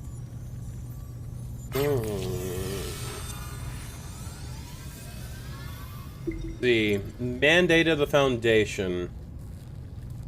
The O5 Council of the Foundation has entrusted Dr. Violet Tato as the new principal investigator of the SCP-239 project, replacing Dr. Sean Pierce.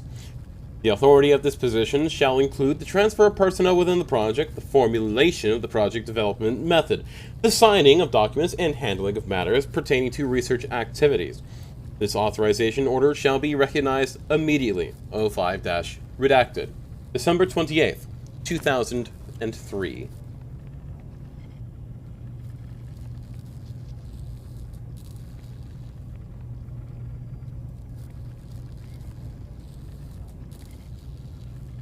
Still more I need to do in here, though.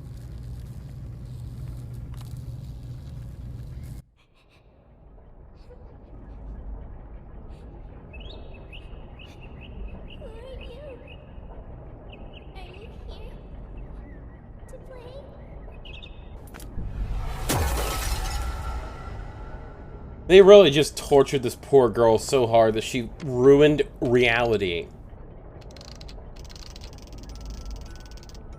Bird's Nest, do you copy? Copy, loud and clear. Just what exactly is Witch Plan? That's not your concern. Focus on the mission at hand. Stop the spread of energy diffusion released by SCP-239, and do it quick. Yeah, sure.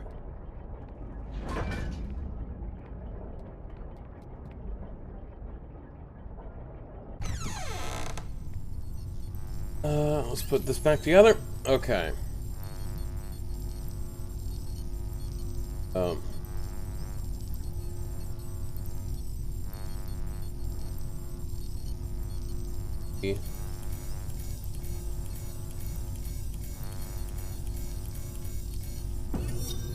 Director Tattoo.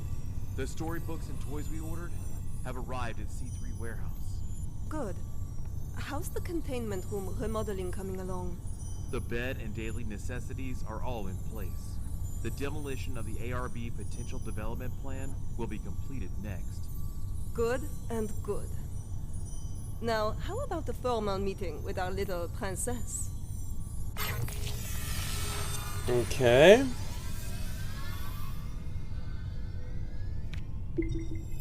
Violet's employee card. Pretty good art they got right there. Book purchasing list. Free Your Child's True Potential by Martin Rawson. The baby book. Everything you need to know about your baby from birth to age 2 by William Sears. Between Parent and Child, the best-selling classic that revolutionized parenthood. I'm Gene Guinot. Big Trees in Colima, Inakas. Dear Zoo by Rod Campbell. Time for bed, Fred. Yasmin Ishmael. What do you mean the secret files? Is this not the game?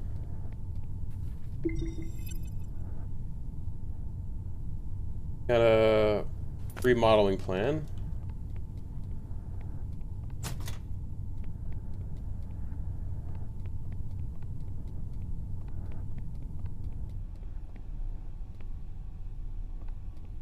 I don't like it down here.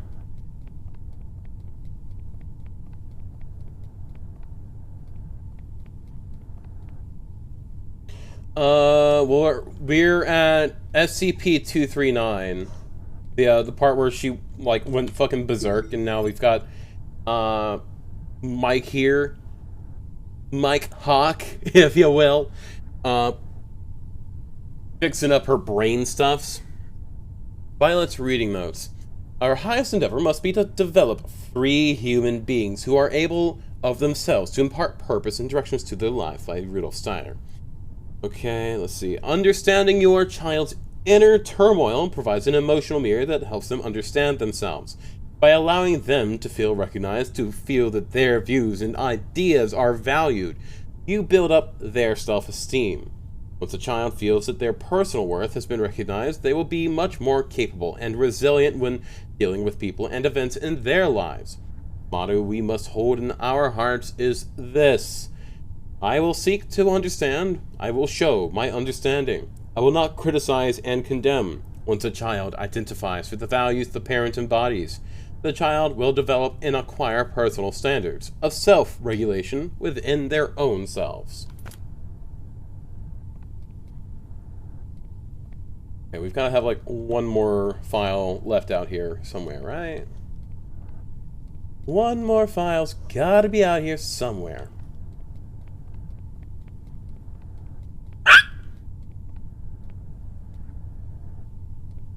It's down here. It could certainly be down.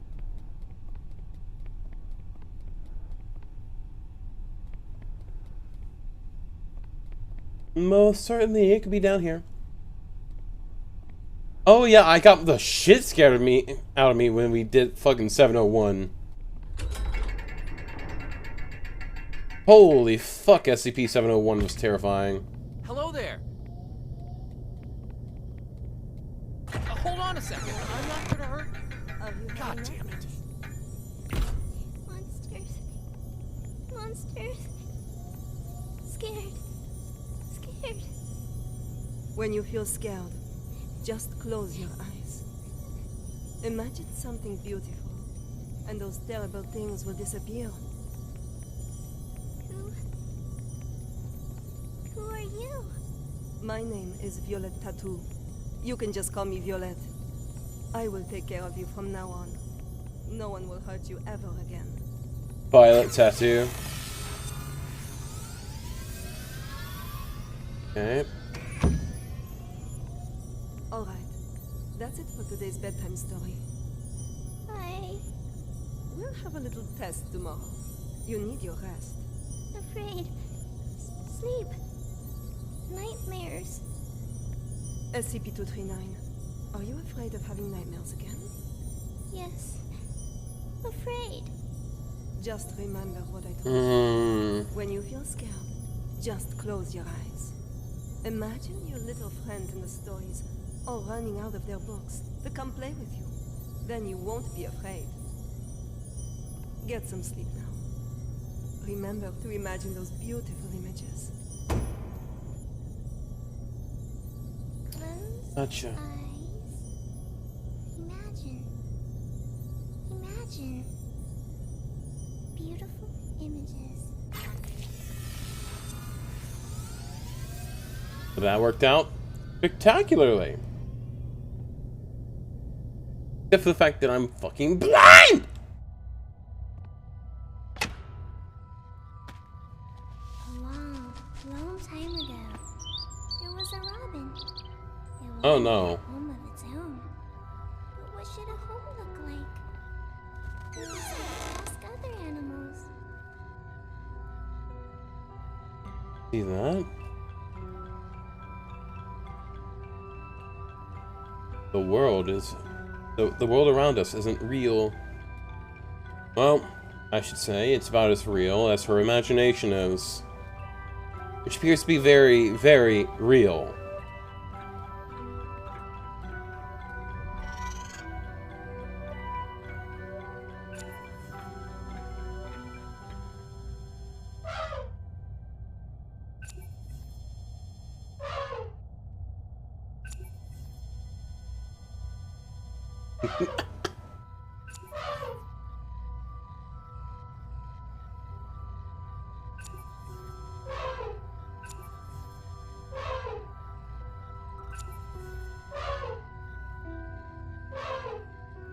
Okay. It says the house should have very strong floors. Strong enough to support my weight. The robin shakes his head. Oh. Okay, this is the move. Ah.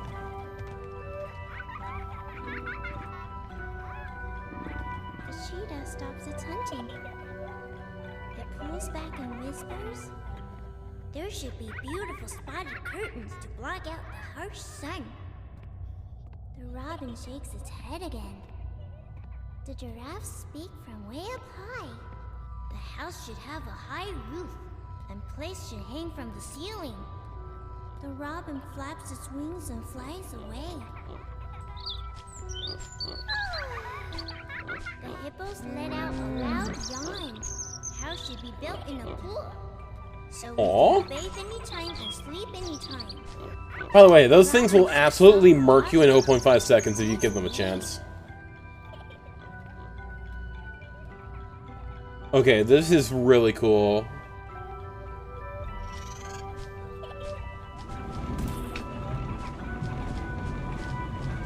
Oh no, it's Flappy Bird.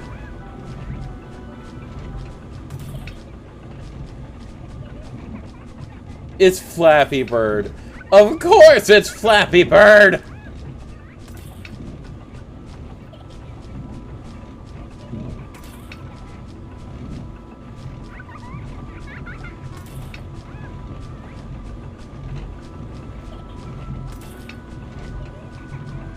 Why is a kid thinking of Flappy Bird before Flappy Bird was introduced to them?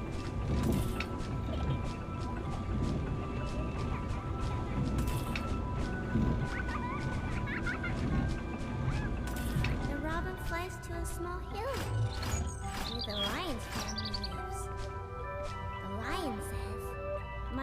is vast and boundless, and the whole prairie is Drugs?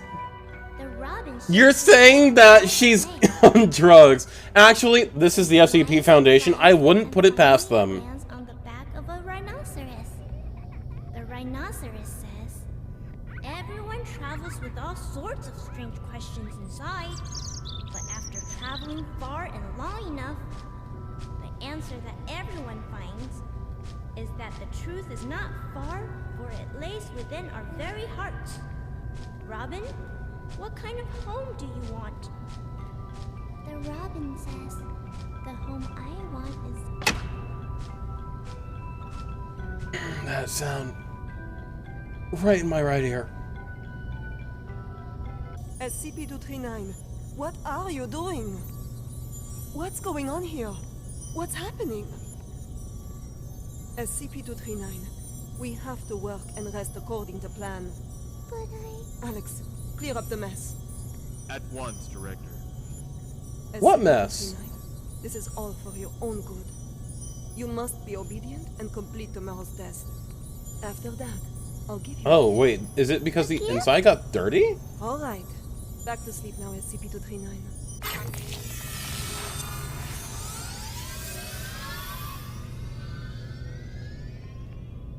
That's not very, comforting.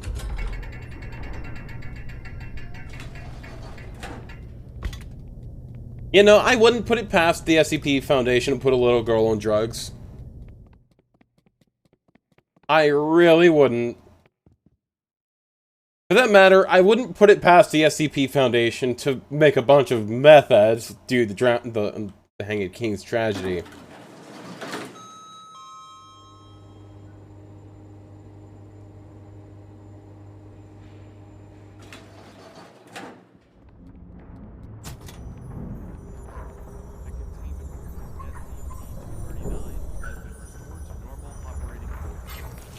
Abilities are evolving more quickly than anticipated. Whoa. The commissioning of the experimental site must be completed at once. The formal presentation is next week. I'll see to it, Director. What Yeah, the desert one didn't have an article. SCP-239. Destroy them.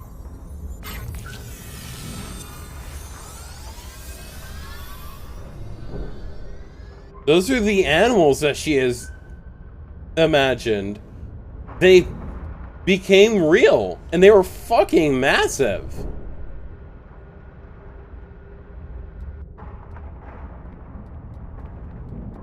I am really, really enjoying the liberties that they have taken with this game.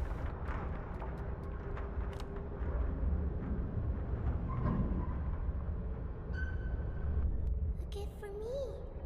Happy.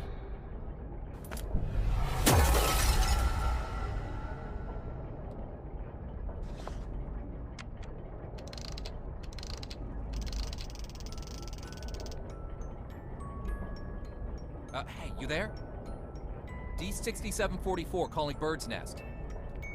D6744 calling Bird's Nest. What the hell are these guys up to?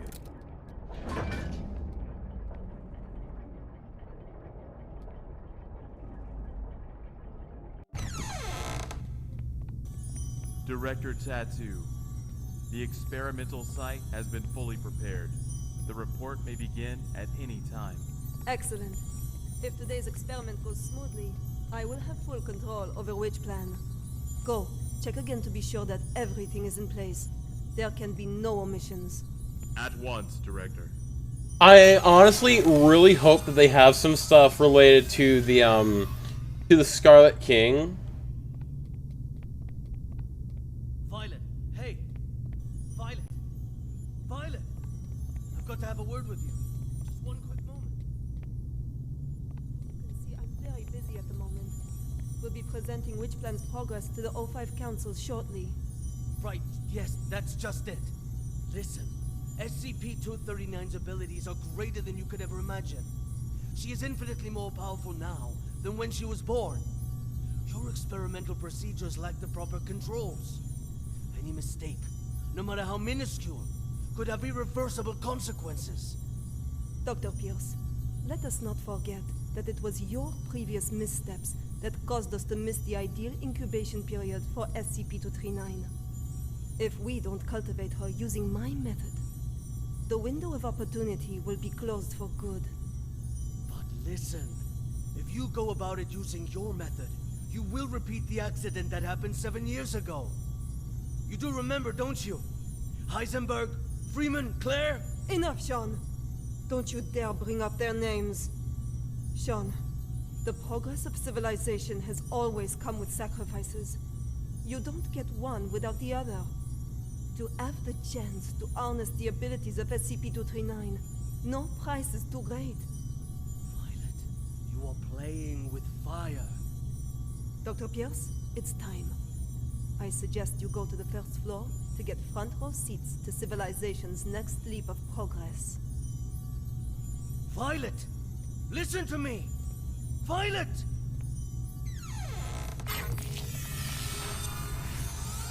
Just straight out, I really want something in this game to relate back to the Scarlet King or to the Church of the Broken God.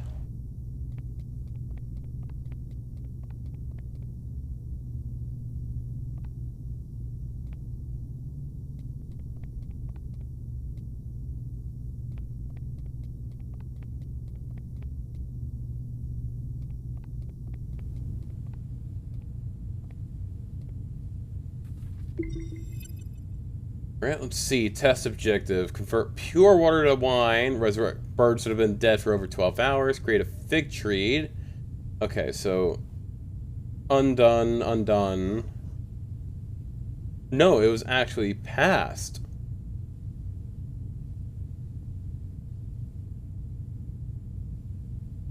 No, this does not...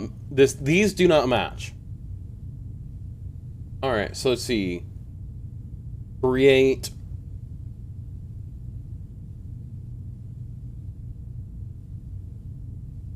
Well, it's not that bad to expect it, in my opinion.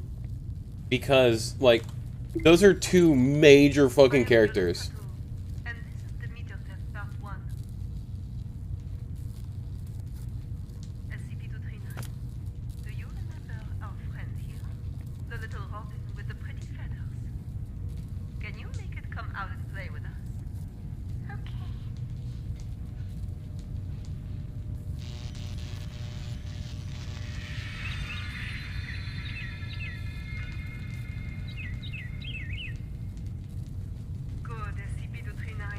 Very well done. All right, let's continue with part 2. Now we need to give the Robin a home. A home? Yes, a home. Just like in the storybook. The Robin needs a tree to call home. So let's give him a big tree. Robin, home. Not the tree. SCP-239, you just need to listen and follow my orders. Come on now. Let's give our good friend the Robin a big tree. Home. Not tree. SCP-239, I need you to follow orders and make a tree. SCP-239, if you don't follow orders... No storybooks, no pretty decorations. Back to that cold, ugly room. You don't want that, do you? No. No. Then make the goddamn tree for me. Everyone, no need to panic. This is all standard. SCP-239 will have a slight effect on the current when using her abilities. It's perfectly normal.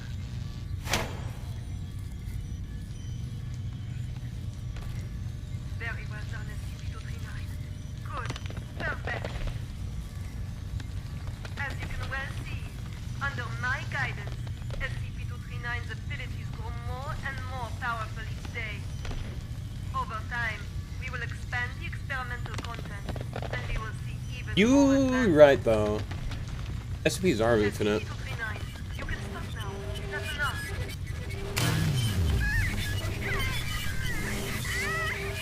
Stop it, SCP-239. Just hold on.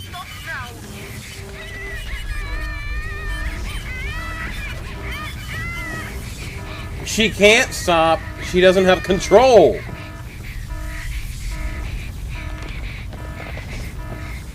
She can't stop because you fucked with her delicate-ass mental state. She's a child who's been electrocuted 24/7 for like 7 years by Sean.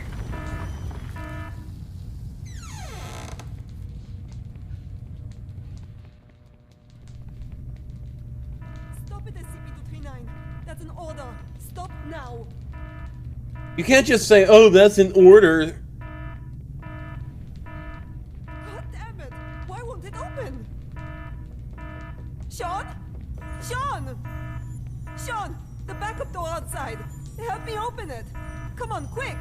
Violet, I told you you were playing with fire. Cut the bullshit and let me out! She's lost her mind! What are you doing?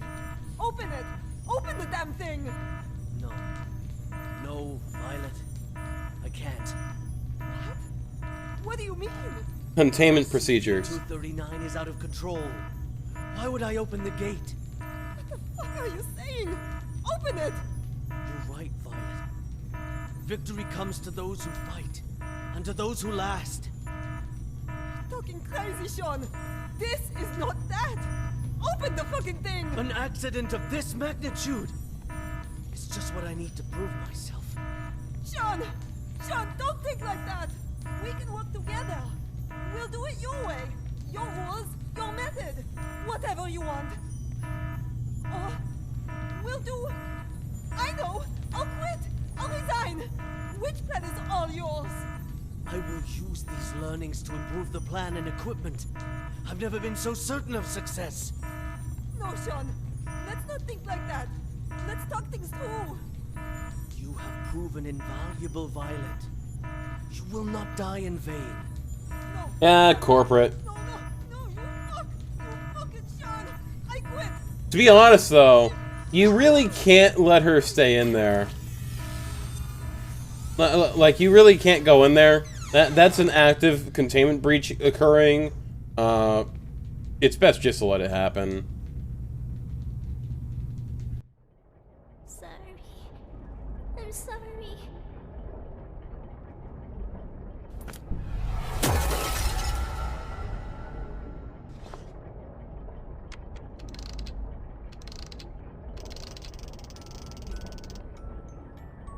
D6744. The energy output is getting out of hand. How much longer?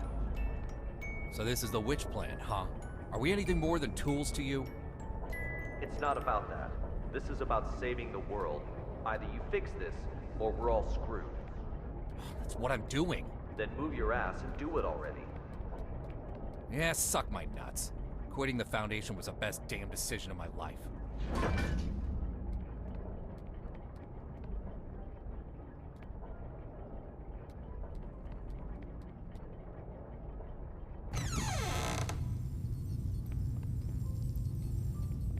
Gotta put her memory back together.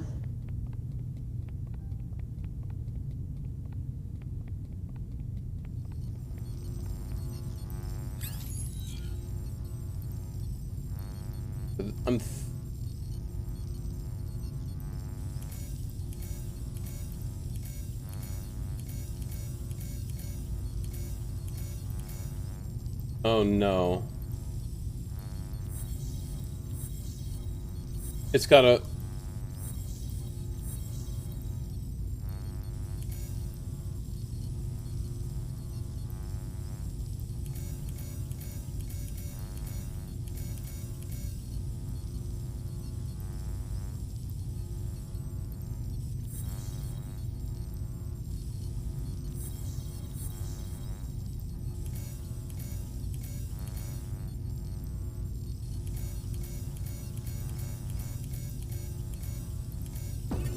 I now present to you the ARB Potential Development Device 2.0. This device is capable of not only O5 Council, I'm the guessing. potential of abnormal objects, but can also automatically turn on the respective electric field control, so long as the abnormal objects exceed the preset amplitude.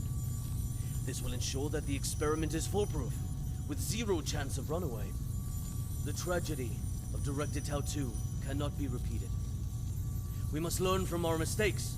We must not forget the enormous power of SCP-239. And we must treat security as a top priority. Otherwise, all of this will be for nothing. Do not forget the credence we live by. Secure, contain, protect. This we must uphold at every turn. Her death certificate, okay. They want to relaunch. Okay, so.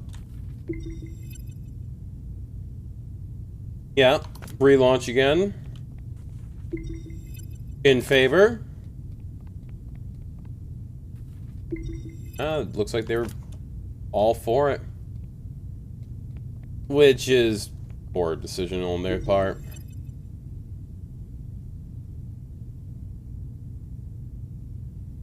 Okay, so he after that accident occurred, he basically got free reauthorization to redo things in his manner.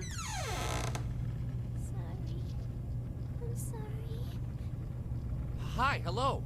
It's okay. I just want to talk. No. Stay away.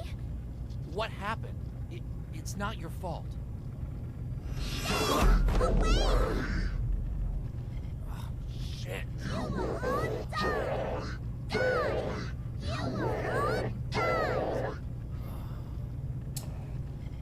Yeah, I kind of expected that to happen. Not gonna lie.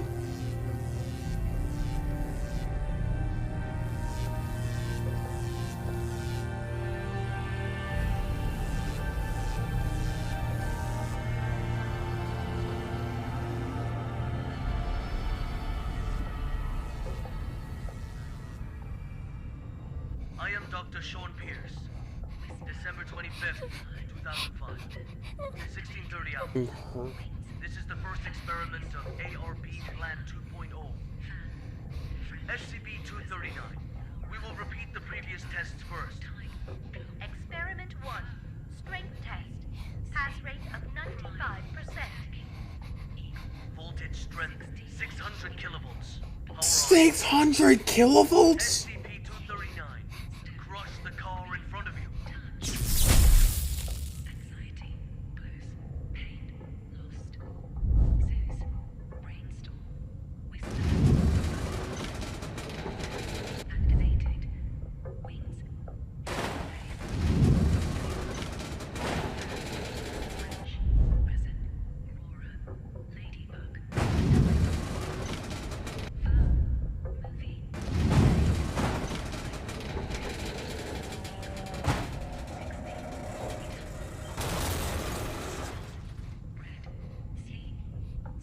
Jeez. Go on. Experiment 2. Control test. Pass rate of 87%. Voltage strength 700. 700 kilovolts on a child? SCP-239. Put the fragments on the ground back together. She's literally losing consciousness.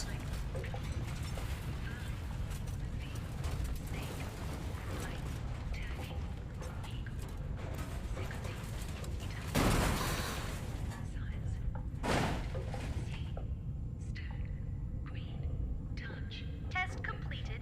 Pass. Good. We'll now begin the new test. Experiment 3. Creation test. Pass rate indeterminate. Voltage strength 800 kilovolts. 800 kilovolts? What the fuck is wrong with you, Pierce? 39. Reassemble this junk into a truck. A real, operational truck. Not some fancy replica.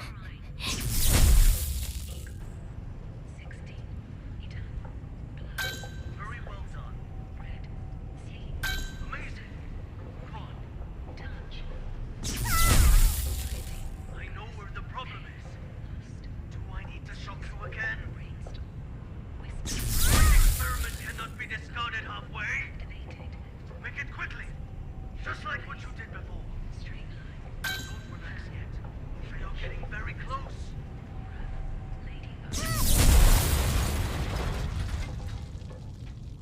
Is that even passable?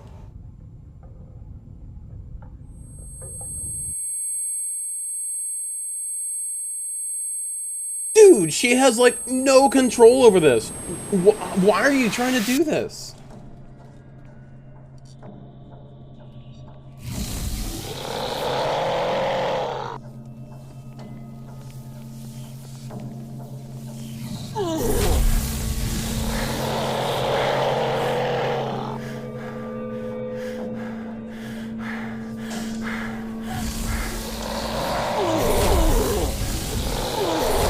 Holy crap, what is this?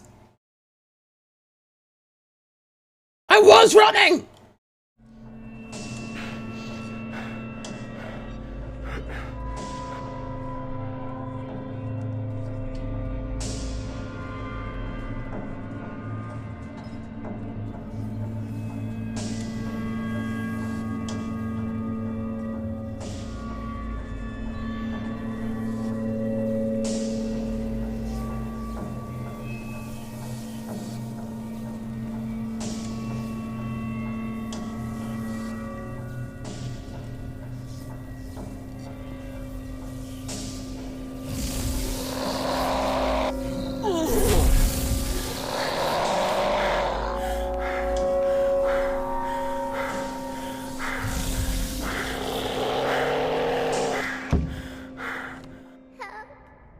Oh, God.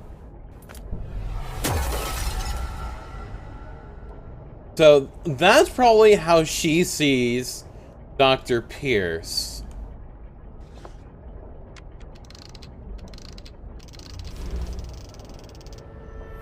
Build anchoring effect. D6744. Nicely done. Hold on. The outflow of energy of SCP-239 has subsided and is now beginning to dissipate. We have regained control. Just hold on. Again, a job well done. The synapse is now ready to be disconnected. Can you just hold the fuck on and listen for a damn change? What's the matter? The problem hasn't yet been solved. She's still lost deep in her mental anguish. That's not our concern. The crisis has been averted. Innumerable lives have been saved. Your mission is complete. My mission's not complete until she is stable. Compassion in times of desperation leads only to the destruction. Bro, he's not wrong though. You owe me that much. For all this, you owe me. I can enter her subconscious and fix this. 3 minutes. Very well. I'll disconnect the synapse in 3 minutes.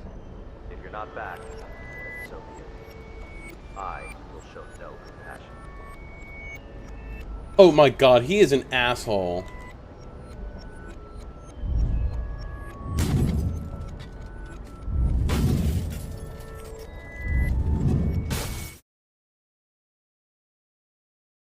What did he just... Did he literally just punch that thing so hard it broke into her subconscious?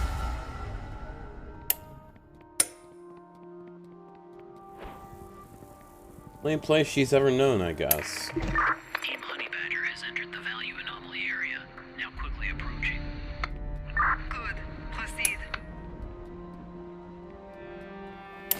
The amniotic fluid has broken. Send to delivery room 2.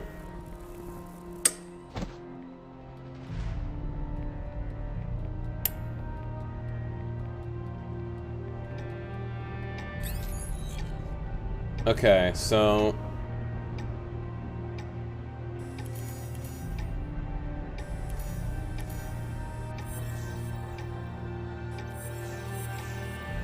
reset the puzzle.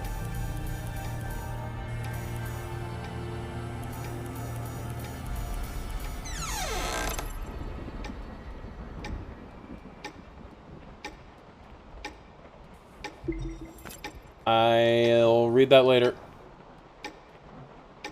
What's going on? The needles on these readers are all over the place. I don't know, but my watch has stopped working too.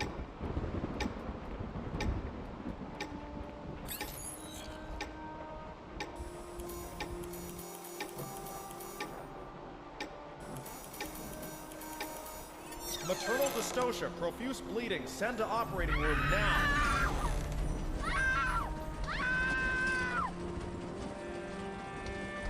Okay.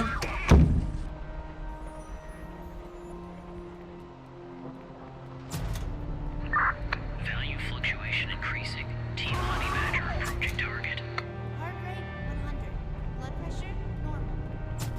that? Gauze. Target confirmed. Containment operations ready. Excellent. Operation Witch Hunt commence. Okay.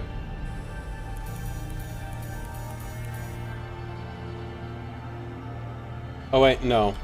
Reset that puzzle.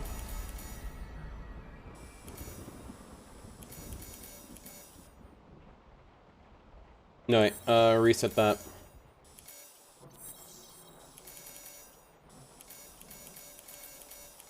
Congratulations, a lovely princess with beautiful blue eyes. Okay. You thought of a good name for her?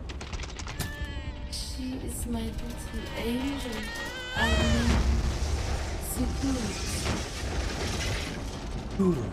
Target SCP-239 has been contained. Okay. SCP-239! SCP-239! SCP-239! SCP-239! SCP-239! That's an order! SCP-239! That's an order! She's only ever known orders. SCP-239! Do as I say! SCP-239! Do as I say! Come on! Do it! She says she can't because she knows that if she does it, it'll fuck everything. And she has this failure. She has like this failure of failure. Fear of failure of. Don't blame yourself. None of this is your fault. Maybe you weren't meant for this world. Close eyes. Imagine. Imagine. Beautiful images.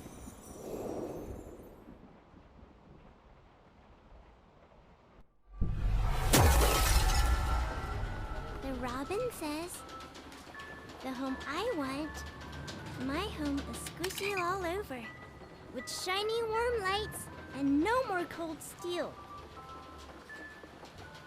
Filled all the way with beautiful star stickers. And colorful lights everywhere, everywhere. Everywhere I go, they twinkle, twinkle like little eyes. So many good books, with the cutest animals inside. They only say nice things to me. They always want to chat with me. So many beautiful decorations. The dragon! A soft bed and mountains of toys. I can play all day, anywhere I want. I'll have my favorite toy, a beautiful carousel. I'll ride and ride, and it will take me anywhere. There, I will not be yelled at. I will not be punished. I can sing as much as I like.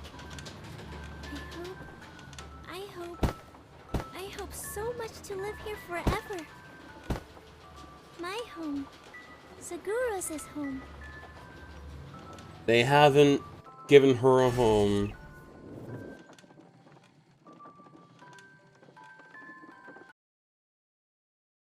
Dream home. Oh, my head. Take a deep breath. Just some minor side effects from the force disconnection. She's not coming back. What? In the end, she chose to shut off her subconscious. She'll sleep forever, like a plant. Maybe that's for the best.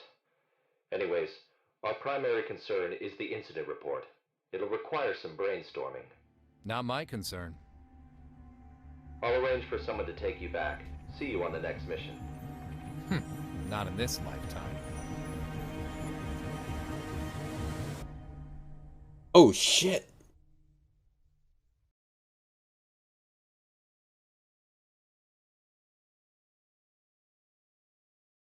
Holy fuck.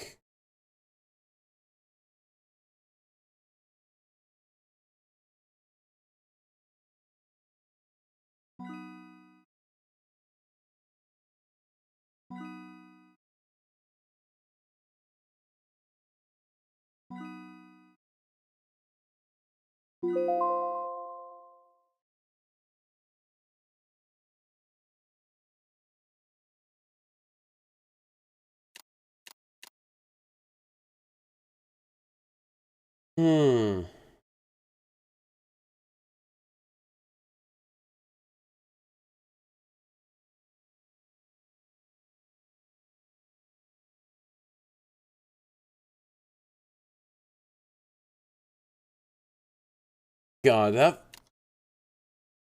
that really makes me hurt a little bit.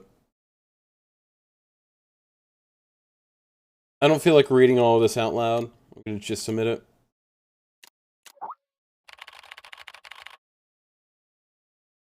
Thank you, Dr. Hour.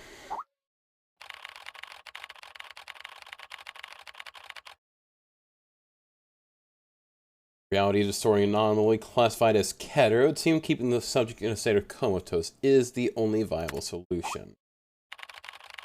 You're right, this place is not what I thought it was. I'm still learning to understand and abide by the rules.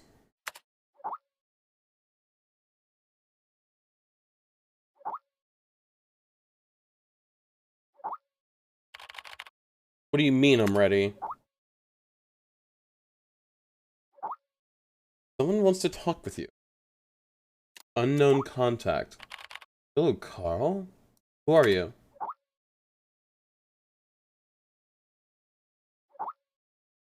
Doesn't matter who I am.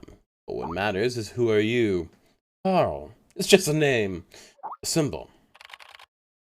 One who will guide you to the answers. What should I do? First, you'll need to complete some warm-up exercises. Take the elevator to the 15th floor. What?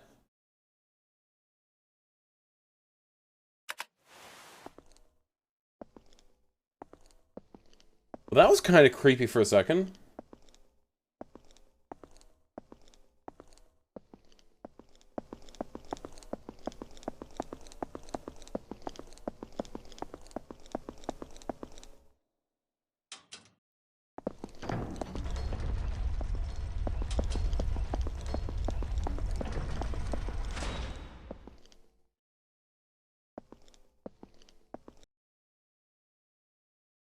Okay.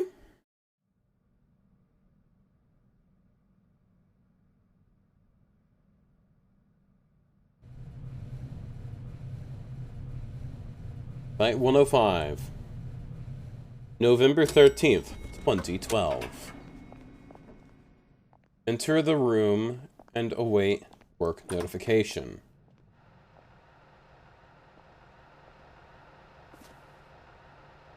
Amnesic registration form. Kate Lawrence, Alpha. Okay.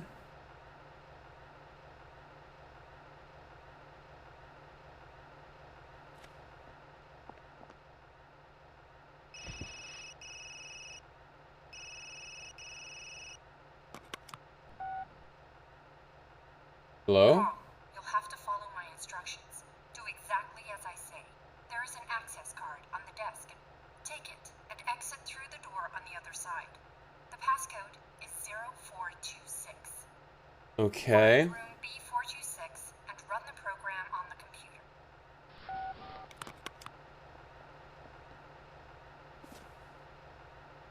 0426.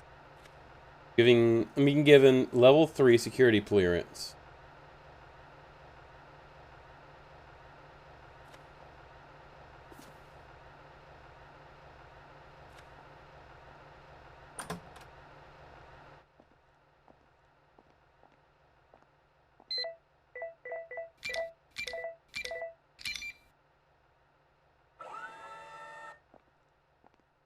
Damn.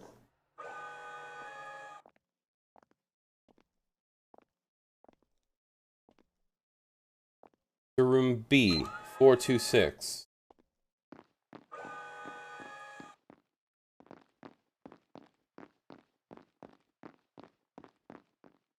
That is room B, 701. Can't be 426.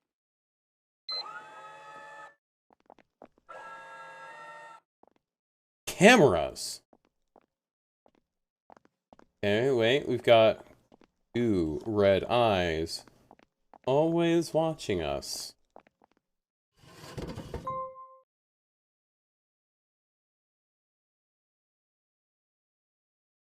Okay. Oh, what the?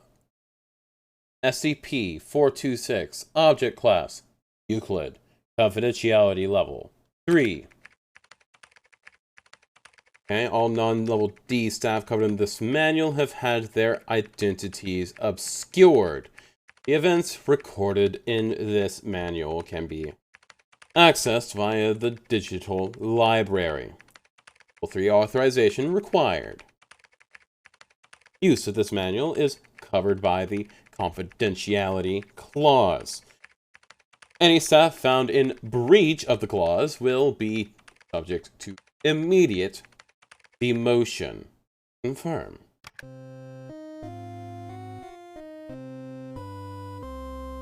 Okay, safety instructions.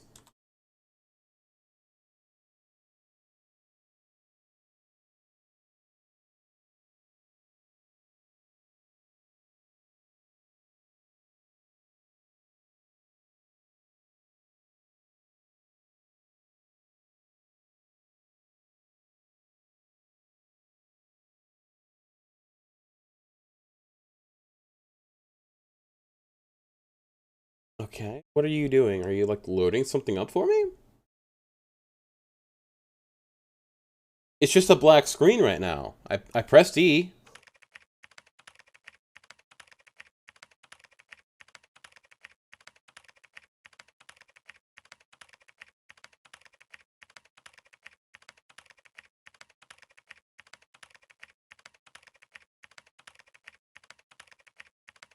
Okay, experiment log 426-1. Test subject D-O-8-1. Date of test 07 of the 2000s era. Test subject D-O-8-1 named Jason Grius is a 20-year-old black male in good health with no history of mental illness. He was sentenced to life imprisonment for murder. Nicknamed Chimney, his psychological condition was normal before he entered site. Redacted. However, he developed negative and pessimistic tendencies while in prison, along with severe symptoms of nicotine addiction. Physical examination records show that D-081 did not acquire any physical disabilities. Jaded, skeptical, and exhausted. Life and living are tough. When being awake and asleep are no longer regular, only the number of cigarettes give me a sense of time. Only smoking can get me out of bed. Wait, fucking Minecraft? They didn't even provide a mirror, but I don't need to see my face. Oh, sing your bread. Okay. Need to smoke on the toilet first. Why don't they give us something that we won't even have the chance to use?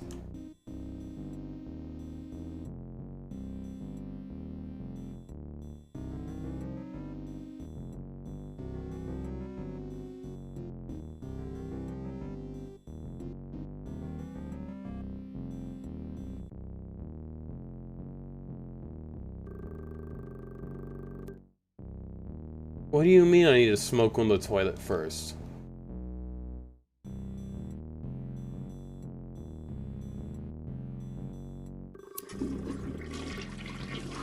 At least you're still alive.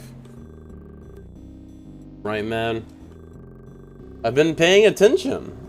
You know I can feel your life energy. What? Not just yours, but all lives. The transitions that happen. Making the most of life transitions is a beautiful thing. And they exist in abundance here. What the fuck are you talking about? They always lead to unknown opportunities where everything is uncertain. Dude, it's the what the fuck are you talking about, Jesse meme. I can see the man-made chaos, distorted by another force that can't be called life. Idiot. Anyway, at least you're still alive.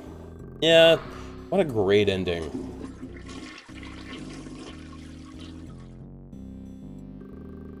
D081, time for your task. Let me finish this cigarette first. Come on, give me a break. I always follow orders, don't I? I can't even smoke anymore. Hurry up. Damn it.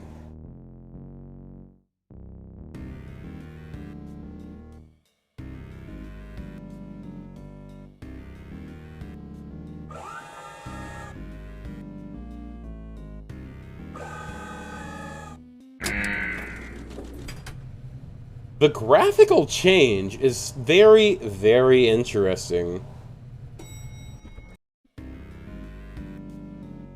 Also, the fact that this is like literally Minecraft. Well, maybe it's intended to be Lego. I get it. Security check. What can you detect in this thing anyways? Huh? No weapons, no metals, no smoking in the observation room. No smoking? You have something against me? Huh? Those hands.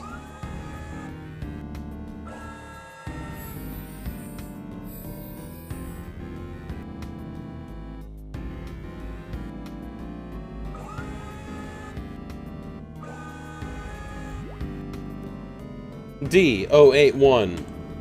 I can hear you. What do you want me to do this time? There's a room on the bottom floor. Your task is to enter the room and observe the object on the table. Come back and report your findings once you've completed the observation. Do you understand? Oh, fucking freaks. Jesus, I'll never get used to this. Can't make this something less gross.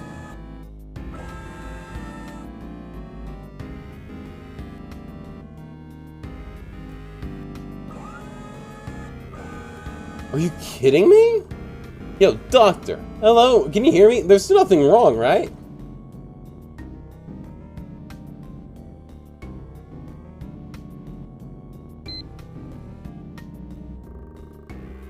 Looks like what I need to observe is in here. What the hell is this?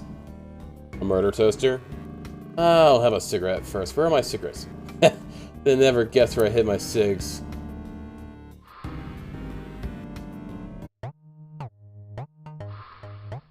D081 return to the lab and report to the doctor. You can start reporting. Well, on the table, I'm a toaster. I'm about 7 inches wide and 6 inches tall, and I'm made of stainless steel. Anything else? What else? I'm not sure what else you want me to say. Anything else? I'm not sure.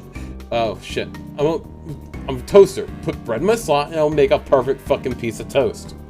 Good. You can head back to your room now. Good. What did I just say? Okay, so we're back home. To, our cells.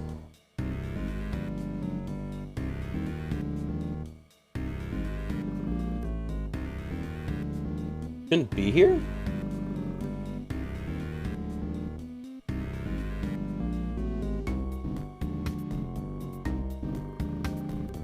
Hey, how sweet do you like your lemonade? I can make it, man, any way you like. You're bleeding. What? You don't want any lemonade? That's enough. This moron is gonna die if nobody takes care of him.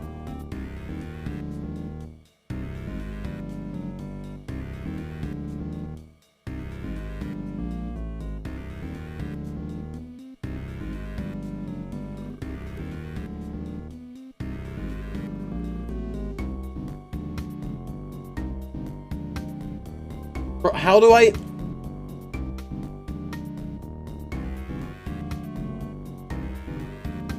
Give me the rest of your cigarettes, Chimney. Huh? You don't look good, man. You wanna die?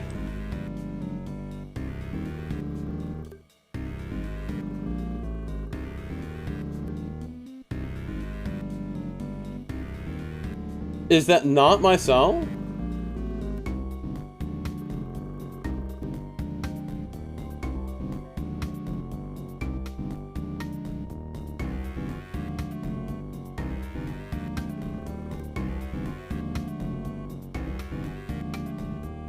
Oh, you're right. Hey, Chimney, there's something different some wonderful smell on you. What is it? I sense it now. You're gonna experience a whole new life. A different kind of existence. Shit, that sounds fucked up, man. You've changed. You're no longer bound by limitations. No beginning, no end. Only chaos. Can you shut up? Is this the end of a lifetime? I don't know. Maybe you're evolving. Why am I even trying to understand what you're saying? You're feeling different now, right? I do feel strange. I think I'm just tired. Life needs motivation. Maybe you just need a cigarette. A cigarette? No. I don't need a cigarette. I need to charge up because I'm a toaster. I need to be plugged in to start working.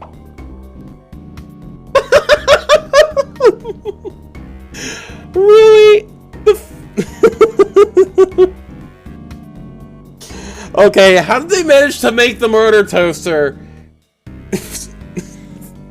How did they manage to make the toaster funny? Wow, I'm a toaster. It feels so good. What was I doing? I need charge. Yes, I gotta charge myself up. Damn, there's no plug. You gave me all these cigarettes, but no plug. Maybe I can make one myself. A wire. Piece of iron. And some cloth. I can't figure out how to make a plug.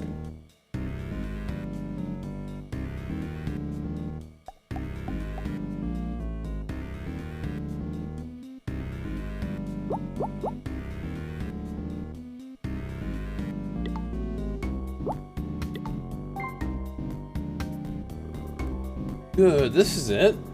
I can't wait to charge up.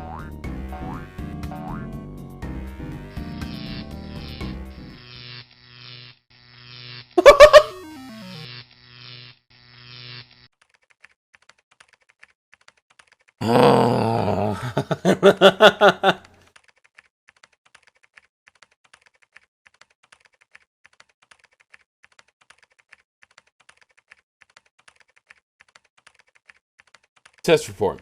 D081 observed SCP-426 closely for about 30 minutes. During questioning, he could only provide a first-person description of SCP-426. D081 returned to his cell and began experiencing hallucinations, believing that he was a toaster.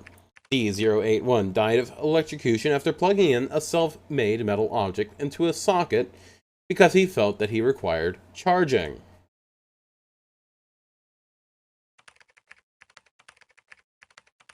Oh god, 426-3, okay.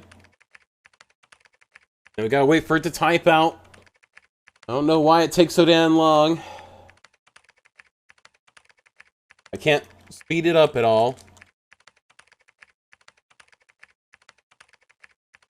Description. Test subject, D082. Named Dorothy Wilson, is a 65-year-old white female with no history of mental illness.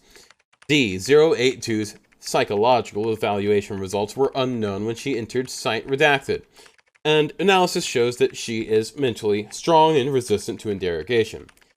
She has caused several cellmates to commit suicide and several guards to betray the obscured prison institution. D082 was diagnosed with lymphoma before she was recruited by the Foundation. She was cleared for testing after we confirmed that her lymphoma cancer would not affect her SCP-426 test. Mrs. Wilson? Mrs. Wilson?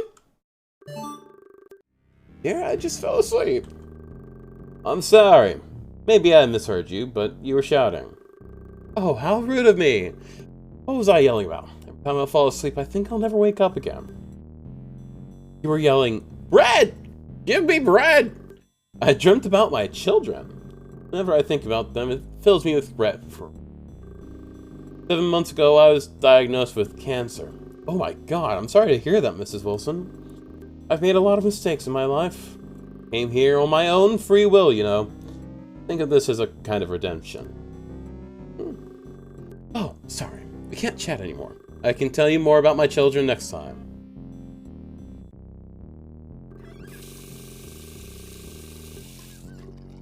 Who should take care of themselves even when they're old. I wish everyone was like this. D082. Time for your task. Hello, young man. You don't look very happy today. What happened? I'm not going back to that empty room for another day, am I? I know I shouldn't complain, but it's awfully boring. Don't mind me nagging. You know, I don't have much time left.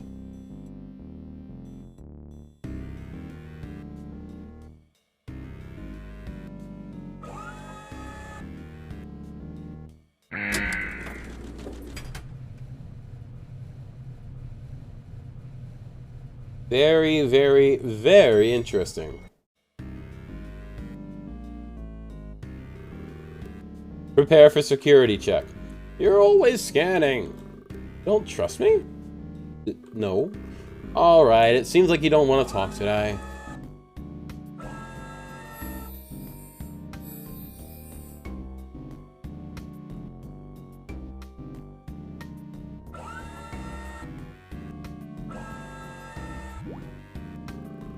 Good morning, Dr. H.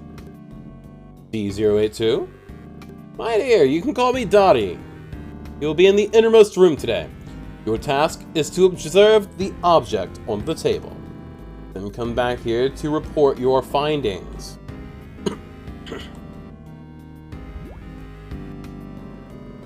Really should be more clear about these tasks. Well, this one sounds simple enough. Just as well, I might not be able to stand for too long.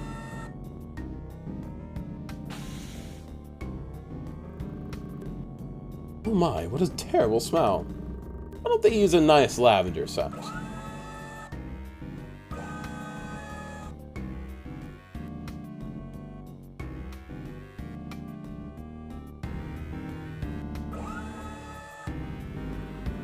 This looks familiar. I'm sure the empty room I was in before is just next door. I remember I need to observe. Yes, just observe. Oh, is that my tinnitus flaring up? Or did I just hear something wonderful? Okay, report to the doctor.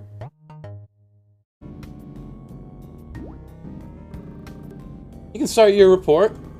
To be honest, I'm not sure this is what you need, dear. Start your report. Oh, I'm a toaster, about this wide and this high. Oh, and my youngest daughter uses the same model as me. Oh, I'm teal green. I think I look good in this color. Yes, I like this coat of paint. I think I can still work? What else? That's all I can say. Sorry, I'm not as observant as I used to be. Good, you can go back to your room now. Thank you, I'm glad to hear that. Oh, you sweet summer child. Hey, Mrs. Wilson, how are you feeling? I don't know. I mean, how do you feel after that task? Oh, I feel not too bad. Yes, I feel like I'm good. That's great, Mrs. Wilson. To be honest, I was a little worried, I thought. I feel good, I feel. Great, yes, wonderful. I have to do something. What do you mean you have to do something? Mrs. Wilson? Mrs. Wilson? You know what? There's been a little voice in my head. I think it's time for me to fulfill my duty. I'm a toaster. Time to get to work.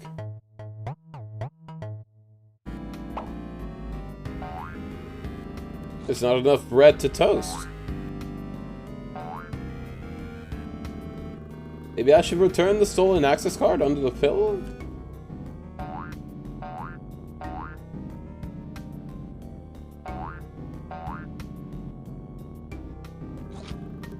Work, work! Bread, bread!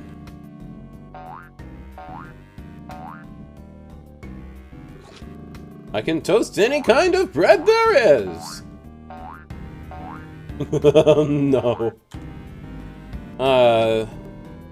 Bread, bread, work, work! Is this the test subject that died from eating too much bread? This is not enough, I can toast more. Bread, bread, work, work! This is not enough, I can toast more. No problem for me, I'm the best model ever made.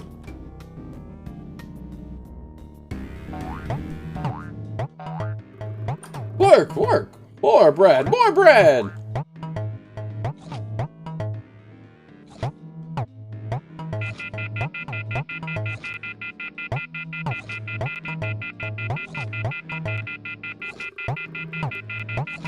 why is the bread taking so long to toast?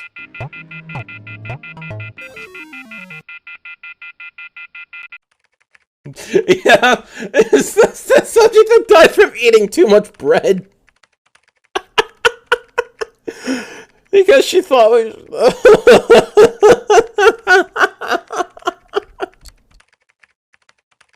Oh no!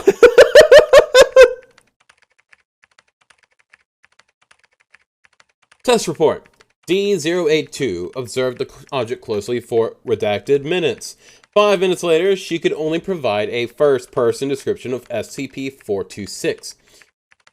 D082 began to develop hallucinations 50 minutes after returning to her cell. She believed that she was a toaster, and that she needed to toast bread. She died of internal bleeding due to acute gastric dilation. The autopsy found 16 kilograms of undigested bread inside of her stomach.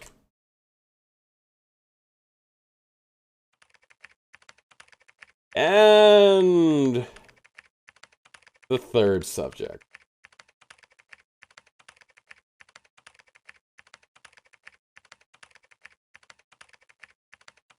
Come on, load up. Type it out.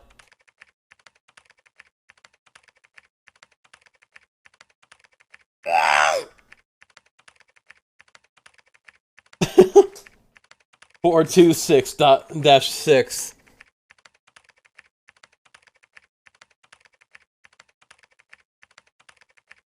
Oh yeah, you're right. I didn't even fucking read it yet. Experiment log 426-6. Test subject D083. Description: Test subject D083, named Adam Moria, is a 38-year-old white man with no history of mental illness. He was sentenced to life imprisonment for murder. His psychological evaluation results showed that he had irritable, violent, and manic tendencies before entering site. Redacted. Remarks: D083 yelled, "I'm a toaster! My insides need to be cleaned!" after coming into contact with SCP-426. Redacted. Times. He then swallowed 550 milliliters of dishwashing liquid and fell into a coma. It's uncertain at this time whether the effects of SCP-426 are still active. Observation is still underway. God damn it. Fuck all of you. D083, you're awake. Get yourself ready for the lab. What the hell am I doing here? What did you do to me? No one has done anything to you. That's convincing. Do you think I'm a fucking idiot? After the task, you drink industrial strength dishwashing liquid. What the hell are you talking about? Don't fuck with me, I'll kick your goddamn ass. D083, what are you? What? What are you, D083? I'm your fucking grandpa, that's what I am, and I'm gonna fucking knock your teeth out one by one. D083, come out and get ready for the lab. Damn, why am I dizzy? I don't feel right. It feels like part of my brain is missing. Like I should be a toaster. I am a toaster. I am a toaster. I am a toaster. I am a toaster.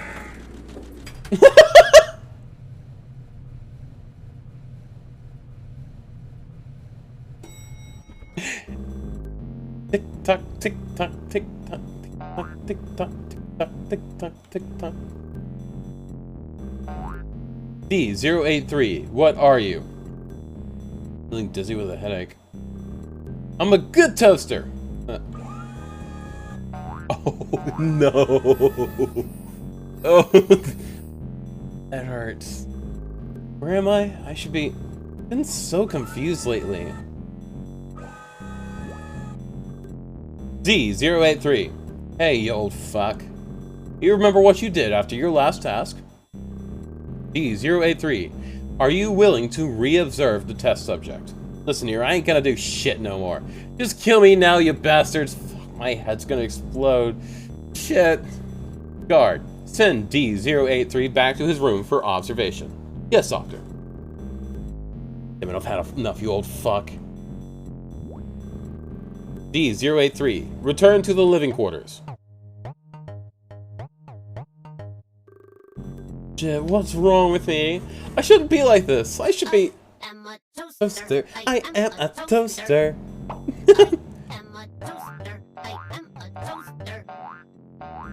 I love this! D-083, do you have anything to report? Come on, man, I'm broken. Broken? The doctor wants to know how you're feeling. I'm definitely broken. I don't think I can toast any more bread. Do you have a screwdriver? There's something seriously wrong with me. Do you need to go to the clinic? Open the door, I need to be fixed. Oh my god, bread! I'll try to toast this bread. That way, I'll know if I'm really broken. I'm eating his face off! I think there's something wrong with me. Is that? Oh no!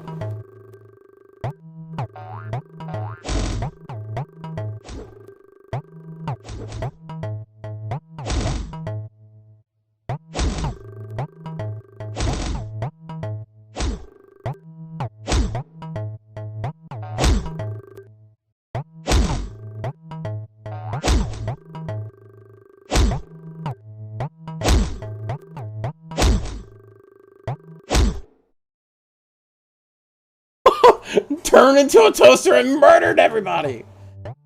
Oh my god! Look at all the bodies! D-083, stop everything now! D-083, we can kill you now! I'm broken! D-083, what are you? I'm not a good baby bear toaster. I can't toast anymore, but yes, I can fix myself. I am a toaster.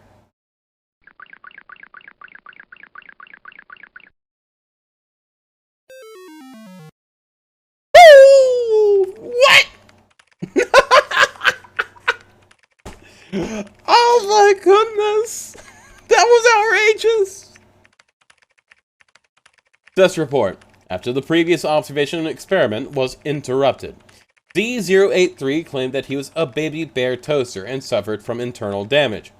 He requested repairs. On the way to the clinic, D-083 behaved aggressively and attacked the guard with lethal weaponry.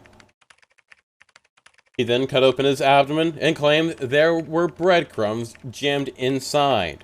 D-083 eventually died of excessive bleeding.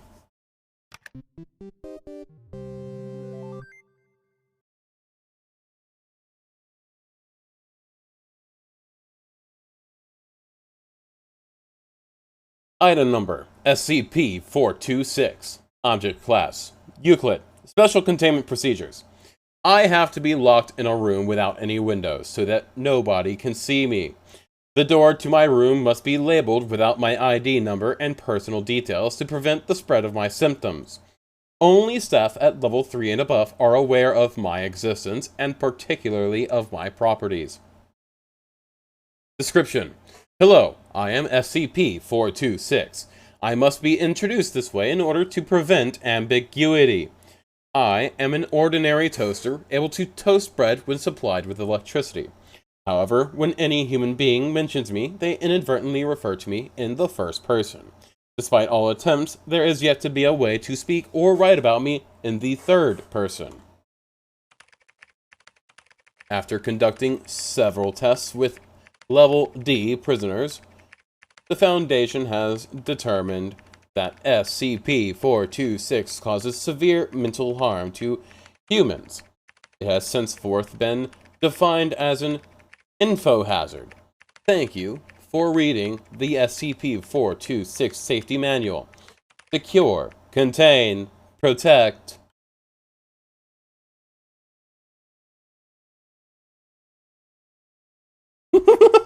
Make people think their toasts are so hard, they go and they eat people's faces. Yes? Carl, next comes the final choice. There are 2 doors in front of you, one red, one blue. If you want to give up and leave, go through the red door. The past few months will have been like a dream. You will remember nothing after waking. And this road will end here. Oh shit. Oh shit! You go through the blue door. You stay in Wonderland. And I show you how deep the rabbit hole goes. Leave. Or stay. The choice is your own.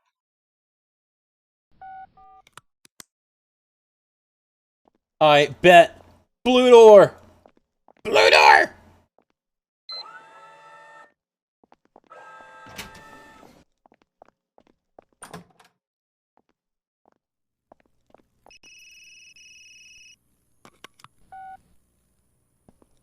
Good job, Carl. I'm glad you made it through. Have you ever felt like there were memories in your head of things you never experienced? Whispers of people you never met. These were not hallucinations. They're your actual What? Carl, you are not a rookie at all. You are a member of Mega 5. You always have been. My name is Marion Wheeler, Captain of Mega 5. Wait, am I Agent Q? Welcome back, Gardner Carl. Now, we need to talk about 55. 55? Oh shit! Who am I? Ah! Wait, is that the end of this?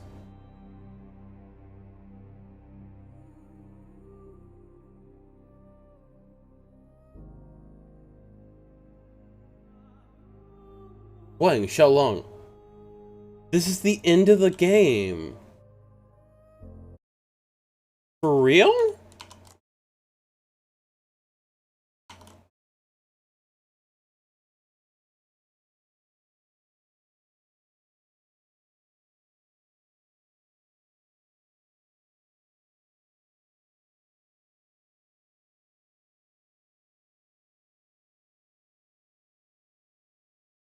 Interesting.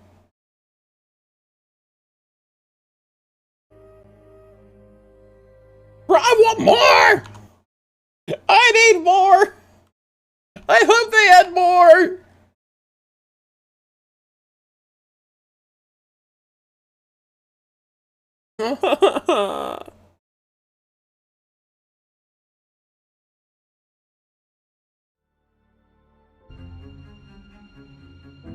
Hong Shantao. 不想用 Zhang Lichang, Lichang. Yin Yang Shen. Okay.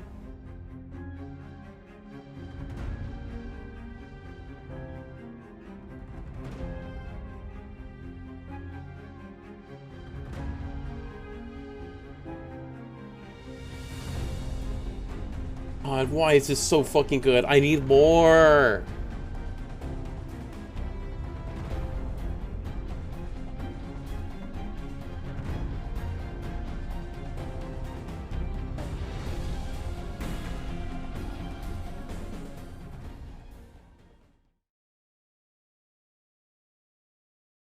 I need more.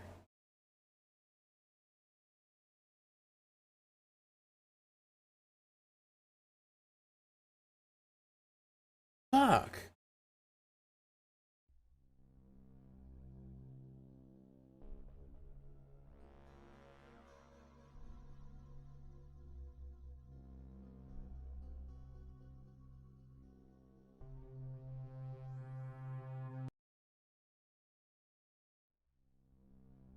You have completed filing for all archives. Each stage may be accessed and replayed through the Files menu.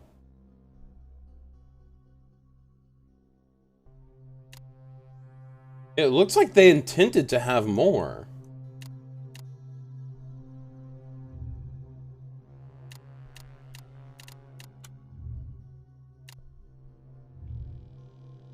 Holy fuck, this game was fucking... Ooh.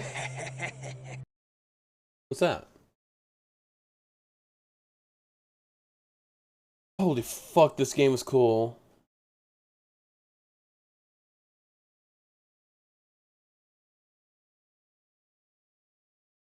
Jack. What Oh? should we do?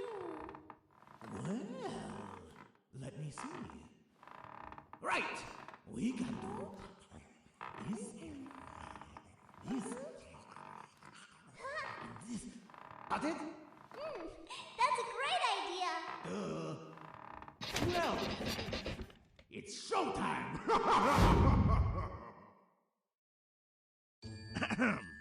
Since you didn't get any Halloween candy for the children, I've made a special game for you.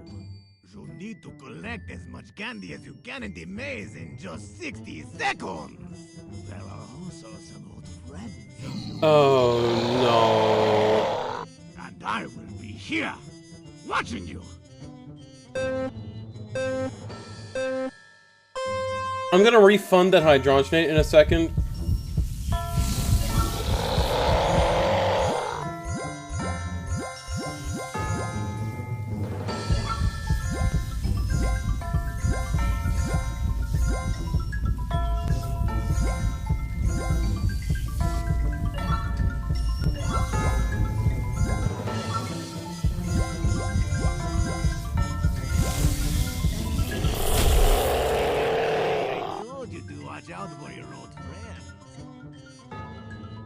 Okay. You may need to take a break.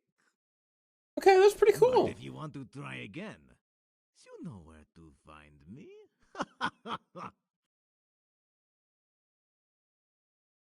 Well, that was really, really cool. I wish there was more! I wish there was more! I'm gonna upload this entire VOD to YouTube. I'm just gonna upload this entire VOD to YouTube. That's gonna be my second upload for the day. Just no thumbnail, whole VOD. Well, I might make a thumbnail for it. But I'm just gonna export this entire VOD to YouTube. This is a fucking wild ride. Holy shit. Now, I thank you everybody for watching. Much love, stay sexy, and I'll see you guys in a little bit. Holy crap. Oh my god, that was so intensely cool, and oh my god. We're gonna be playing the Mortuary Assistant tomorrow. Be assured.